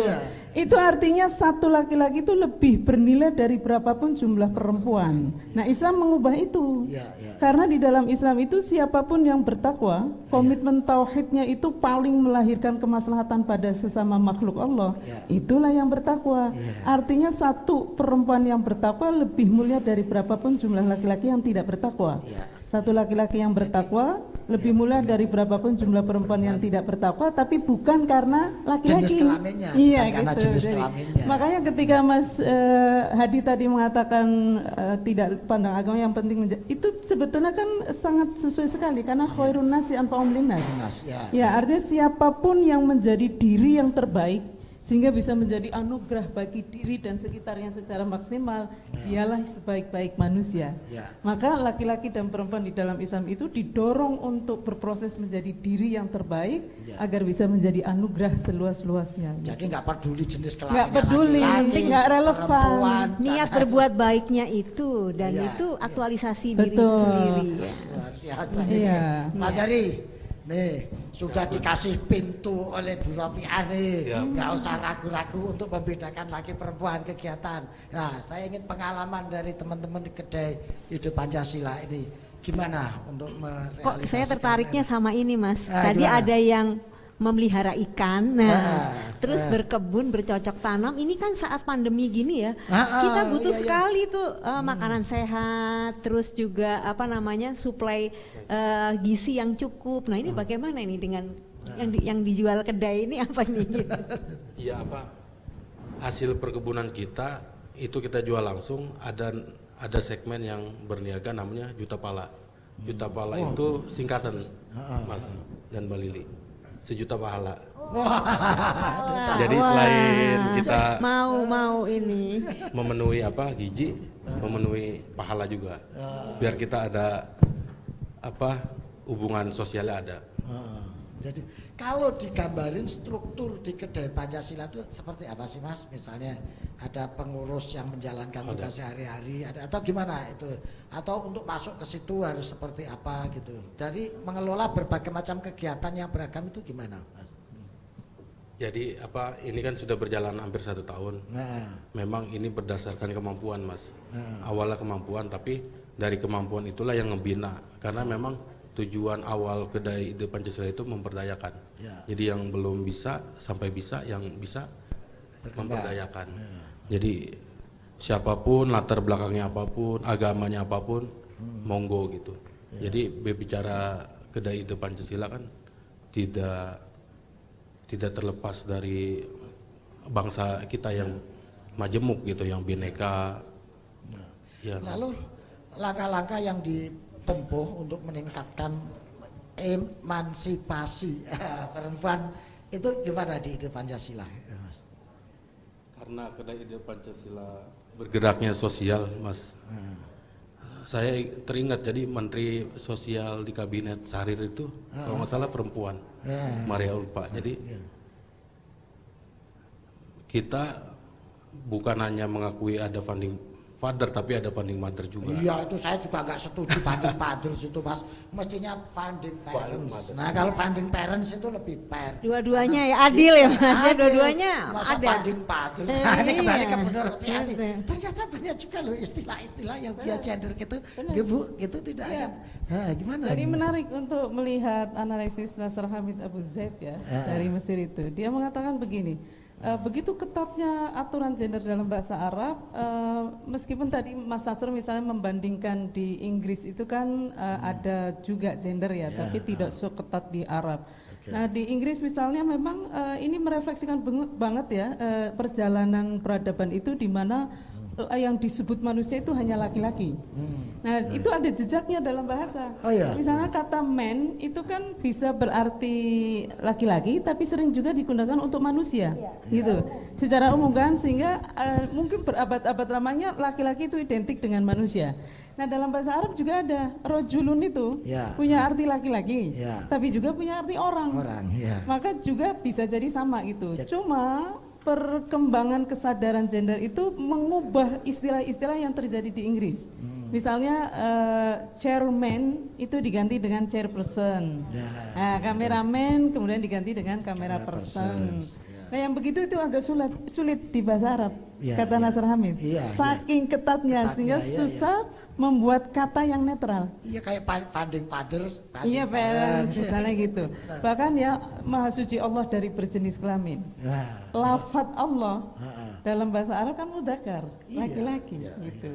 Nah, ini mungkin menunjukkan betapa tantangan ya dari setiap masyarakat itu berbeda-beda berkaitan dengan bagaimana mengupayakan adil gender itu. Karena ada yang sampai merasuk ke dalam sistem bahasa itu kan artinya pandangan dunia, kemudian pola berpikir, dan itu mempengaruhi. Jadi seperti makin lama makin menguat ya di sini sistem patriarkinya gitu. Betul, sehingga ketika Al-Quran Allah memilih bahasa Arab sebagai alat untuk menyampaikan pesannya, itu tentu saja ya Maha Suci Allah dari salah memilih bahasa, tapi ketika Allah memilih itu kan kita tahu karakternya seperti apa supaya pesannya nggak terkubur. Nah, melihat karakter seperti itu dan pesan kesetaraan yang begitu kuat di dalam Al-Quran, itu kayak Islam itu menyerang sistem patriarki langsung ke jantungnya gitu Mas. Jadi itu pusat pertahanannya yang sampai cara pandang dunianya itu bias banget, itu malah digunakan. Makanya menarik melihat pergerakan itu. Nah sayangnya Mas, itu pergerakannya nggak dilihat gitu. Seringkali hanya misalnya titik berangkat ya, kayak ayat di dalam Al-Quran itu ada 3 jenis ayat. Berkaitan dengan kemanusiaan perempuan nih, ada titik berangkat, ini merefleksikan cara pandang masyarakat Arab bahwa perempuan itu benda. Nanti target antara itu yang merefleksikan cara pandang perempuan itu sepersekian dari laki-laki, kayak poligami itu. Poligami, waris. Nah, saksi, tapi itu pun saksi dalam hutang piutang, karena dalam kasus li'an sama persis. Kayak waris tadi orang tua kan sama. Dalam kasus itu. Nah, ada yang tujuan final, ayat monogami misalnya. Ayat monogami itu sama dengan ayat poligami di ayat yang sama loh. Tapi yang lebih populer poligaminya. Nah, Kenapa? Padahal di dalam Al-Qur'annya ada pesan monogami sejak abad 7 tuh, Iya, Masehi. iya. Ini memang diambil enaknya aja orang.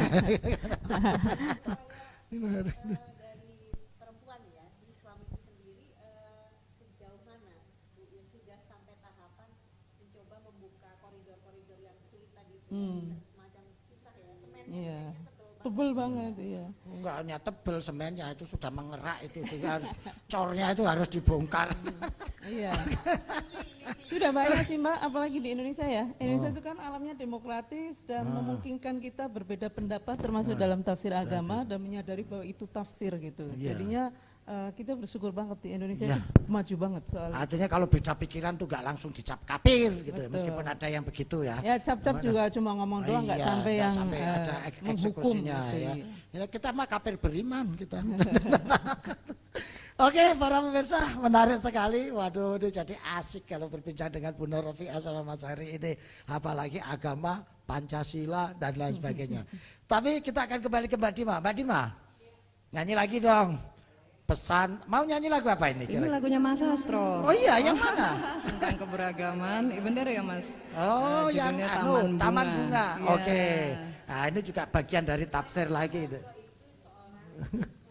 Iya. Ya iseng-iseng Mbak, iseng-iseng. Kalau Mbak Rofiah ngaji ya kita ngajinya pakai gini lah. Silakan Pak Dima. Izin ya, Pemirsa Mas kita Astro. simak kali ini penampilan Dima Miranda.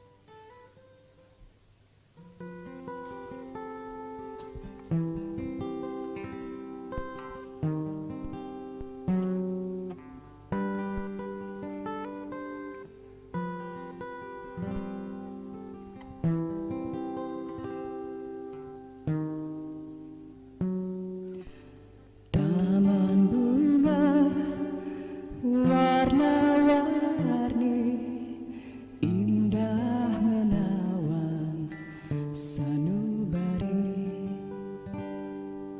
Kumbang-kumbang terbang layang, menghisap madu sari kembang.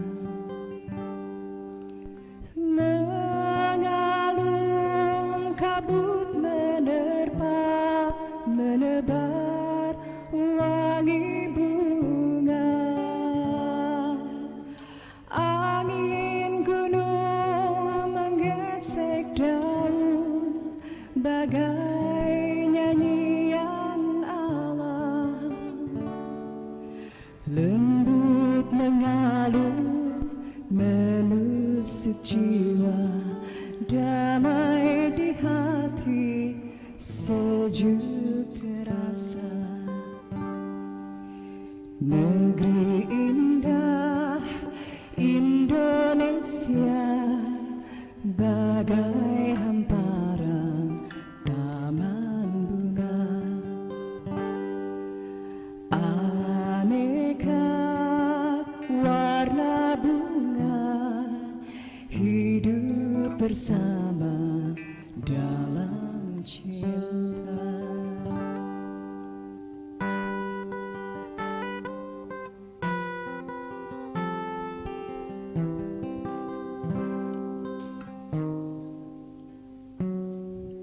Taman bunga warna-warni, indah menawan sanubari. Kumbang-kumbang terbang layang, menghisap madu sari kembang. Mengalun kabut menerpa, menebar wangi bunga. Angin gunung menggesek daun, bagai nyanyian alam. Lembut mengalun menusuk jiwa, damai di hati, sejuk terasa. Negeri indah Indonesia, bagai hamparan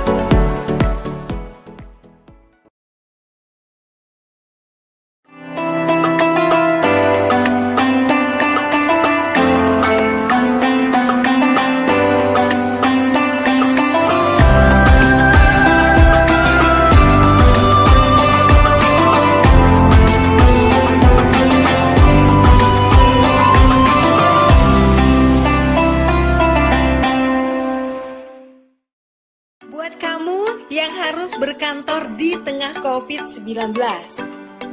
Menghadapi new normal adalah keharusan.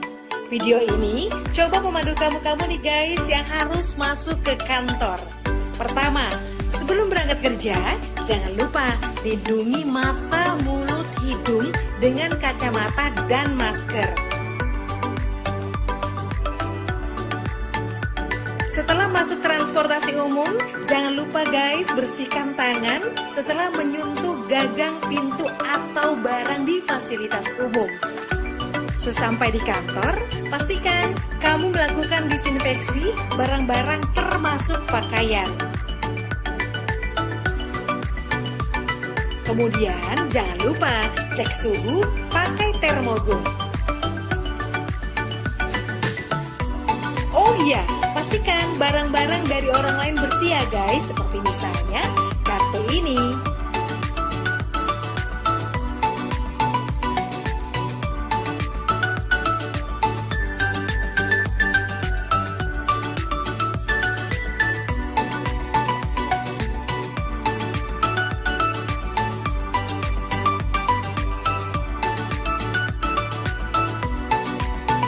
Nah, saat menekan tombol lift, tidak menggunakan jari, melainkan pakai siku. Saat sampai di ruangan atau meja kerja, bersihkan kembali barang-barang secara detail. Ingat guys, barang Anda jangan diletakkan di lantai. Oh iya, sebelum beraktivitas, biasakan mencuci tangan ke toilet. Saat di toilet, ingat bukanya pakai siku. Kemudian saat di wastafel, buka atau tutup keran dengan siku. Di meja kerja sering banget nih kita menerima telepon. Ingat ya, bersihkan gagang teleponnya. Begitu pula saat kamu menerima paket atau dokumen atau juga uang.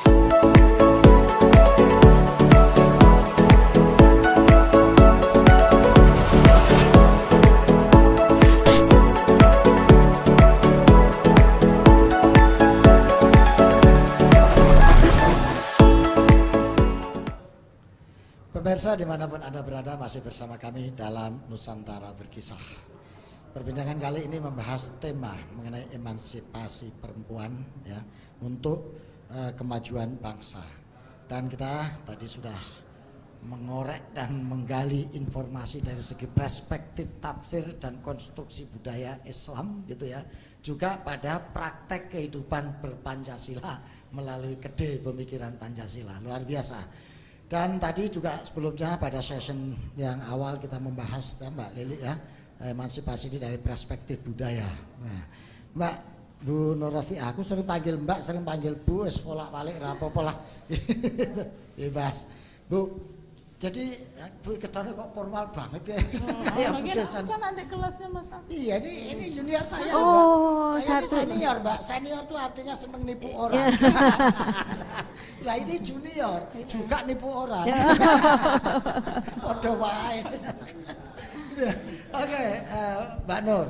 Gini, saya tertarik sekali tentang transformasi kesadaran melalui bahasa itu tadi. Nah, kira-kira apa yang mesti kita lakukan dalam menghadapi situasi seperti sekarang ini ketika ada era kontestasi wacana, kontestasi narasi di era post-truth seperti sekarang ini. Ini bisa menjadi kesempatan dan peluang, tapi bisa jadi barrier dan ancaman. Nah, gimana kita memanfaatkan ini dengan baik? Nah, kita niru Al-Quran ya Mas ya. Ini yang menarik. Al-Quran itu kan menggunakan bahasa Arab tapi tidak tunduk 100% terhadap cara menggunakan bahasa Arab itu. Saya contohkan nih kata nusyuz ya. Nusyuz itu kan dalam sistem patriarki di mana suami itu menjadi pemilik mutlak istri. Tidak dikenal ada pembangkangan suami pada istri, tidak ada. Yang dikenal ya hanya istrilah yang membangkang pada suami karena dia menjadi pemilik mutlak. Tapi Al-Quran di samping menjelaskan atau menggunakan kata nusyuz untuk pembangkangan istri, juga pembangkangan suami Mas. Jadi dalam Al-Quran itu ada ayat tentang pembangkangan suami, nusyuznya suami. Wa ini imra'atun khafat min ba'liha nusyuzan. Itu kan berarti mengubah cara pandang terhadap nusyuz. Wah, itu revolusioner. Bukan, luar biasa loh Mas. Kalau dirunut pada paradigma perkawinannya juga dahsyat sekali. Karena kan Saya selesaikan dulu nusus ya. Karena nusus juga digunakan untuk suami, berarti nusus bukan pembangkangan istri pada suami, melainkan pembangkangan suami atau istri pada komitmen perkawinan. Nah itu, apa komitmen perkawinan? Ini tujuannya juga dahsyat sekali. Kalau semula perkawinan itu dianggap sebagai laki-laki memiliki istri untuk mendapatkan kepuasan, termasuk kepuasan seksual, Islam itu menegaskan Al-Quran bahwa tujuan dari perkawinan adalah ketenangan jiwa suami dan istri. Sakinah itu loh Mbak yang biasa. Sakinah. Itu artinya apa? Artinya perkawinan di dalam Islam itu sebagaimana manusia dalam pandangan Islam bukan hanya tubuh. Bukan hanya antara dua tubuh tapi antara dua jiwa perkawinan di dalam Islam itu. Sehingga tujuan dari perkawinan itu adalah ketenangan jiwa.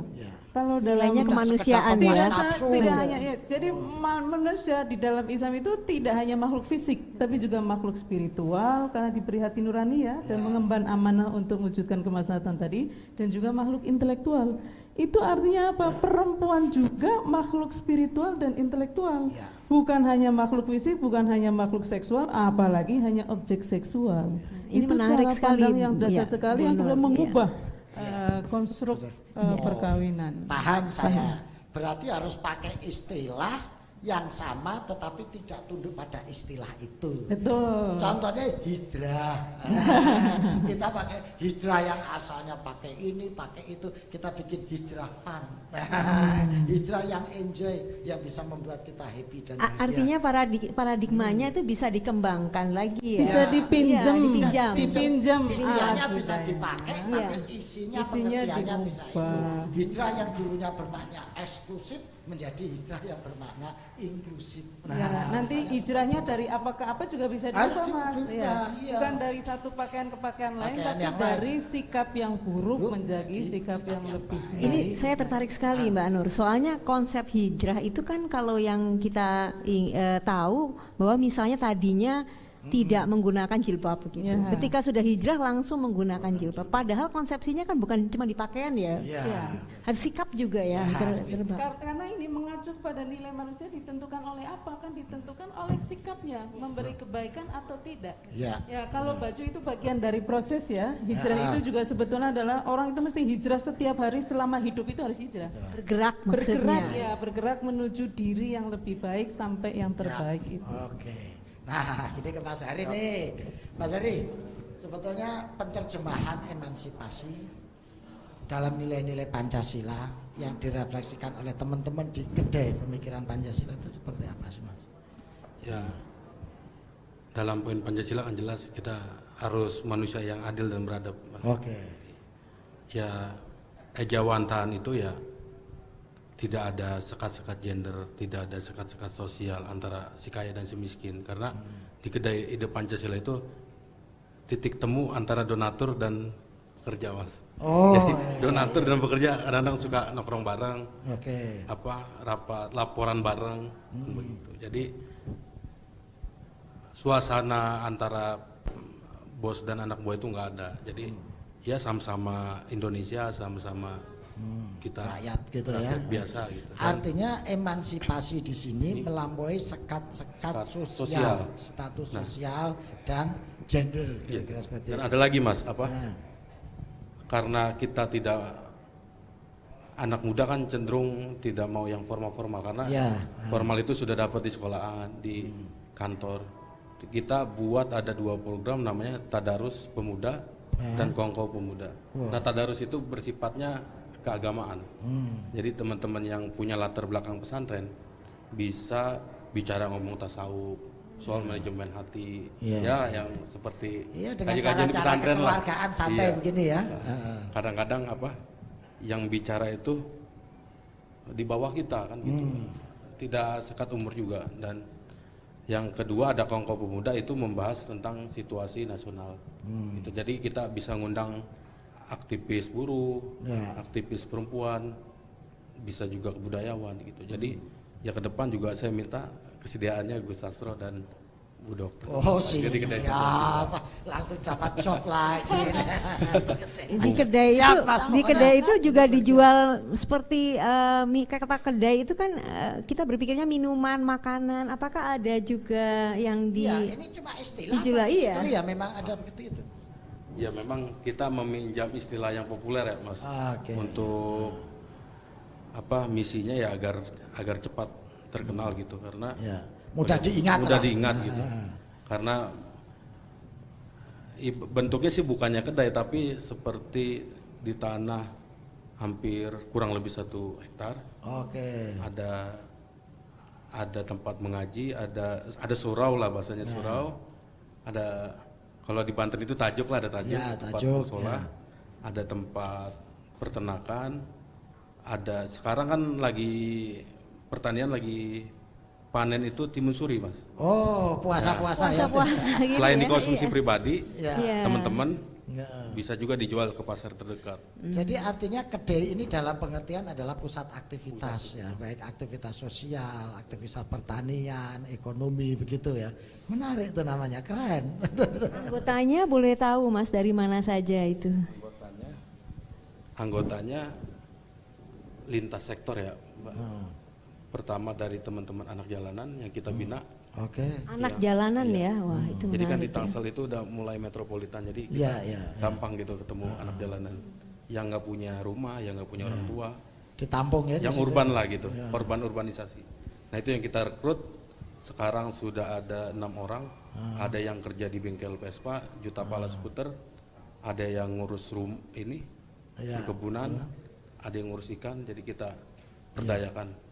Nah saya sendiri kan masih mahasiswa, terus ada lagi yang sudah punya usaha, ada itu yang bersaling gotong royong setiap ada ya kita sisihkan lah gitu. Iya, iya, iya. Jadi emansipasinya betul-betul lintas gender, Kita lintas gotong royong lah. etnis, lintas status sosial. Wah, luar biasa. Kembali ke Mbak Nur ini. Mbak Nur, menarik metode untuk apa itu kalau dalam bahasanya Foucault disebut inversi ya itu ya. Menggunakan kalimat bahasa istilah yang sama tapi dimaknai dipraktekkan yang berbeda. Kadang orang yang takut ya ragu untuk melakukan itu karena nanti akan dituduh melakukan penyelewengan terhadap Islam misalnya bagi kelompok yang puritan itu. Nah, kira-kira saya ingin Mbak Nur meyakinkan teman-teman bahwa hal seperti itu sah, halal dan diperbolehkan oleh agama. Melakukan inversi yaitu tafsir, counter tafsir terhadap tafsir-tafsir dominan gitu. Gimana sebetulnya dalam posisi Kalau itu? saya sih begini ya, Al-Quran itu kan dari Allah. Ya. Dat yang maha tahu, maha benar dan maha adil. Terus itu nggak bisa diganggu. Nggak bisa diganggu-gugat. Pasti Al-Quran itu Allah memaksudkan firman-Nya untuk keadilan, termasuk Ya. pada perempuan. Oke. Gitu. Dan didasarkan pada pengetahuan tak terbatas juga pasti benar. Ya. Itu Al-Quran secara objektif ya. Ya. Tapi manusia itu kan selalu menafsirkan Al-Quran. Ya. Nah manusia tidak satupun maha benar, maha tahu dan maha adil, nggak ada. Selagi posisinya masih tafsir. Iya, manusia memahami apapun Iya. itu selalu tergantung pada pengetahuannya, pengalamannya yang terbatas dan terus berkembang, Iya. gitu. Maka sangat terbuka sekali untuk mengoreksi, bahkan harus kalau ada tafsir tidak adil, Iya, gitu. iya. Karena apa? Karena ini firman dari Dat yang Maha Adil, pasti harus adil dong maksudnya. Kenapa difahami secara tidak adil gitu? Ya, Kayak contoh misalnya tadi Mas yang soal poligami itu kan Ya. pesan monogami ada di situ gitu loh. Kenapa yang diulang-ulang yang Nah itu wa in doang? khiftum alla ta'dilu fawahidah Fawahidah itu jelas banget gitu. Sehingga ketika kita menyuarakan sistem perkawinan yang ideal di dalam Islam itu adalah monogami yang adil, Ya. bukan monogami yang penuh KDRT loh ya. Ya, ya. Nah, monogami yang adil. Ya. Itu tuh sesuai dengan Quran banget bahwa Jadi itu tidak cukup bertentangan. monogami doang ya. Harus Monogami adil lah. harus adil. Bahwa itu bertentangan dengan pendapat mainstream misalnya yang menekankan pesan pada Ya. pembolehan poligami, ya mari ini kan sama-sama tafsir, Tafsir, gitu. ya. Sama-sama pemahaman Ya. manusia. Jangan dibilang yang tafsir ini dibilang liberal lah, dibilang itulah itu kan Hanya berbeda dengan mainstream itu. Tapi kalau salah satu menurut saya cara memilih dari sekian banyak tafsir itu mana yang valid. adalah yang mencerminkan keadilan Allah pada seluruh manusia. Gitu. Jadi ukurannya, standarnya adalah keadilan. Keadilan dan keadilan terutama bagi kelompok du'afa dan mustad'afin dalam sebuah relasi. Oke. Gitu, karena apa? Karena yang dikehendaki, kerahmatan yang dikehendaki oleh Allah adalah untuk semua pihak. Sedangkan sistem yang dolim itu juga sudah menjadi rahmat, tapi bagi kelompok yang kuat. Gitu. Sehingga ini yang mesti dikritisi adalah gimana caranya sebuah pemahaman atas Al-Quran itu juga adil pada pihak yang rentan untuk diperlakukan tidak adil. Ini menarik Mas, kalau tadi kaitannya ada rentan, ada kelompok yang rentan ya, ada yang kelompok kuat. Kalau yang dikaitkan dengan perempuan ya, Ibu Nur, sejauh mana kelompok perempuan yang rentan ini oleh Islam itu bisa adapt ya, bisa dirangkul untuk bisa maju, apakah dengan pendidikan atau dengan apa yang membuat dia jadi lebih kuat gitu, tidak rentan lagi. Sebetulnya dengan tadi itu ya, ketika perempuan dideklarasikan sebagai manusia, itu benar-benar yang dua-duanya hanya hamba Allah, tauhid itu kan berarti tidak ya, harus maknai juga ruangnya betul, ya. Betul, itu ruang bersama dan bertanggung jawab bersama atas kemaslahatan di semua ruang, baik di dalam rumah maupun di luar rumah. Ini kan sebetulnya didorong betul untuk menjadi diri yang terbaik. Iya, independen dan nanti datang pada Tuhan juga akan mempertanggungjawabkan dirinya sendiri. Oke, luar biasa. Ini waduh, makin sore menjelang bukan makin menarik. Tapi waktu juga yang memisahkan kita ya. Kita sudah mendekati buka puasa ini. Mas Hari, waduh luar biasa. Oke, kami ingin closing statement paling tidak dari Mas Hari 1 menit. Enggak. Ya, kami Kedai Ide Pancasila mengajak seluruh anak muda khususnya di Indonesia, umumnya di Indonesia, bahwa jangan pernah berhenti bergerak, karena ketika berhenti bergerak adalah sebuah pengkhianatan dalam proses. Nah, mungkin itu aja. Oke, pesannya ingat, jangan berhenti bergerak, karena berhenti bergerak adalah pengkhianatan terhadap proses. Artinya kalau Anda berhenti bergerak, Anda tidak berproses lagi. Mbak Nur, monggo. Karena Islam itu misinya adalah mewujudkan sistem kehidupan yang menjadi rahmat bagi semesta termasuk bagi perempuan. Maka keislaman orang, keislaman keluarga, keislaman masyarakat, negara dan dunia itu salah satu cirinya adalah respek pada kemanusiaan perempuan. Jadi makin respek, makin islami, makin menistakan, makin tidak islami. Cocok, bukan karena benderanya makin gede, benderanya makin islami, makin kencang teriaknya makin islami, bukan itu ya ternyata ya. Ukurannya adalah keadilan, martabat, kemaslahatan, keadilan dan kemaslahatan termasuk perempuan, karena perempuan adalah manusia seutuhnya. Oke, kita akan kembali mendengarkan. Mbak Dima, sudah siapkah? Itu mic-nya ditambah ke sana. Mic-nya ada Mas Jeffrey ini ya. Oke, mic-nya Mas Heri mungkin bisa. Bel, ambil Bel, mic-nya Mas Heri Bel. Nah, itu. Nah, Mbak Dima mau nyanyi lagu apa nih? Ini lagunya Mas Asro lagi. Mohon izin. Tak lelah mencinta judulnya. Tak lelah mencinta. Oke. Ya, saya ingat lagu ini adalah lagu yang bercerita tentang kita harus mencintai Indonesia apa adanya. Biarpun Indonesia sudah dirobek-robek oleh mereka atas nama, kadang atas nama takbir itu Mbak, atas nama apapun, tapi kita akan tetap mencintai Indonesia. Oke, monggo Mbak Dima, sama Abel, sama siapa? Om Prat ya? Oh, mainkan Om. Yuk, kita simak bersama-sama.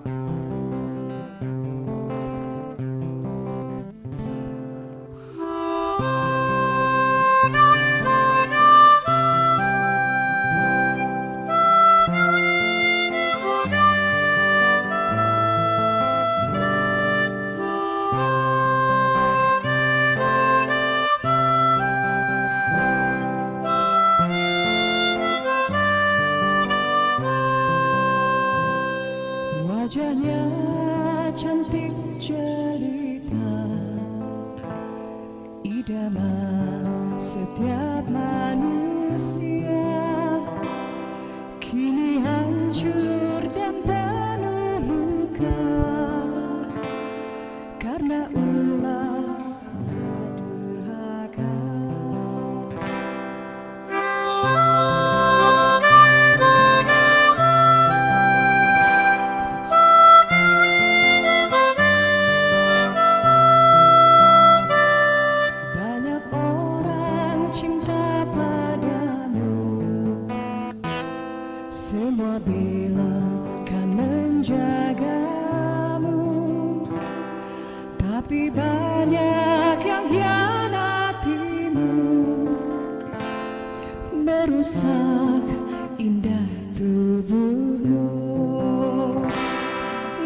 Meski wajahmu penuh luka,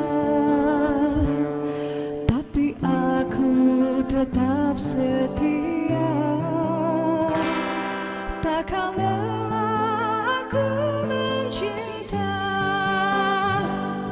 padamu, oh Indonesia.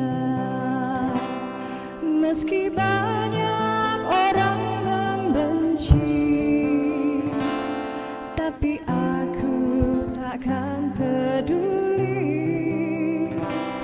Takkan lelah aku berbakti padamu, Ibu Pertiwi.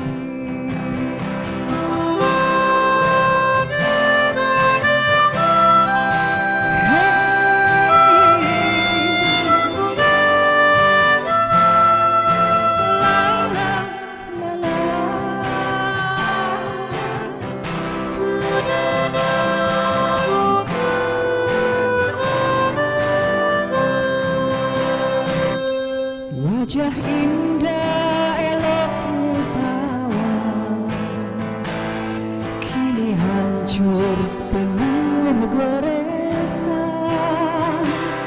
karena keserakahan dan nafsu kekuasaan.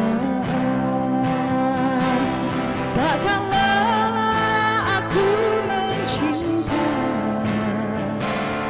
padamu, oh Indonesia. Takkan lelah aku berbakti padamu, Ibu Pertiwi. Tempatku berpijak kaki, tempatku hidup dan mati. Dimanapun Anda berada, sampai di sini kami menemani Anda dalam Nusantara Berkisah. Terima kasih Nur Rafi'ah, terima kasih Mas Hari. Terima kasih. Saya Katawi Alsastro bersama Lili Cayandari mengucapkan terima kasih, sampai berpisah dan bertemu lagi dalam acara yang lain. Assalamualaikum warahmatullahi wabarakatuh. Selamat berbuka puasa.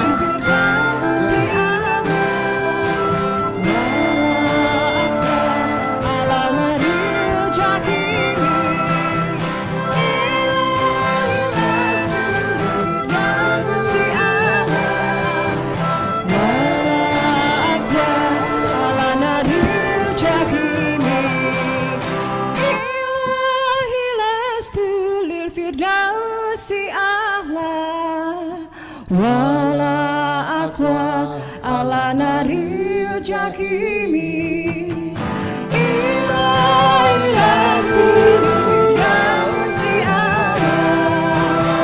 wala akwa ala naril jakimi.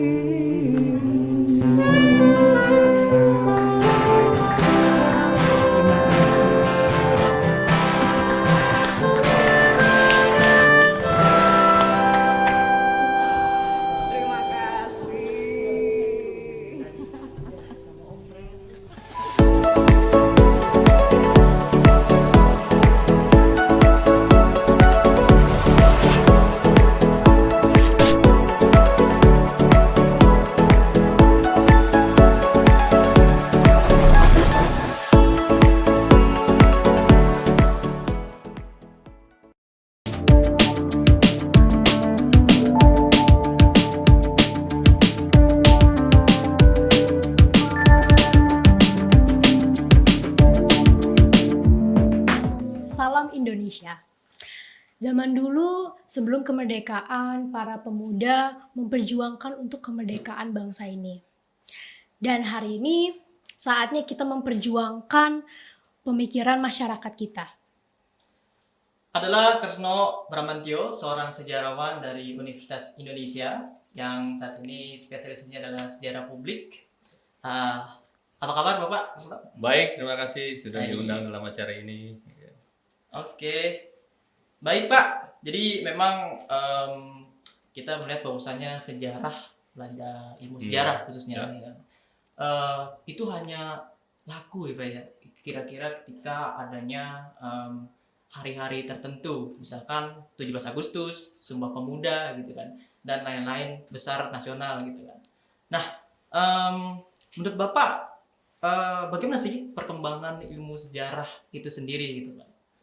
Baik, terima kasih. Perkembangan ilmu sejarah kalau di dunia sih kita bisa lihat ya bagaimana sekarang secara masif dengan adanya teknologi web dan lain sebagainya, kemudian ada media sosial itu semakin marak. Nah, di Indonesia sendiri kalau saya melihat justru sekarang semakin bertambah. Dulu kalau bicara sejarah secara akademik misalnya orang hanya mengenal Universitas Indonesia dan Universitas Gadjah Mada di Jogja. Sekarang banyak universitas-universitas di luar Universitas Indonesia dan UGM, ada juga dari Surabaya misalnya, dari UNER, kemudian yang bahkan di luar kota, di luar Jawa seperti di Sulawesi, Unhas dan lain sebagainya, yang sudah menerapkan studi sejarah atau punya kajian ilmu sejarah. Nah, dalam perkembangan terakhir justru saya melihat ini semakin banyak gitu. Kalau dalam masa pandemi ini kan itu semua jadi kelihatan nyata gitu ketika banyak sekali acara-acara webinar ya yang dilakukan secara Zoom meeting, dan itu ada beraneka ragam tema dan diselenggarakan oleh berbagai universitas yang punya program studi sejarah. Tidak hanya UI atau UGM, tapi juga universitas lain yang ada di Jawa, di luar Jawa, dan bahkan ada di daerah-daerah yang sebenarnya semula tidak terpikirkan bahwa mereka punya program studi sejarah. Nah, jadi sekarang itu semakin marak, belum lagi nanti kalau kita lihat bagaimana perkembangan itu di dunia media sosial gitu ya. Dan nanti kita bicara lebih lanjut ya mengenai itu ya, karena ini ada banyak contoh yang bisa saya sampaikan. Nah, Pak, mau nanya juga nih, kenapa ya zaman sekarang tuh sejarah tuh kayak kurang diminati, apalagi terutama di generasi saya, Gen Z, dan baru kayak gaungnya tuh baru terasa saat di hari-hari nasional. Ya karena mungkin kalau saya boleh blame on something gitu ya, atau menyalahkan sesuatu, mungkin dari segi pengajaran, dari segi kurikulum ya. Sejarah itu dimaknai sebagai tanggal dan peristiwa gitu, sifatnya hafalan gitu ya. Beda dengan misalnya pelajaran sejarah di high school atau di primary school di luar negeri, itu semua dimaknai dengan baik, dan anak-anak atau siswanya itu belajar sejarah itu benar-benar sungguh-sungguh gitu. Jadi anak-anak kelas 1 SMA itu sudah diajari misalnya dia harus mengenal dalam sejarah itu dikenal sumber primer atau primary resources, itu mereka sudah kenal dari awal mengenai itu. Bagaimana mereka melakukan kritik misalnya. Jadi maknanya bukan cuma hari dan tanggal, tapi juga apa yang terjadi dengan peristiwa itu. Kenapa peristiwa itu terjadi gitu.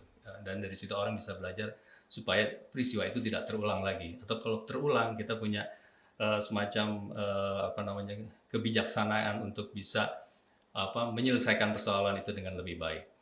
Nah, tantangan sekarang adalah untuk generasi Z ya, generasi kalian sebetulnya sekarang sudah banyak media atau sudah banyak output dari pengetahuan sejarah yang tidak lagi melulu berdasarkan buku gitu ya. Ada berbagai banyak hal yang bisa disampaikan berkenaan dengan fakta dan peristiwa sejarah, tapi dengan kemudahan-kemudahan teknologi yang juga bisa dipahami oleh masyarakat atau generasi Z. Satu contoh misalnya,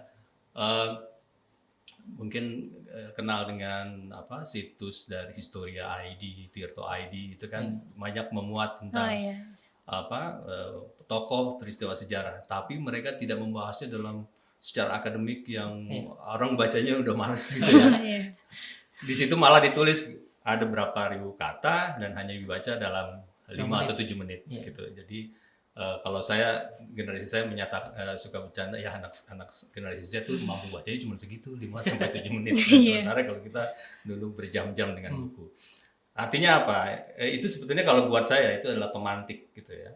Pengetahuan yang 5 atau 7 menit itu kalau orang generasi muda itu merasa penasaran dengan apa sebetulnya yang ingin terjadi, yang sesungguhnya terjadi pada masa itu, dia akan baca, dia akan cari referensi yang lebih jauh. Saya kira itu. Oke deh. Nah, jadi Pak Kresno ini merupakan salah satu sejarawan publik nih. Kamu tahu nggak sejarah publik itu apa? Kurang tahu kan? Kurang tahu. Oke, coba Pak, bisa nggak dijelaskan? Ya, sejarah publik itu sebenarnya kalau saya boleh cerita sedikit ya, itu tumbuh di Amerika pada waktu itu tahun 70-an. Itu karena ilmu sejarah itu sudah dianggap sebagai menara gading. Jadi semua kebenaran sejarah itu milik akademisi. Masyarakat nggak boleh terlibat dan semua cerita mengenai sejarah, mengenai sukses story, mengenai keberhasilan tokoh tertentu dan lain sebagainya.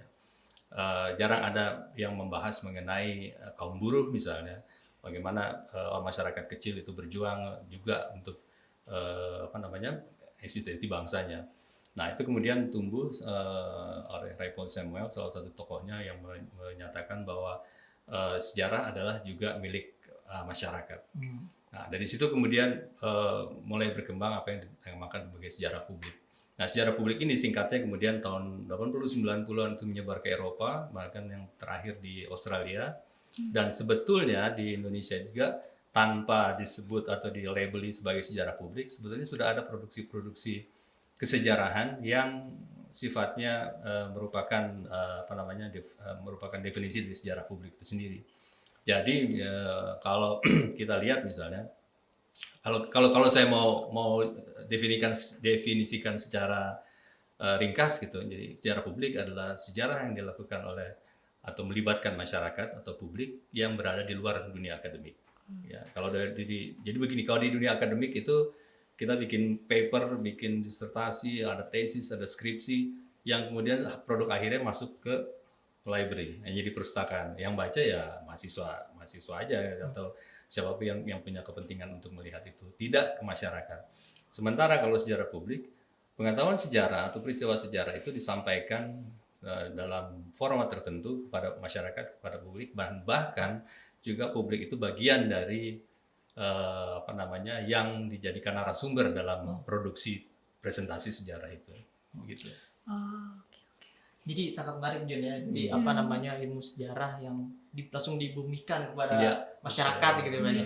Nah, itu kira-kira mengapa demikian Pak, harus kira-kira ilmu sejarah ini harus dibumikan gitu kan? Apakah sepenting apa gitu sejarah publik? Mengapa nih Pak? Ini menjawab pertanyaan pertama tadi bahwa bagaimana sih generasi Z memahami itu. Nah, ini sebetulnya produk ini pada saat ini sekarang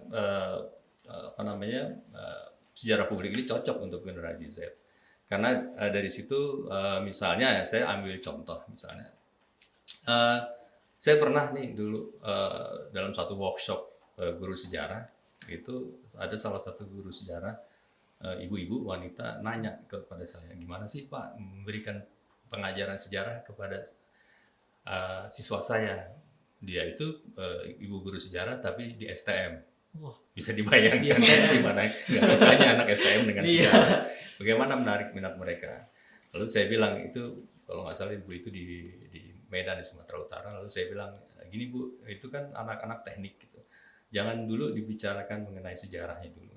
Ajak aja misalnya anak-anak itu, anak-anak STM yang lebih suka dengan dunia teknik gitu, ke museum yang ada lokomotif tua, lokomotif uap gitu. Nah, udah kirim mereka ke sana, lalu suruh mereka untuk amati itu lokomotif. Apa sih ininya secara teknik, spesifik teknisnya gitu, dari mesinnya, mesin uapnya, bagaimana itu berjalan.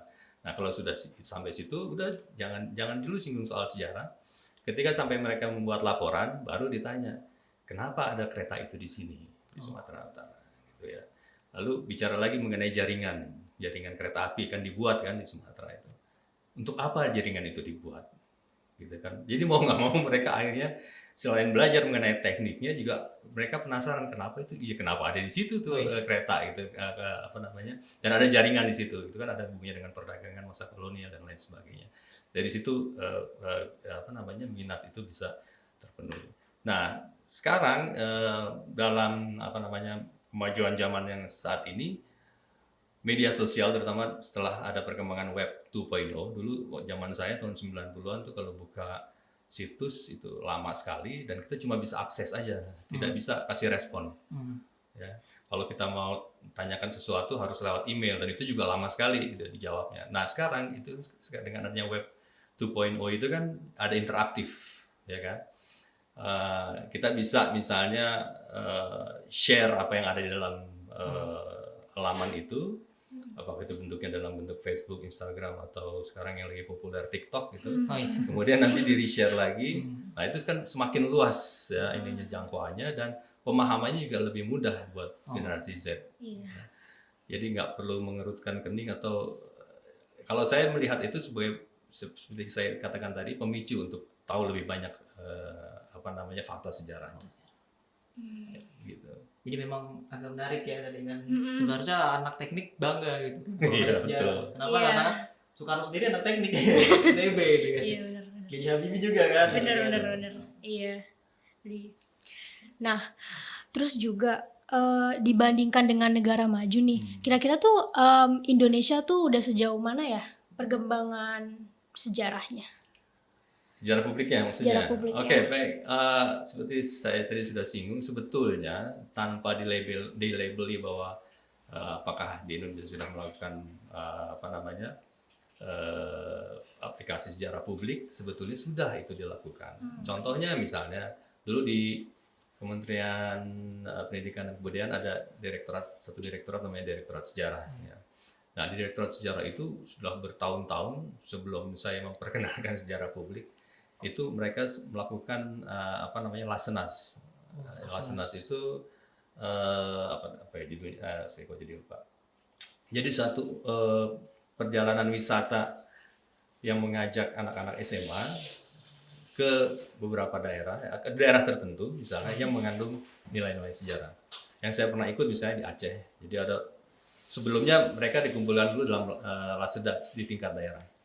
Nah, lalu setelah itu mereka dikumpulkan dalam Lasenas. Lasenas ini yang terakhir itu tahun berapa ya? 2018 kalau nggak salah yang saya ikut.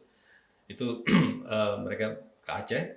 Di Aceh mengunjungi situs-situs bersejarah. Dan tentu juga mereka nanti akan membuat paper, membuat laporan dalam kelompok dan dipresentasikan di situ dan ikut dilombakan dan di situ juga ada workshopnya diperkenalkan beberapa pakar sejarah yang akan menjelaskan mengenai peristiwa sejarah apa aja yang ada di Aceh. Kemudian mereka diajak ke makam tokoh-tokoh pahlawan Aceh, ke rumahnya Cuk Nyadin dan lain sebagainya dan itu adalah salah satu bentuk sejarah publik yang ada di Indonesia dan banyak lagi sebetulnya di Indonesia sekarang ini yang sebetulnya sudah dilakukan tapi kita tidak menyadari bahwa itu adalah bagian dari sejarah publik. Berarti memang perkembangannya udah ada Jul gitu. Tapi kita nggak sadar aja nih. Karena mungkin itu ya Pak ya. Sejarah publik itu kaitan eratnya dengan teknologi Pak ya. Salah satunya dengan teknologi dan satu lagi yang juga penting dicatat ada hubungannya dengan ilmu komunikasi. Jadi bagaimana itu dikomunikasikan, sejarah ini dikomunikasikan kepada publik dalam kemasan komunikasi yang baik gitu ya, yang mudah dipahami tanpa menghilangkan kaidah-kaidah dalam metode sejarah. Karena kan kalau sejarah itu harus faktual, bukan cuma hearsay atau cuma dengar-dengar atau fakta-fakta yang justru melenceng, tapi benar-benar secara faktual, ada buktinya, ada referensinya dan makanya seringkali dalam produksi narasi mengenai peristiwa tertentu dalam format sejarah publik misalnya, walaupun cuma 1000 kata, tapi dia harus mencantumkan referensi. Yang dipakai itu apa. Itu bentuk pertanggungjawaban dari metodologi sejarah yang dia pakai untuk. Jadi nggak usah khawatir bahwa tentang sejarah publik nanti ternyata nggak terlalu ngepop dan faktanya kurang bisa dipercayaan. Tetap masih dengan kaidah-kaidah seperti itu. No dokumen, no history, Pak. Betul, no dokumen, no history. Oke, Pak, mungkin ada pesan apa buat generasi Z gitu supaya lebih terutama di zaman sekarang, apalagi generasi saya tuh kayak kurang tertarik gitu kepada sejarah Indonesia. Ya, sebetulnya semua orang itu tidak bisa lepas dari sejarahnya masing-masing gitu ya. Saya seringkali dulu menugaskan kalau ada mata kuliah apa namanya oral history atau sejarah lisan, kepada mahasiswa itu tinggal susah-susah suruh bikin wawancara tokoh dan segala macam yang kadang-kadang susah mencari narasumbernya. Oh iya betul. Ya kan? Iya. Wawancarai aja Apalagi kalau udah nggak ada ya. ya. Wawancarai orang tua kalian atau nenek kakek kalian pada satu peristiwa tertentu dalam sejarah Indonesia. Misalnya waktu tahun 98 apa sih yang terjadi? Bapak Ibu gitu cerita di wawancara gitu kan. Atau sekarang sih kalau generasi sekarang itu sebetulnya banyak ya yang bisa dilakukan lewat sosial media. Karena generasi saya itu kan lebih sukanya pakai Facebook ya. Sekarang kan pakainya Instagram, TikTok, dan saya punya akun Instagram hanya untuk mengamati itu. Ternyata banyak yang melakukan itu anak-anak muda sekarang. Nah, satu lagi yang itu TikTok juga sekarang sudah mulai ada. Jadi nggak cuma joget-joget dan lain sebagainya. Ada beberapa fakta sejarah yang dikemas begitu baik dalam bentuk TikTok, ya, kemudian disampaikan, dan itu biasanya cepat itu anak-anak generasi Z untuk bisa menangkapnya. Ada satu lagi yang ingin saya sampaikan, ada satu produksi yang saya di PPKW, Pusat Penelitian Kemasyarakatan Budaya, bekerja sama dengan radio KBR membuat satu podcast, ya, namanya CLBK. Jadi cerita lama berulang kembali, bukan cinta lama bersemi kembali, cerita lama berulang kembali. Jadi ada beberapa tema yang kita kumpulkan, kalau nggak salah ada 14 tema, mungkin bulan depan kita akan diluncurkan. Itu isinya seperti itu. Jadi kita mengundang sejarawan untuk menulis dengan format yang 1.000 sampai 2.000 kata, kemudian nanti diproduksi oleh tim dari KBR itu, di radio itu, untuk menjadi satu skenario audio, ya, nanti lengkap dengan latar belakang suara dan lain sebagainya, dan juga lengkap dengan narasumber yang dipanggil untuk bicara 1-2 menit mengenai peristiwa yang dibahas. Ya, misalnya saja salah satunya mengenai banjir misalnya.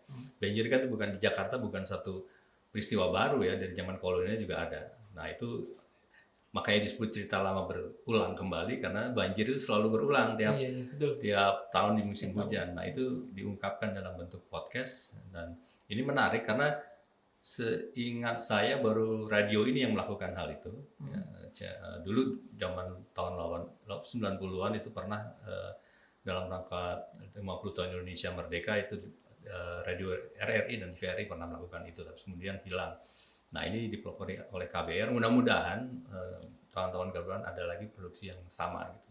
Kalau di luar sih udah apa ya istilahnya, udah jamak, udah umum, ya? Udah jadi hal yang biasa. Morning news-nya itu mengenai satu peristiwa sejarah, ya 5-10 menit, dan didengarkan oleh generasi muda. Oke deh. Baik ya, menarik sekali ya berbicara dengan Pak Kresno ini, apalagi tentang sejarah publik itu yang kita nggak sadar gitu kan. Ternyata selama ini udah ada gitu, tapi nggak dikembangkan lebih lanjut aja Pak ya. Apalagi di TikTok sekarang FYP-nya ya. Aku jujur salut loh Bapak tahu tentang anak-anak generasi aku nge-share juga sejarah lewat TikTok. Biasanya mereka kayak ngeringkas kayak sejarah gitu. Iya, dari buku aja misalnya, dari awalnya seperti itu. Aku juga kaget di komennya pada suka juga.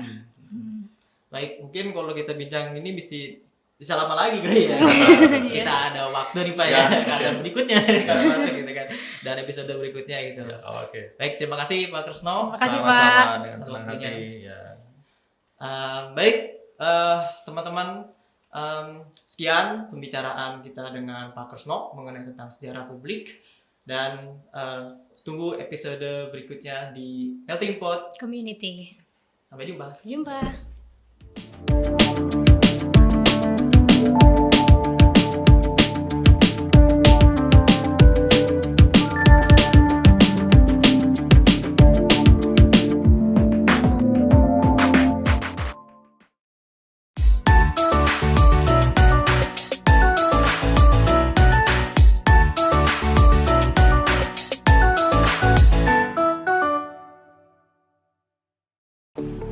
Halo fans budaya, jumpa kembali dengan saya Lili di dalam segmen Isu Budaya.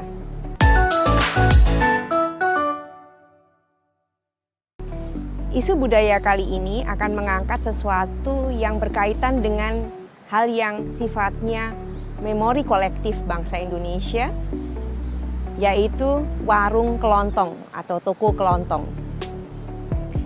Masih ingatkah mungkin satu scene yang sangat terkenal di dalam karya dari Sidul Anak Sekolahan, yaitu sebuah seri yang sekitar tahun 90-an sangat dikenal oleh masyarakat Indonesia. Di dalam film tersebut, adegan yang paling banyak ditemui adalah saat orang mampir di toko maknya itu, yaitu warung kelontong bentuknya, di mana bentuknya sangat sederhana namun nyaman untuk bertemu dan juga saling berkomunikasi. Biasanya di depan warung kelontong itu ada bangku panjang di mana masyarakat bisa, yang pembeli yang membeli barang-barang kebutuhan sehari-hari juga menyapa penjual dan kemudian saling bertukar informasi maupun bercakap-cakap. Secara budaya, warung kelontong berkaitan dengan memori kolektif bangsa Indonesia. Masih ingatkah mungkin fans budaya di masa lalu, sekitar tahun 70-an atau 80-an, mungkin generasi yang besar pada masa itu pasti ingat bahwa sering disuruh oleh orang tuanya untuk pergi ke warung, yang saat ini sudah mungkin sangat jarang. Pergi ke warung membeli hal-hal yang kebutuhan sehari-hari dalam bentuk eceran. Inilah yang dimaksud dengan warung kelontong itu. Bagaimana sebetulnya warung kelontong itu akan kita bahas pada segmen selanjutnya.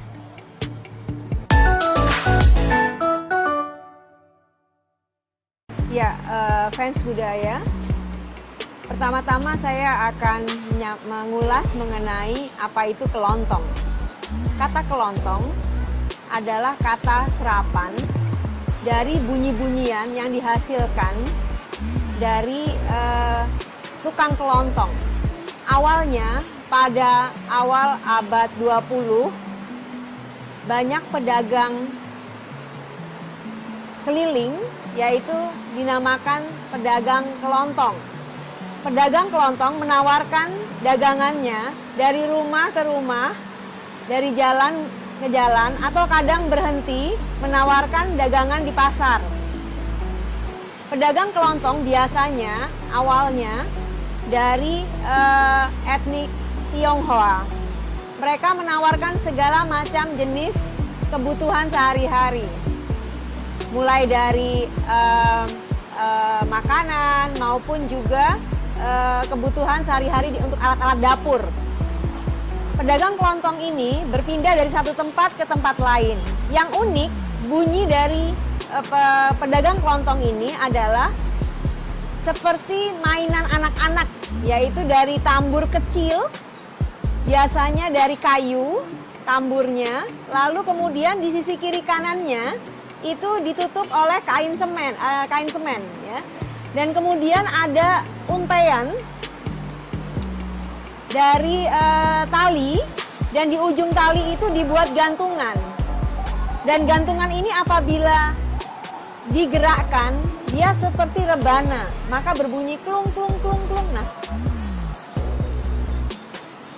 bunyi-bunyian itu yang dihasilkan ketika dia berpindah dari satu tempat ke tempat lain menjadi penanda yang unik bagi pedagang kelontong, sehingga masyarakat menamakan pedagang itu menjadi pedagang kelontong atau tukang kelontong. Dengan berkembangnya waktu, tukang kelontong tidak lagi berpindah tempat. Karena keadaan ekonomi sudah lebih baik, maka tukang kelontong ini membuka warung yang dinamakan dengan warung kelontong.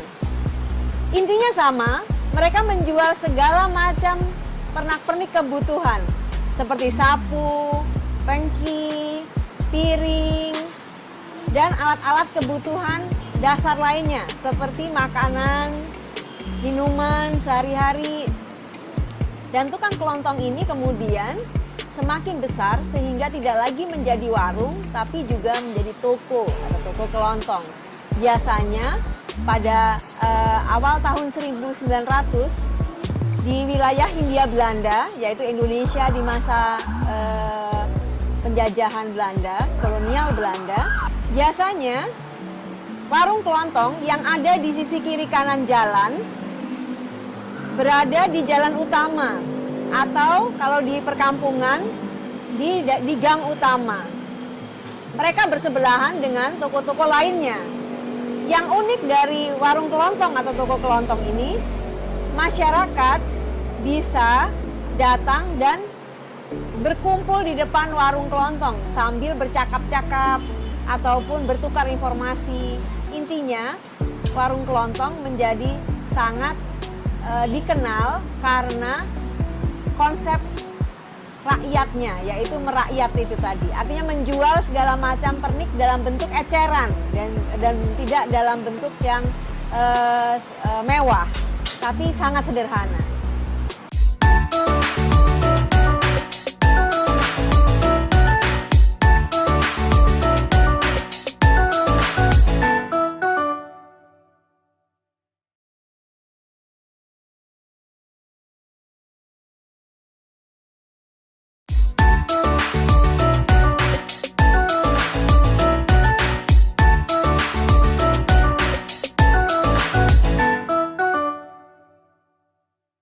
Saya akan berikan ilustrasi sedikit gambaran bagaimana warung kelontong kemudian pada sekitar tahun 70-an sampai akhir tahun 90-an menjadi tempat yang sangat dikenal oleh masyarakat Indonesia.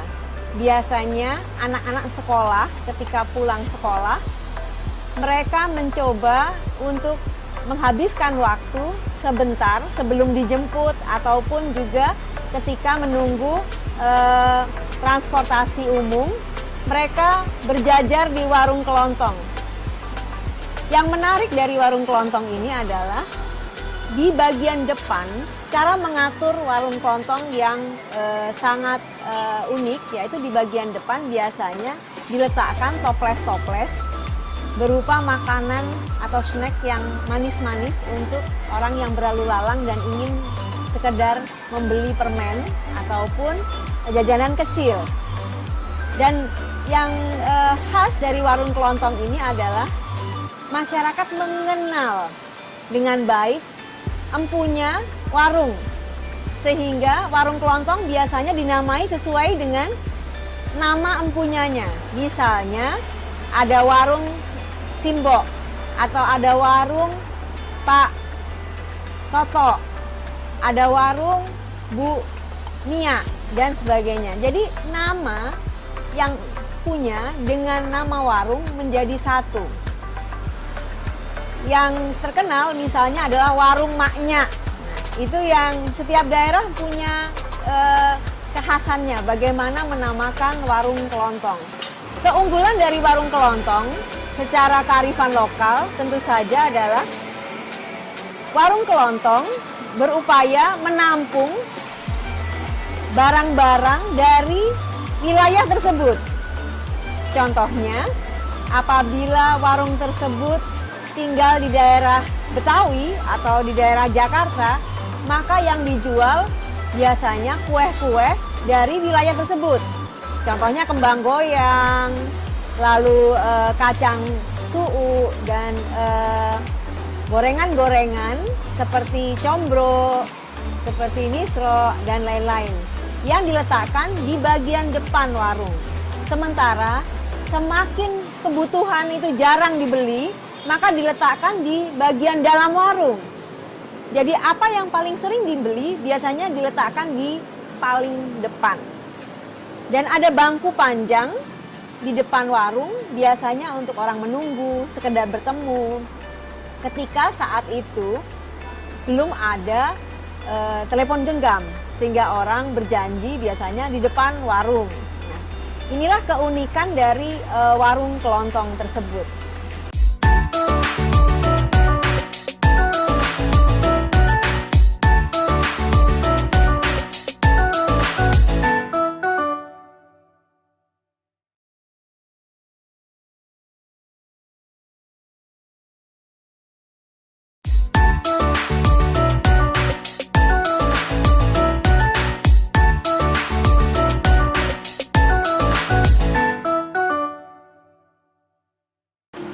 fans budaya, kalian sudah mendapatkan gambaran tentang bagaimana sebetulnya warung kelontong dari waktu ke waktu, baik pada masa Hindia Belanda hingga akhir tahun 1900-an.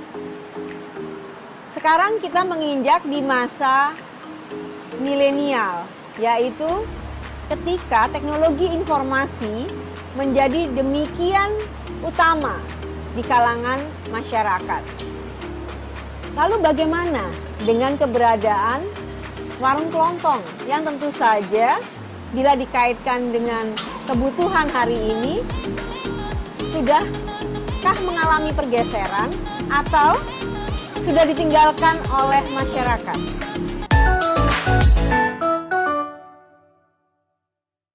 Di masa teknologi digital saat ini, masyarakat sangat perlu untuk membeli kebutuhan-kebutuhan yang bersifat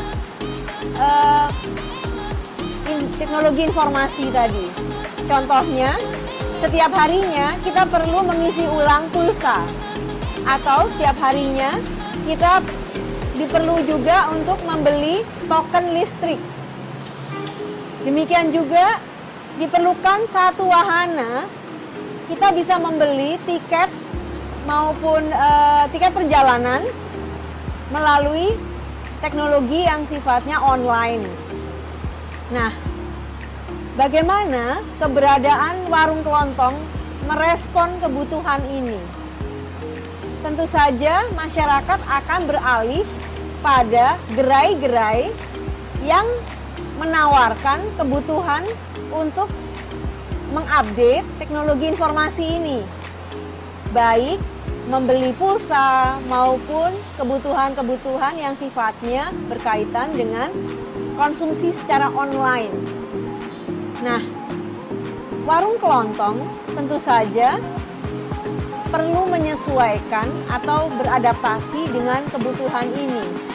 Bila tidak, masyarakat lambat laun akan menjauhi atau meninggalkan kebiasaan belanja di warung kelontong. Tentu saja, warung kelontong sampai hari ini masih kita temukan di berbagai pelosok bangsa, di sudut-sudut pemukiman, di dalam perkampungan, maupun di pedesaan. Namun, bagaimana warung kelontong bisa juga menjembatani kebutuhan masyarakat yang semakin meningkat untuk membeli produk-produk digital atau produk-produk secara online, sehingga jasa layanan untuk kebutuhan secara online ini pun dapat dipenuhi di sekitar kita. Nah, fans budaya, bagaimana apabila kita bersama-sama memperhatikan warung kelontong di sekitar kita? Dan bagaimana caranya warung kelontong itu tetap menjadi tumpuan ekonomi masyarakat di Indonesia? Nah, apabila ada warung kelontong yang masih mempertahankan nilai kearifan lokal, tentu saja perlu membenahi sedikit atau mempelajari bagaimana caranya agar dapat beralih perlahan untuk dapat memenuhi kebutuhan secara digital, yaitu memenuhi jasa layanan seperti layanan pembelian pulsa dan sebagainya, sehingga masyarakat tetap akan menggunakan atau tetap mengkonsumsi barang-barang kebutuhan dari warung kelontong.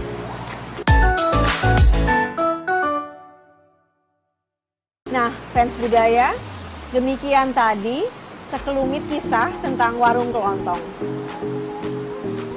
Sesuatu yang sebetulnya menjadi kekayaan Indonesia, sesuatu yang menjadi identitas Indonesia. Kita akan selalu terus-menerus menjunjung tinggi produk-produk dalam negeri dan akan terus mencintai produk Indonesia. Sampai jumpa di segmen Isu Budaya selanjutnya.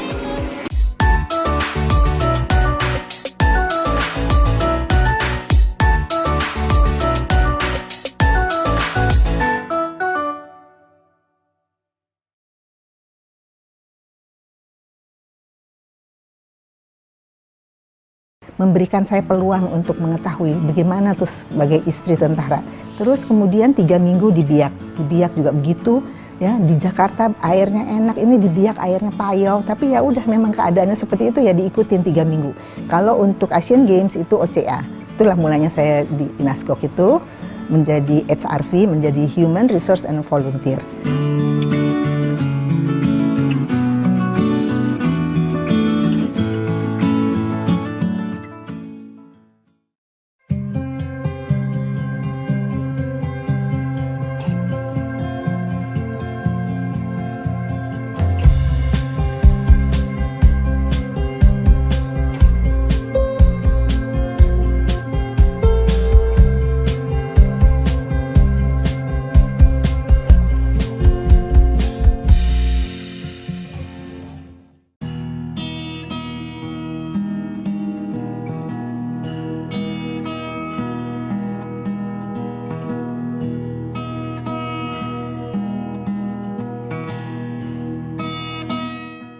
Saya tuh bukan dari keluarga militer, ya, orang tua saya tuh ibu saya guru, ya, ayah saya advokat dan prokurir.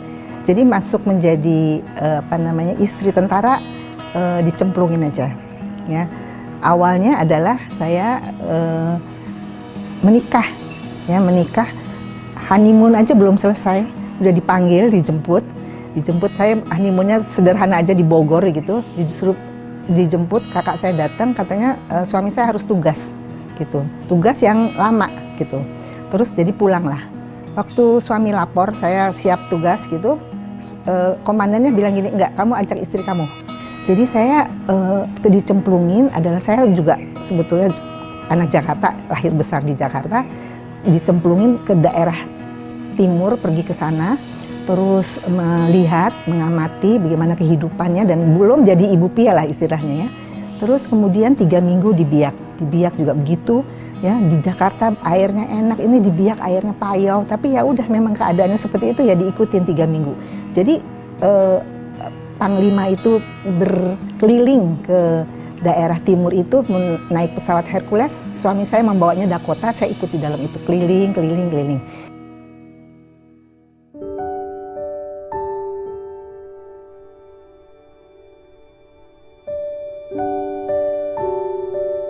Terus berjalannya waktu,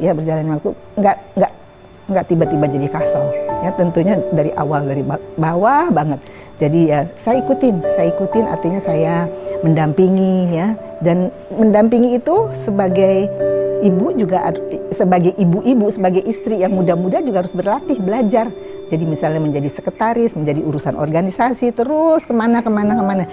Ikutin aja, saya ikutin, dan saya di situ saya terus terang banyak belajar.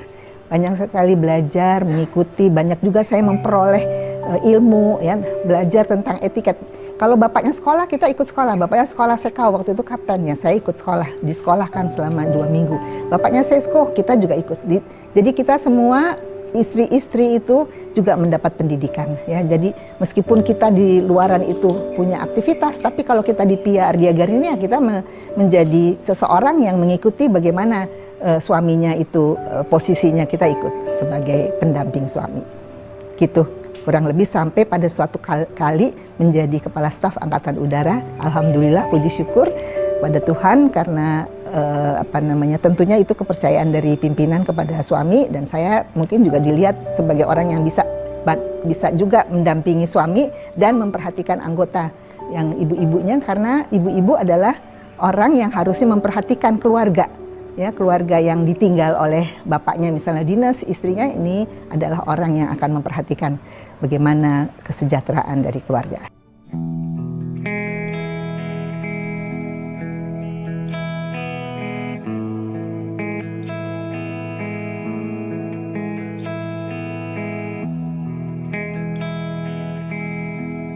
Kalau menurut saya perempuan-perempuan muda itu nggak boleh tinggal diam, ya, nggak boleh tinggal diam, harus peduli, ya, peduli lingkungannya, lihat begitu, harus ada perhatian, harus ada kasih. Kalau perempuan itu kebetulan berkeluarga, kalau menurut saya yang utama adalah keluarga dulu. Nanti kalau kita aktif di luar, ya, kita tinggalkan keluarga, nanti percuma, jadi mentah banget, ya, mentah sekali apa yang dikerjakan dia di luar nggak jelas, nggak dapat, nanti di dalam rumah juga nggak dapat apa-apa. Anaknya nanti waktu pada suatu saat ya suatu saat seperti sekarang saya ini ya udah sampai umurnya gitu, anak-anak saya rasanya terus terang bersyukur ya, anak-anak saya sekolahnya selesai, terus dia juga sekarang punya anak, dia juga bisa mendidik, karena itu kan juga anak-anak itu kan juga harus kita siapkan supaya dia jangan sampai ya itu mentah itu yang nggak tahu, maaf misalnya dia di rumah nggak kejuntrungan ya, dia sekolah enggak, terus maaf juga mungkin dia menjadi narkoba dan menyusahkan orang tua, jadi akhirnya apa yang orang tuanya usahakan dulu nggak mendapatkan hasil yang apa namanya yang memuaskan di ujung si bapak-bapak dan ibu-ibu yang ini sudah selesai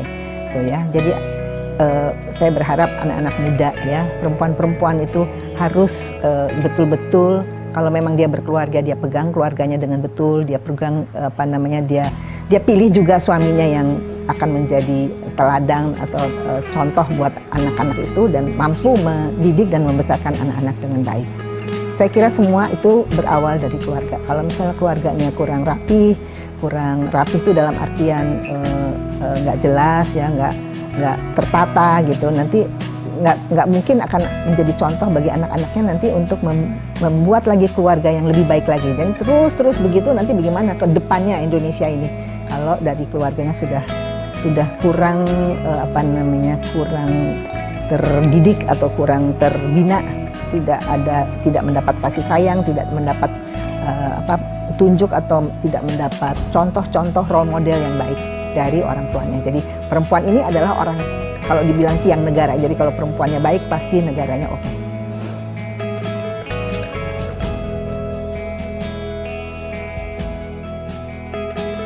Selamat ulang tahun TNI ke-76. Semoga TNI semakin profesional, tangguh, solid, modern, dicintai dan mencintai rakyat.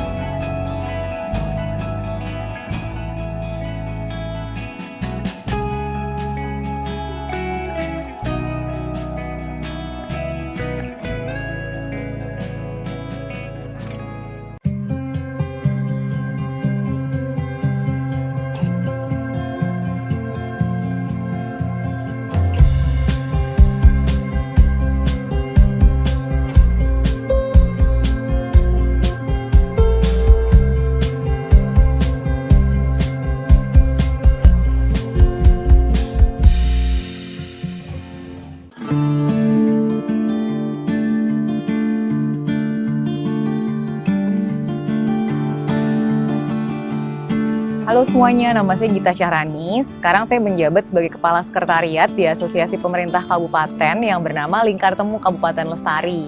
Saya juga co-founder dari Gerakan Terbuka untuk Anak Muda Urban yang namanya Hutan Itu Indonesia, serta aktif di satu gerakan pro bono yang dikembangkan oleh teman-teman para corporate lawyer yang bernama Social Corporate Law Society.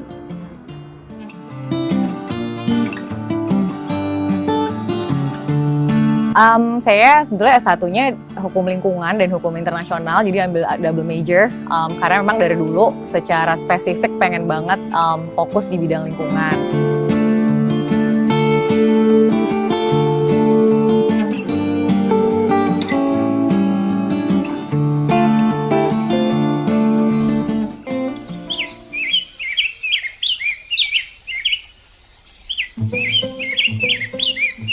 Saya kecil di Bandung, tinggal sama nenek saya dan saya anak tunggal. Jadi saya lumayan deket sama nenek saya. Nenek saya itu sayang banget sama tanaman. Jadi rumah kita tuh agak kayak hutan gitu kalau dilihat. Jadi emang penuh dengan pohon dan lain-lain. Nah dari situ nenek saya tuh waktu saya TK, dia punya tugas buat saya untuk ikut bareng-bareng sama dia merawat tanaman-tanamannya dan kasih nama gitu. Maksudnya kan ada nama-nama Latinnya tuh. Nah tugasnya tuh untuk ngapalin itu gitu, sebetulnya salah satu tugasku. Jadi nyatetin gitu. Nah sejak saat itu tuh mulai tuh tertanam gitu. Karena nenek saya sering banget berulang-ulang bilang, kamu tuh harus buktiin ke tanaman-tanaman ini bahwa kamu tuh cukup baik untuk merawat mereka gitu. You're worth it gitu, ada di tengah-tengah alam ini. Jadi sebenarnya kita tuh harus ngerasa terhormat kalau tanaman itu tumbuh gitu di tangan kita. Berarti kita membuktikan kalau kita tuh berhak gitu untuk mendapatkan kasih sayangnya mereka juga.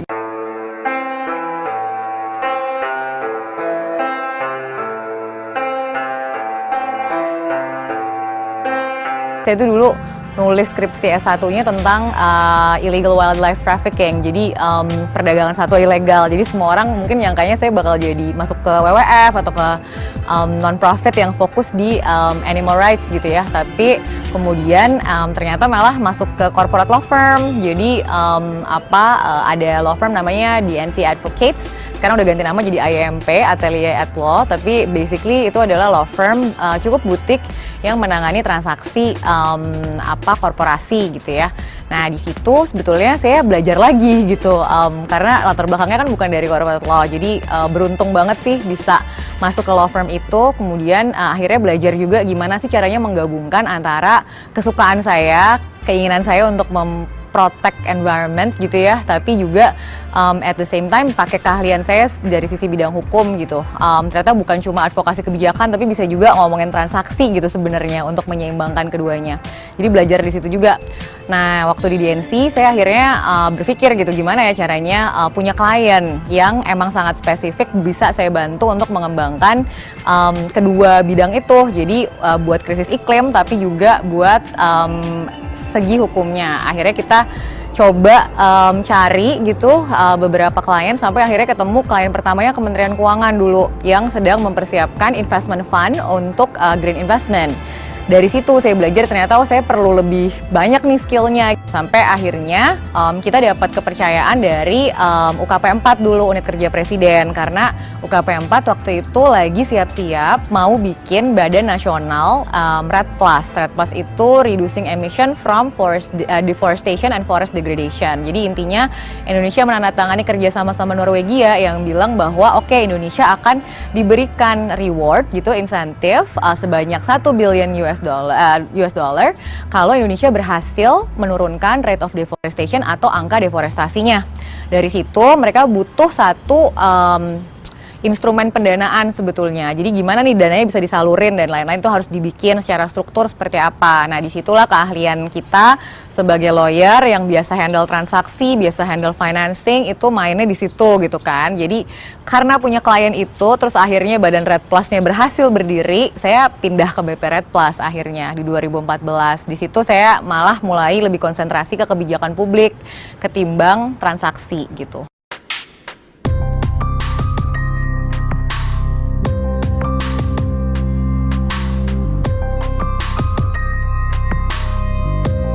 Sebenarnya sih kalau saya salah satu yang saya terobsesi lagi tuh soal gotong royong, mungkin karena saya anak tunggal kali ya. Jadi saya percaya emang semua orang tuh harus kerja bareng-bareng, gak akan bisa menyelesaikan sesuatu tuh sendirian. Dan Indonesia itu kan esensinya kalau kita pikir-pikir Pancasila gitu kan. Kalau kita peres lagi dari 5 sila itu, satu hal yang jadi prinsip adalah gotong royong tadi gitu. Dan sebetulnya gimana caranya kita membantu membuat ekosistem supaya kegotong royongan itu bisa terjadi dengan mulus gitu. Nah contohnya misalnya kan kalau kita pikir gitu ya, skenario ideal buat saya gitu, buat Indonesia yang ideal gitu, adalah pada saat Indonesia itu bisa jadi satu negara di mana semua potensi alam yang ada di sini itu dilindungi tapi juga dimanfaatkan secara optimal. Artinya tidak lagi bergantung sama hal-hal yang sifatnya rakus sama lahan, jualan komoditas yang mentah saja misalnya, atau hanya fokus sama sektor ekstraktif. Itu tuh udah bukan pilihan lagi. Artinya diarahkannya ke justru hilirisasi dan produk bernilai tambah. Nah, pada saat kita fokus ke sana, sebenarnya salah satu angle yang dibutuhkan adalah kalau gitu apa dong produk basis alam, produk hilirisasi yang memang ramah lingkungan, ramah sosial. Kriteria dan ciri-cirinya tuh apa aja sih? Sebenarnya kalau dari aku sendiri dari dulu percaya 3 ciri-cirinya gitu ya. Yang pertama, produknya itu tidak mengakibatkan kebencanaan. Yang kedua, produknya itu menyejahterakan petani, pekebun, peternak, nelayan, dan pekerja yang ada di dalam rantai pasoknya gitu ya. Jadi jangan sampai di demo karena nggak dibayar dan lain-lain gitu. Jangan sampai harganya dari petani sampai ke konsumen tuh jauh banget gitu. Itu disejahterakan. Dan yang terakhir adalah produk yang dihasilkan itu bertanggung jawab dari sisi penggunaan energi dan juga penggunaan limbah. Nah, aku mencoba membuat berbagai inisiatif atau bekerja sama dengan banyak orang untuk bergotong royong membuat inisiatif tersebut supaya semua isi dari ekosistemnya itu berhubungan. Jadi yang tadi ditanya misalnya Sidalang, kreasi daur ulang, itu ngisi ceruk di mana gimana sih caranya produsen bisa bertanggung jawab dengan baik gitu ya terhadap sampah-sampah yang dihasilkan dari produknya sendiri. Seringkali mereka bingung gitu gimana sih caranya gitu. Gimana kalau kita bisa konekin sama ibu-ibu di rusun yang ternyata butuh penghasilan. Akan sangat menarik gitu misalnya kerja sama MRT Jakarta yang terakhir setelah Asian Games mereka punya banyak sekali banner bekas. Karena sepanjang jalur MRT dipasang bannernya. Nah banner itu kita ambil, kemudian bannernya kita kerjasamakan dengan ibu-ibu rusun. Mereka bikin tote bag dari banner tersebut, tapi tote bagnya langsung diambil kembali oleh MRT sebagai merchandise regulernya mereka. Itu kan konsep di mana pada akhirnya kita juga tidak sekedar mengajarkan kapasitas, tapi betul-betul menjamin akses pasar juga buat produknya. Itu ekosistem pengelolaan limbah. Di sisi lain misalnya gerakan Hutan Itu Indonesia, itu juga gotong royong sebenarnya. Gimana caranya komunitas urban, terutama yang muda, 17-35 tahun di kota-kota besar seperti kita yang jarang lihat hutan tuh kayak gimana sih, nggak ngerti juga gitu kan. Diingatkan kembali kalau Indonesia itu harusnya bangga, kita itu harusnya merasa ini tuh identitas kita gitu. Bahwa Indonesia tuh hutan hujan tropis terbesar ketiga gitu di dunia dan harus dibanggain. Kalau ditanya Indonesia itu apa ya jelasinnya hutan. Tapi nggak segampang itu karena kan kalau nggak kenal nggak mungkin sayang. Jadi Hutan Itu Indonesia fokus di spektrum yang tadi gitu. Gimana caranya produk, jasa, dan lain-lain yang dihasilkan itu jangan sampai menimbulkan kebencanaan. Kenapa jangan sampai itu? Karena kita sayang sama hutannya. Kenapa harus sayang? Karena ternyata hutan itu berpengaruh banyak sama kehidupan sehari-hari. Hutan itu yang menghasilkan oksigen, jadi kita bisa napas gitu kan. Hutan itu menghasilkan air bersih, jadi kita setiap hari bisa minum, bisa mandi, dan lain-lain.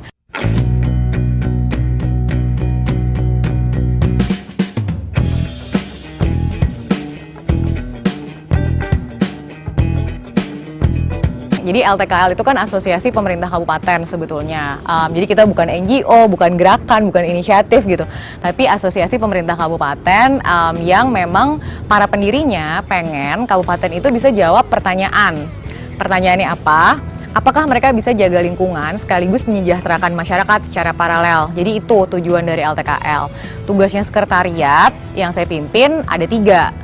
Gimana caranya kabupaten anggota dan para pendiri LTKL itu bisa dapat insentif pada saat mereka berhasil punya kemajuan dari sisi mencapai tadi gitu, pembangunan yang bisa jaga lingkungan dan juga menyejahterakan masyarakat. Insentifnya dari mana? Bisa dari mana-mana, termasuk misalnya yang lagi kita lakukan sekarang, exposure di media supaya mereka lebih terkenal, atau mereka dapat insentif dari dana publik, atau mereka dapat insentif dari investor dan lain-lain. Itu satu.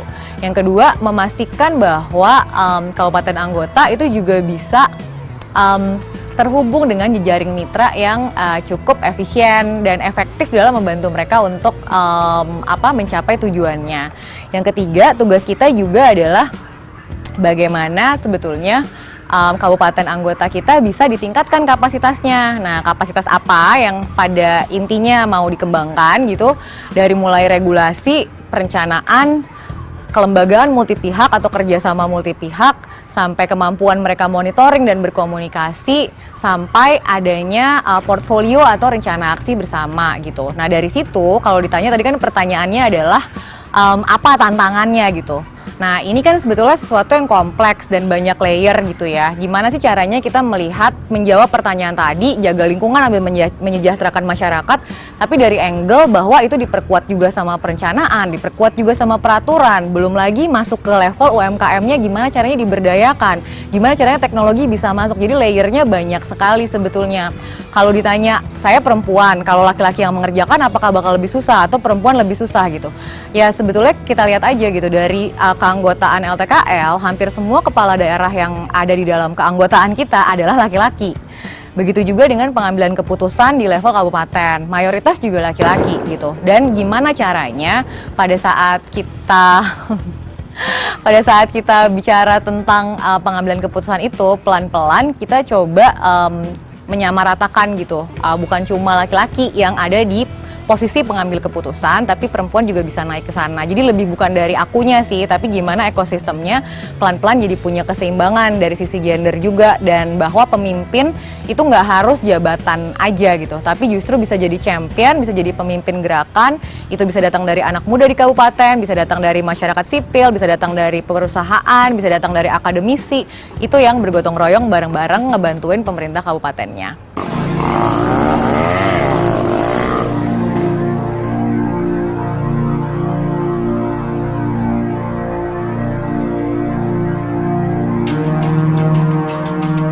Mimpinya itu bikin semua orang sayang sama alam itu belum tercapai. Buktinya sekarang Indonesia masih banyak kebijakan yang saat ini tidak terlalu ke arah yang sesuai sama apa yang saya bayangkan ya gitu. Jadi itu sih mimpinya, dan itu juga yang bikin saya akan terus bekerja di lini di mana saya bekerja gitu, karena perubahan iklim, krisis iklim itu belum jadi obrolan tongkrongan. Perlindungan hutan belum jadi obrolan tongkrongan. Sampai itu bisa jadi obrolan tongkrongan yang kita omongin sehari-hari, berarti kerjaan kita belum selesai gitu sih. Sebetulnya apapun langkah yang kita ambil, kita udah perhitungkan gitu. Kalau kita melangkah ke sini, konsekuensinya apa? Kalau sampai konsekuensinya terjadi, kita mampu menanggung resikonya atau tidak, dan kita harus konsisten. Kalau memang sampai itu gagal, misalnya kita harus konsisten, oke, kita beresin masalahnya bareng-bareng gitu.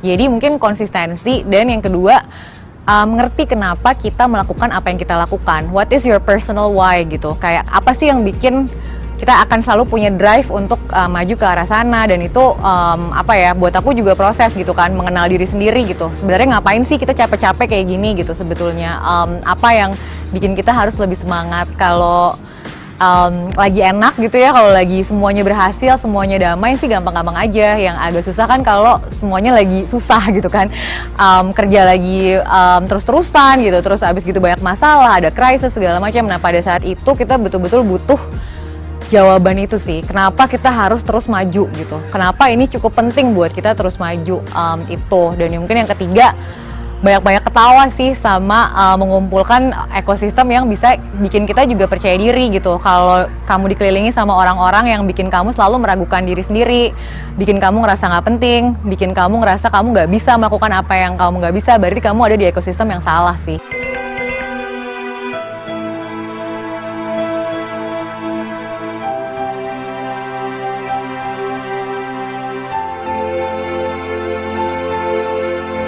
Yang paling harus suka sama diri kamu adalah diri kamu sendiri gitu.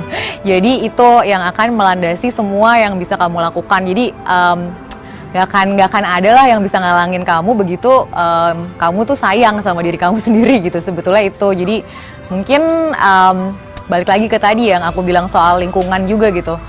Begitu kamu sayang sama diri kamu sendiri, maka kamu juga akan bisa pelan-pelan masuk atau mempertahankan ekosistem yang memang mendukung kamu untuk jadi versi terbaik dari diri kamu. Jadi itu sih, luangkanlah waktu untuk mengenal diri sendiri, kemudian begitu mengenal diri, maka jalannya juga akan jadi lebih jelas gitu tujuannya. Nggak apa-apa belok-belok gitu, kayak oh harusnya jadi masuk NGO, kok jadi masuk corporate law firm gitu, nggak apa-apa belok sendiri gitu. Abis gitu, oh kok jadi kebijakan publik belok lagi, kalau jadi belok lagi nggak apa-apa belok-belok. Tapi yang pasti kita tetap yakin tujuannya tetap satu, karena you can be anything gitu. Maksudnya bisa profesi apapun, bisa keahlian apapun, bisa ambil jalur manapun, asal tujuannya tetap yakin, it doesn't matter, kamu akan tetap berjalan ke arah sana.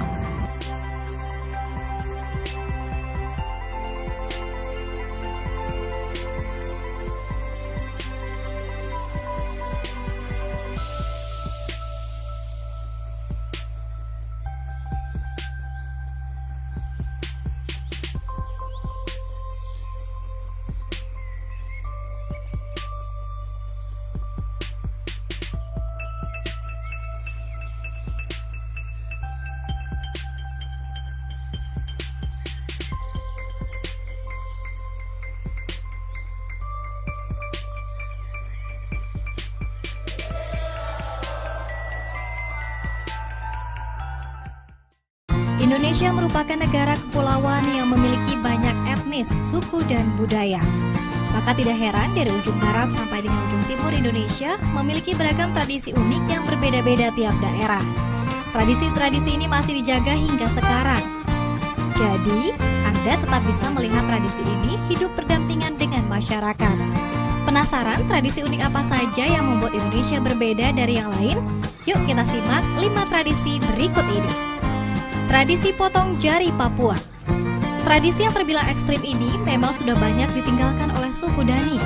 Potong jari adalah tradisi untuk menunjukkan kesedihan karena ditinggal oleh anggota keluarga. Bagi suku Dani, jari mempunyai arti yang lebih dalam. Disimbolkan sebagai bentuk kerukunan, kebersatuan, dan kekuatan dalam diri manusia ataupun keluarga. Gigi runcing suku Mentawai, Kalimantan. Bagi suku Mentawai, wanita yang cantik harus memenuhi 3 kriteria. Pertama, telinganya yang panjang. Kedua, tubuhnya yang dihiasi titik atau tato. Ketiga, giginya yang runcing. Tradisi untuk meruncingkan gigi ini diyakini akan menambah kecantikan sang wanita. Pasola, Nusa Tenggara Timur. Pasola merupakan sebuah tradisi yang dilakukan setahun sekali oleh warga Kampung Kodi, Kampung Lamboya, Kampung Wanokaka, dan Kampung Garua di wilayah Sumba Barat. Tradisi berupa adu ketangkasan menggunakan kuda dan lembing ini merupakan puncak acara dari pesta adat Nyale yang dilakukan untuk memohon restu terhadap dewa dan nenek moyang menjelang musim panen tiba. Ritual Tiwah, Kalimantan Tengah.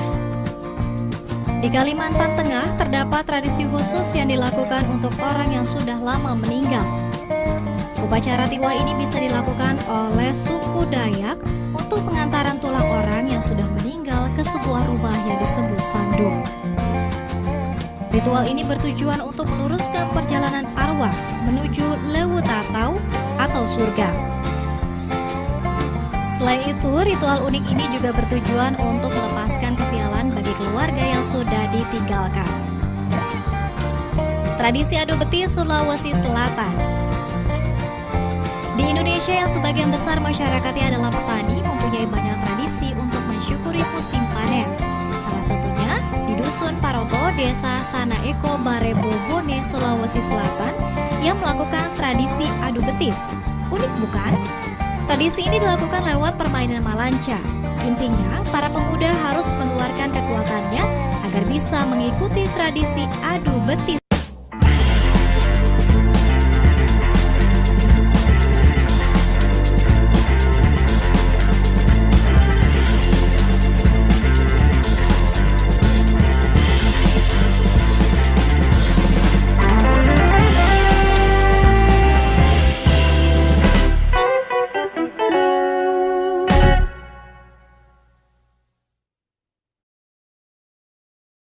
Halo Sobat Bongkar, kita bertemu lagi di Bongkar Insight. Kali ini kita akan membongkar karut-marut tentang tata kelola asuransi di Indonesia. Seperti kita ketahui, sejumlah kasus yang menimpa lembaga asuransi telah bermunculan di tanah air. Ada beberapa kasus asuransi yang bermasalah akibat gagal bayar. Di antaranya adalah Bakri Life, Jiwasraya, Krishna Life, PT Bumi Asih Jaya, Warna Arta. Dan ada 2 kasus yang paling mencolok, ya, yaitu kasus Jiwasraya dan Asabri. Ya.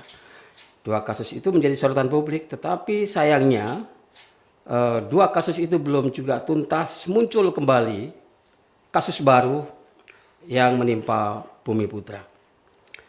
Dan bagaimana dan apa yang terjadi di balik itu akan kita bongkar bersama 2 narasumber saya yang luar biasa.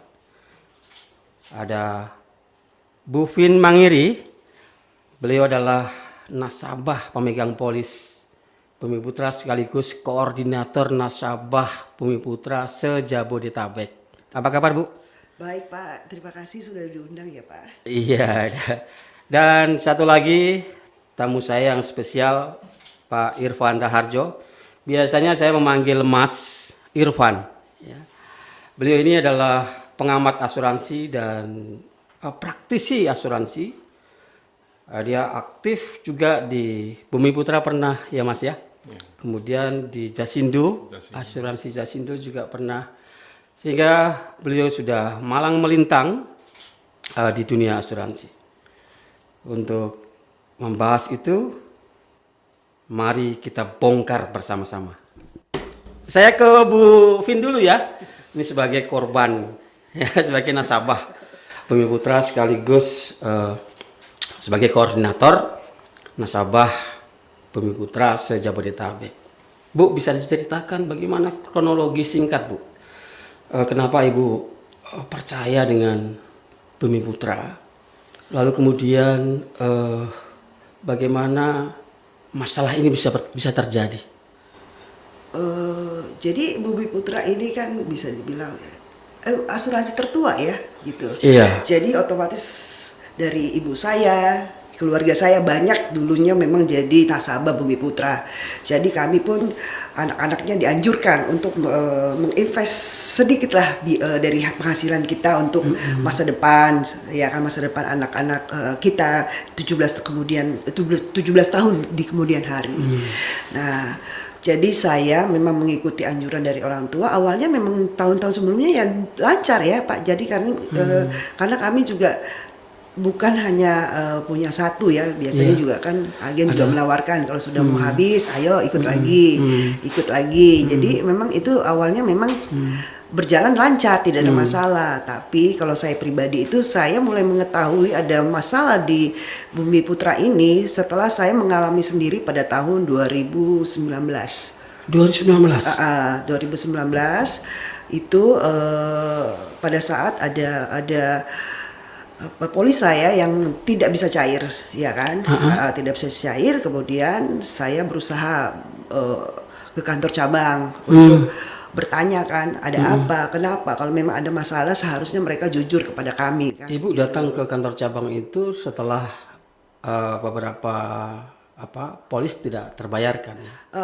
Ada pertanggungan. Ada satu polis saya waktu itu tahun 2019 kan, jatuh temponya sebenarnya waktu itu tahun 2019 bulan Juli, ya kan. Terus sebelumnya lancar ya Bu ya? Sebelumnya lancar, nggak masalah karena memang waktu sebelumnya ada polis saya sudah cair juga, gitu loh.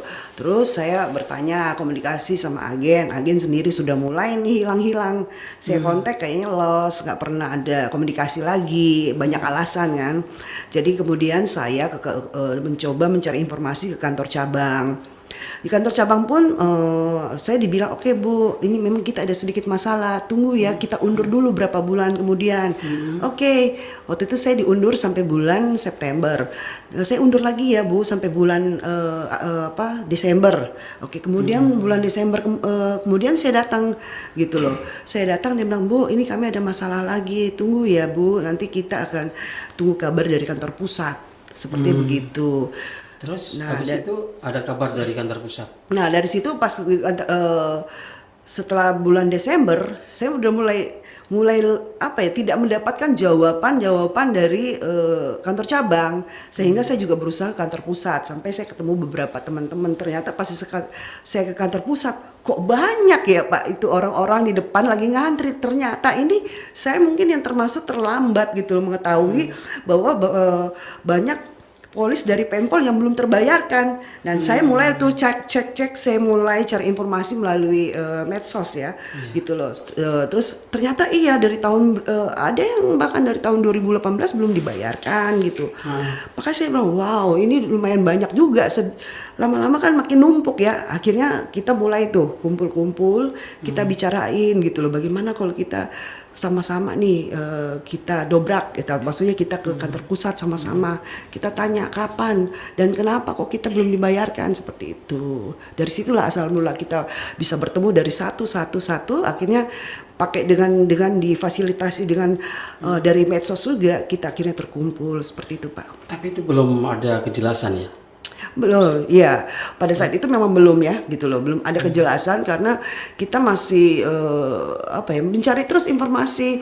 Karena kalau saya pernah ke kantor pusat juga gitu, kantor pusat, terus dibilang dari di Wisma Bumi Putra, Ibu ini jangan di sini, coba ke Walter Monginsidi ya gitu loh, di kantor di sana. Akhirnya kami ke sana semuanya rame-rame sampai ngempar gitu loh, nungguin gitu siapa gitu yang bisa memberikan kami jawaban. Pernah seperti itu seharian. Jadi dilempar sana lempar sini. Gitu. Akhirnya saya sendiri nggak dapat jawaban, sama beberapa teman sudah malam, ya udah kita pulang aja deh, mungkin next time kita akan datang lagi untuk bertanya, seperti itu. Nah sekarang sudah sejauh mana Bu kejelasannya?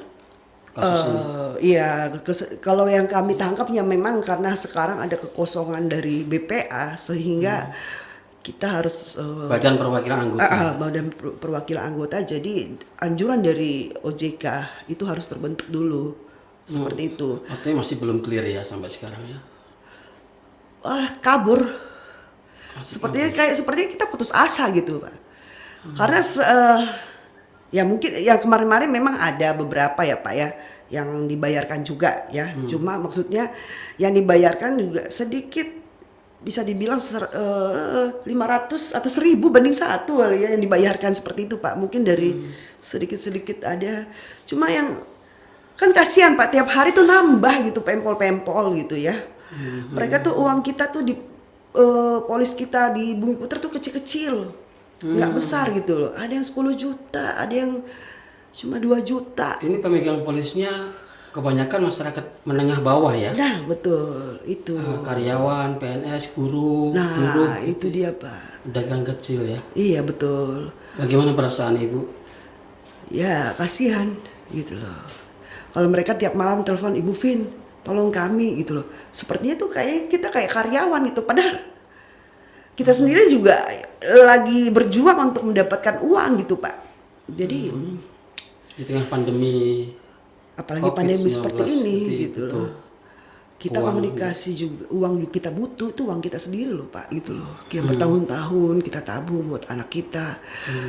Ya walaupun pandemi begini kan biaya sekolah tidak ada pengurangan, tetap aja kan harus dengan harga yang sama gitu ya. Gitu, jadi kan memang itu buat kebutuhan sekolah ya kan, Pak. Gitu, itu yang bikin kita nyes gitu loh. Sedih ya? Sedih banget.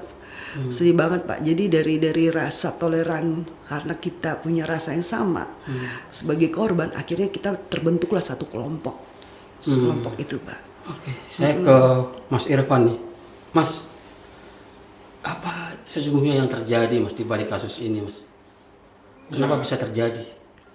Ya, Bumi Putra ini punya sejarah yang sangat panjang gitu ya. Dia lahir jauh sebelum Republik ini berdiri, 1912. Dan saat itu memang mereka dirikan itu bukan untuk berbisnis. Kalau kita lihat pendiri pendiri Bumi Putra itu, kalau kita lihat dalam berbagai banyak tampilan mereka itu, yang satu pakai sandal. Sandal jepit. Sandal jepit. Satu pakai selop Jogja itu. Yang satu telanjang kaki. Itu Dwi Josoyo, Adi Saputro sama Adi Mijoyo, Dwi Josoyo dan Hadi Subroto. 3 orang itu guru. Persatuan Guru Hindia Belanda. Tujuannya memang bukan untuk berbisnis. Memang tidak ada modal setor, tidak ada modal dasar. Memang semangatnya idealisme. Bayangkan kalau sekarang kita jualan asuransi itu harus berdasi, berjas, pakai mobil, dengan penampilan yang aduhai gitu ya. Mereka tampil seperti itu bukan karena zamannya, tapi karena mereka memang dengan semangat idealisme untuk menolong nasib para guru saat itu. Spiritnya itu ya? Spiritnya itu. Jadi wujudnya ya itu, tidak ada modal setor, tidak ada modal dasar, dan hanya berbekal idealisme saja untuk menolong nasib para guru jauh sebelum kemerdekaan, yang saat itu masih dalam masa kolonial begitu ya. Lalu ada pergeseran dari awal. Betul, bentuk usaha bersama itu yang kemudian mengilhami pendiri negara ini. Di antaranya Bung Hatta yang waktu itu juga baru pulang dari negeri Belanda.